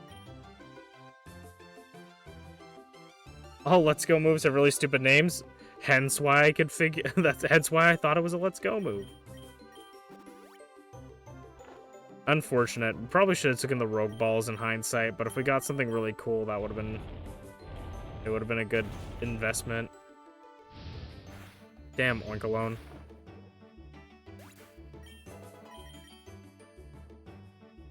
I honestly might not even play this until tomorrow, so... Like, I'm not gonna play this anymore today after this, so... Maybe we can save it for tomorrow.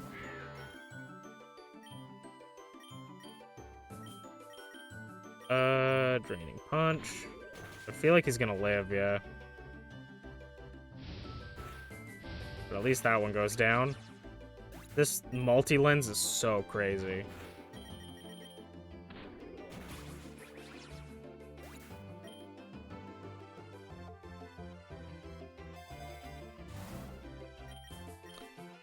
PP up on Torch Song.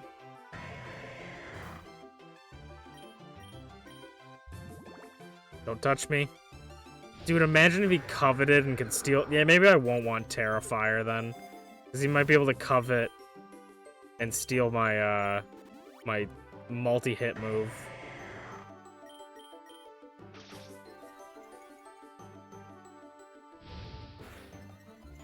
Maybe just terroring to flat Ghost might be a good idea, because then I'm not weak to the rival starter. Okay, cool.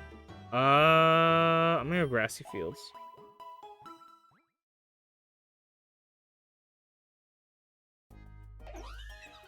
Oh, Lilligant and Whimsicott. No, but I will switch you. I'll switch you for Magearna, why not? We're gonna Torch Song the Lilligant, and we're going to... I did not mean to hit Shift Gear, but it's fine.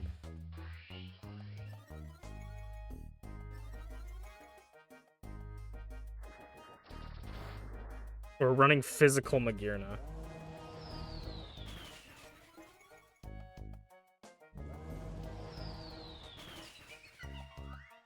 Part of me, like, sometimes has, like, an inkling to try Let's Go, and then the other part of my brain is like, no. They look terrible. Like, I just don't know if I would actually like, Let's Go or not. +1 Aurora Beam, super effective from Magearna, nice. Soul Heart is also very good ability. Dude, we should try to, if we get, dude, imagine we get the fusion, Soul Heart on, dude, if we get the DNA Splicer, Soul Heart on Skeledirge, Fairy Fire, tell me, Torch Song, tell me that wouldn't go hard. I want you to look me in the eye and tell me that wouldn't go hard. Guys, pray for me that I get a DNA Splicer this run. And if I get a DNA Splicer, quickly type in, like, spam stuff and tell me, like, to remember to do it. Because knowing me, I'll forget.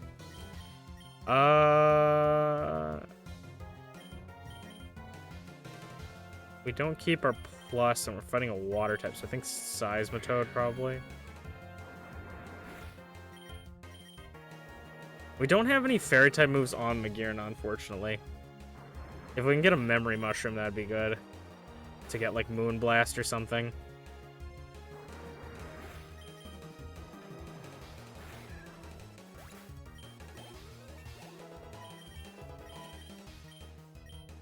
Aura Sphere.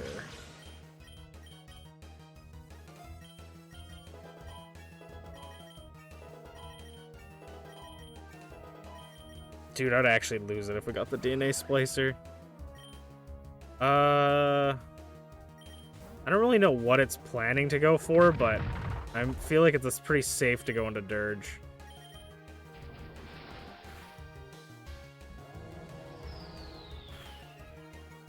Oh, I don't think this will kill, actually.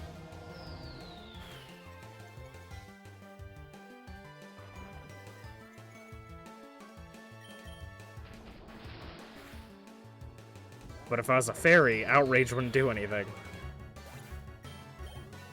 That's why we need... That's why we need the DNA Splicer.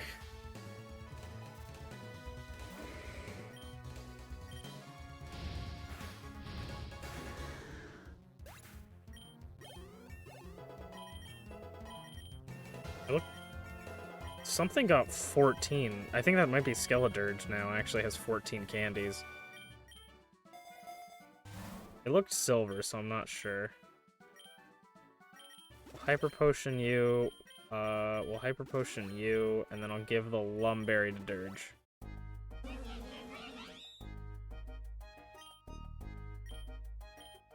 Yeah, we're +3 special attack. I don't even think we need to have the multi-hits. I was watching Shady Penguin play this today. Is the reason why I know about the multi-hit lens. And he has like 17 multi-hit lenses on his Zacian. I think it's like actually like 6, but he hits like so many times. He has like 5 King's Rocks, 5 multi lenses, and he just hits Iron Head 6 times with King's Rock. So if he doesn't kill, he basically confirms a flinch. Candy Jar, any damn day of the week.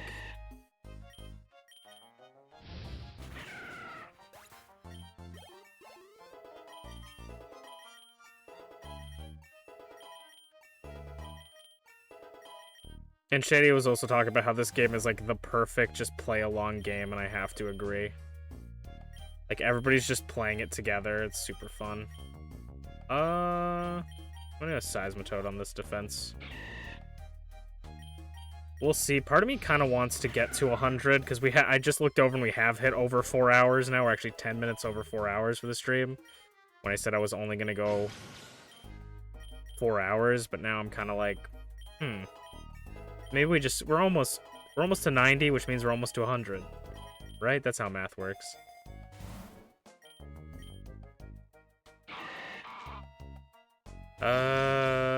Magearna still doesn't really have anything for this. It's a fighting and a dark. Okay, so we're gonna Flamethrower the Shift Tree. Mach Punch is really rude. Aura Beam the Shift Tree. Alright, doesn't go down, unfortunately.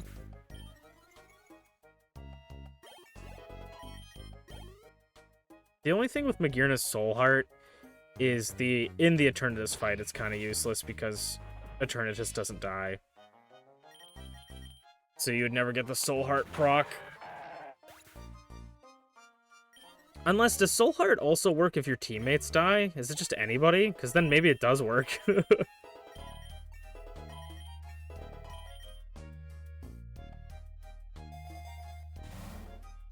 Ghost Terra Shard. I think I want to go for that, actually. But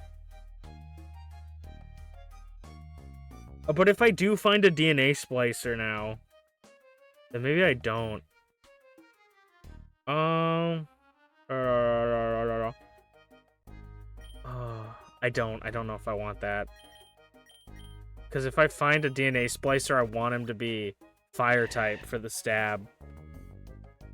Because I don't think the DNA splicer with the Terra would work that way. I'm not sure, but it might. It probably would, but I don't know.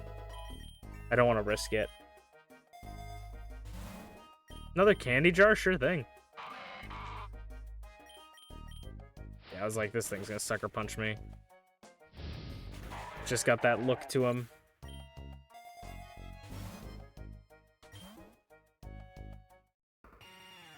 Oh wow, Erica, you have picked a terrible time to show up, my friend. I think this is neutral. Oh yeah, this might have been a bad play. I might have just sold.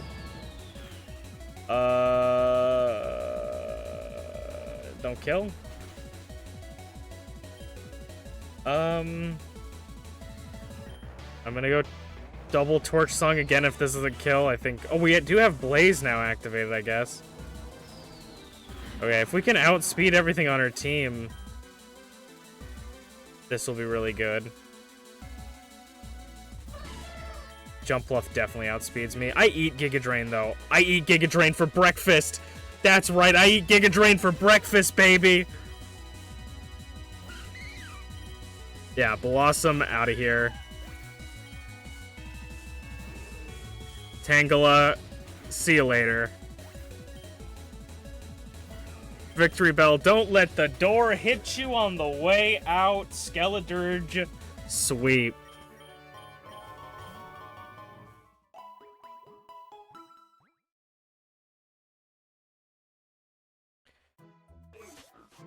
Oh.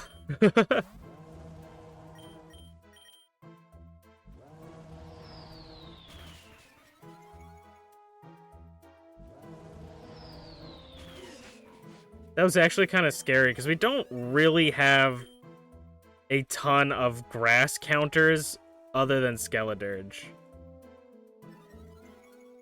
Which that, I think, is one of the hardest things for me in this game, is knowing what I need to keep alive for later, you know? Because, like, you could just let a Pokemon go down, but it's like, do you have any other answers to that Pokemon other than this one? If no, then you literally can't win without it. Like, is that your win con? And I feel like Skeledirge would have been my win con there. We might have been able to pick it up, because you only had, like, 4 or 5 Pokemon, but... Like, I don't know how much she would be doing to my, Magearna. And Magearna has Aura Beam, so... Would have worked, but...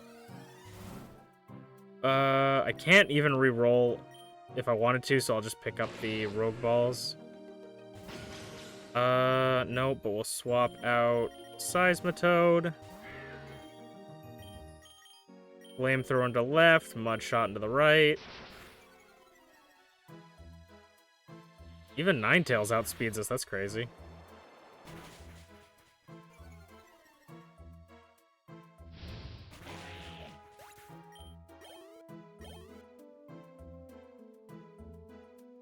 Aurora Beam, though... Aurora Beam with multi-hit lens on the, Rayquaza would be really nice. I just can't imagine she would allow me to do that. Like, I don't know if she'd give me the opportunity.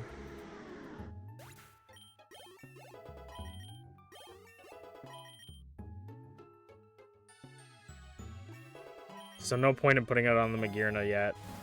Another candy jar? I just need candies, baby! You guys just gotta start giving me candies. 3 candy jars?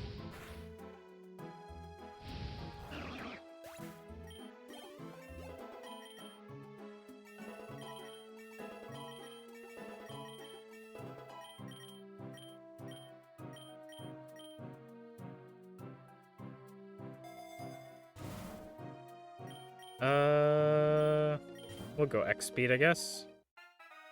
Oh, hello! Okay. I think we still just swap, because she's gonna be Terra Water. Alright, I think we still swap. I should have maybe...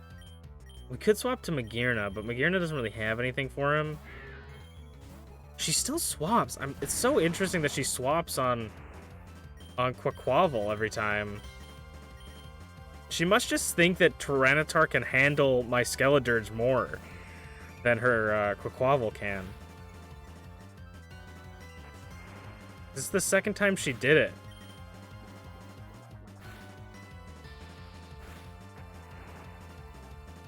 Which is good, because it kind of sets up Pidgeot going down for me.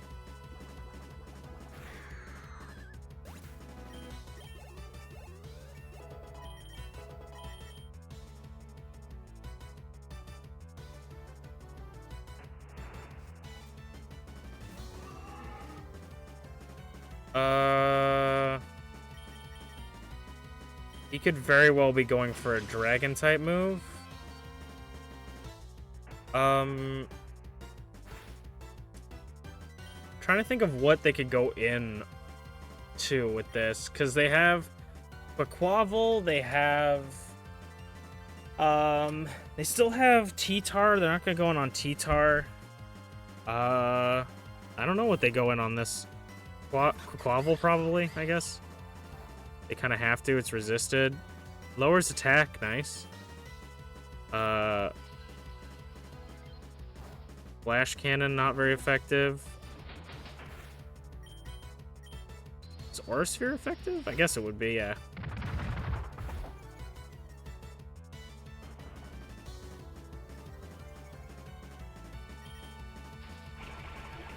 I was just about to say, I'm surprised Magearna is faster, but she's not.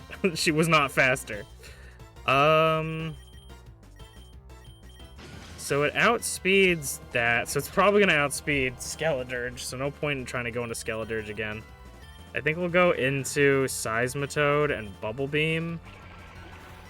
The Wave Crash is gonna take us both out, unfortunately. But it's okay. She still has T-Tar and the Dragon in the back. So I'm gonna go Scrafty, because he can kind of counter both of them. What else does she have in the back? Okay, I should just let Draklock go down. She must not have anything for this, then.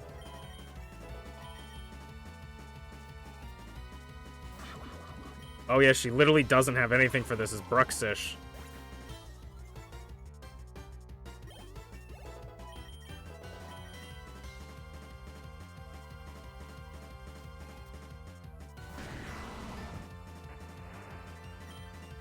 That's so funny.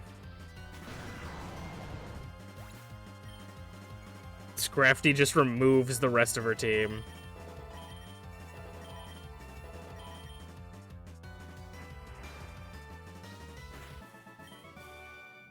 What are you? I'm the best. I'm gonna do a regular revive and then the free regular revive on my Girna. Yeah, we'll get to map 100 and then we'll move on, or I'll end stream. And then we'll probably pick this up tomorrow on stream.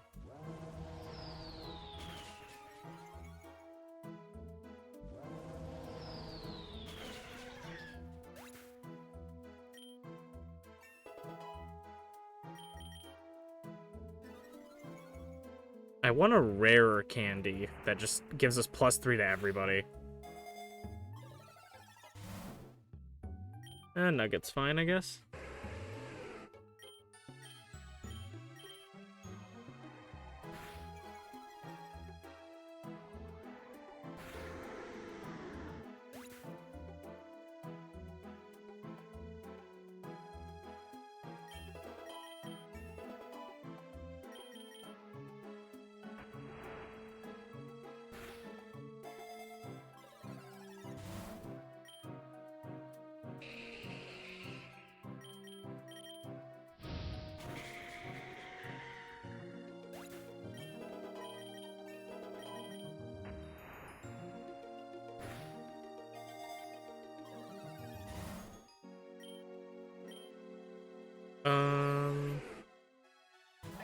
Alright.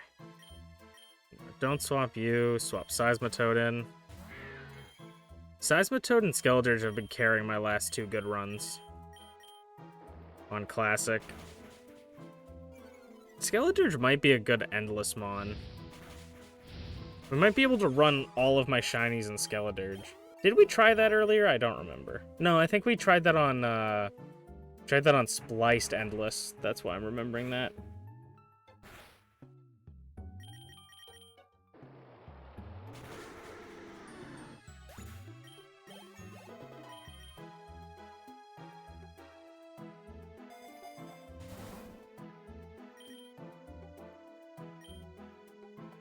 Ooh, Girafarig.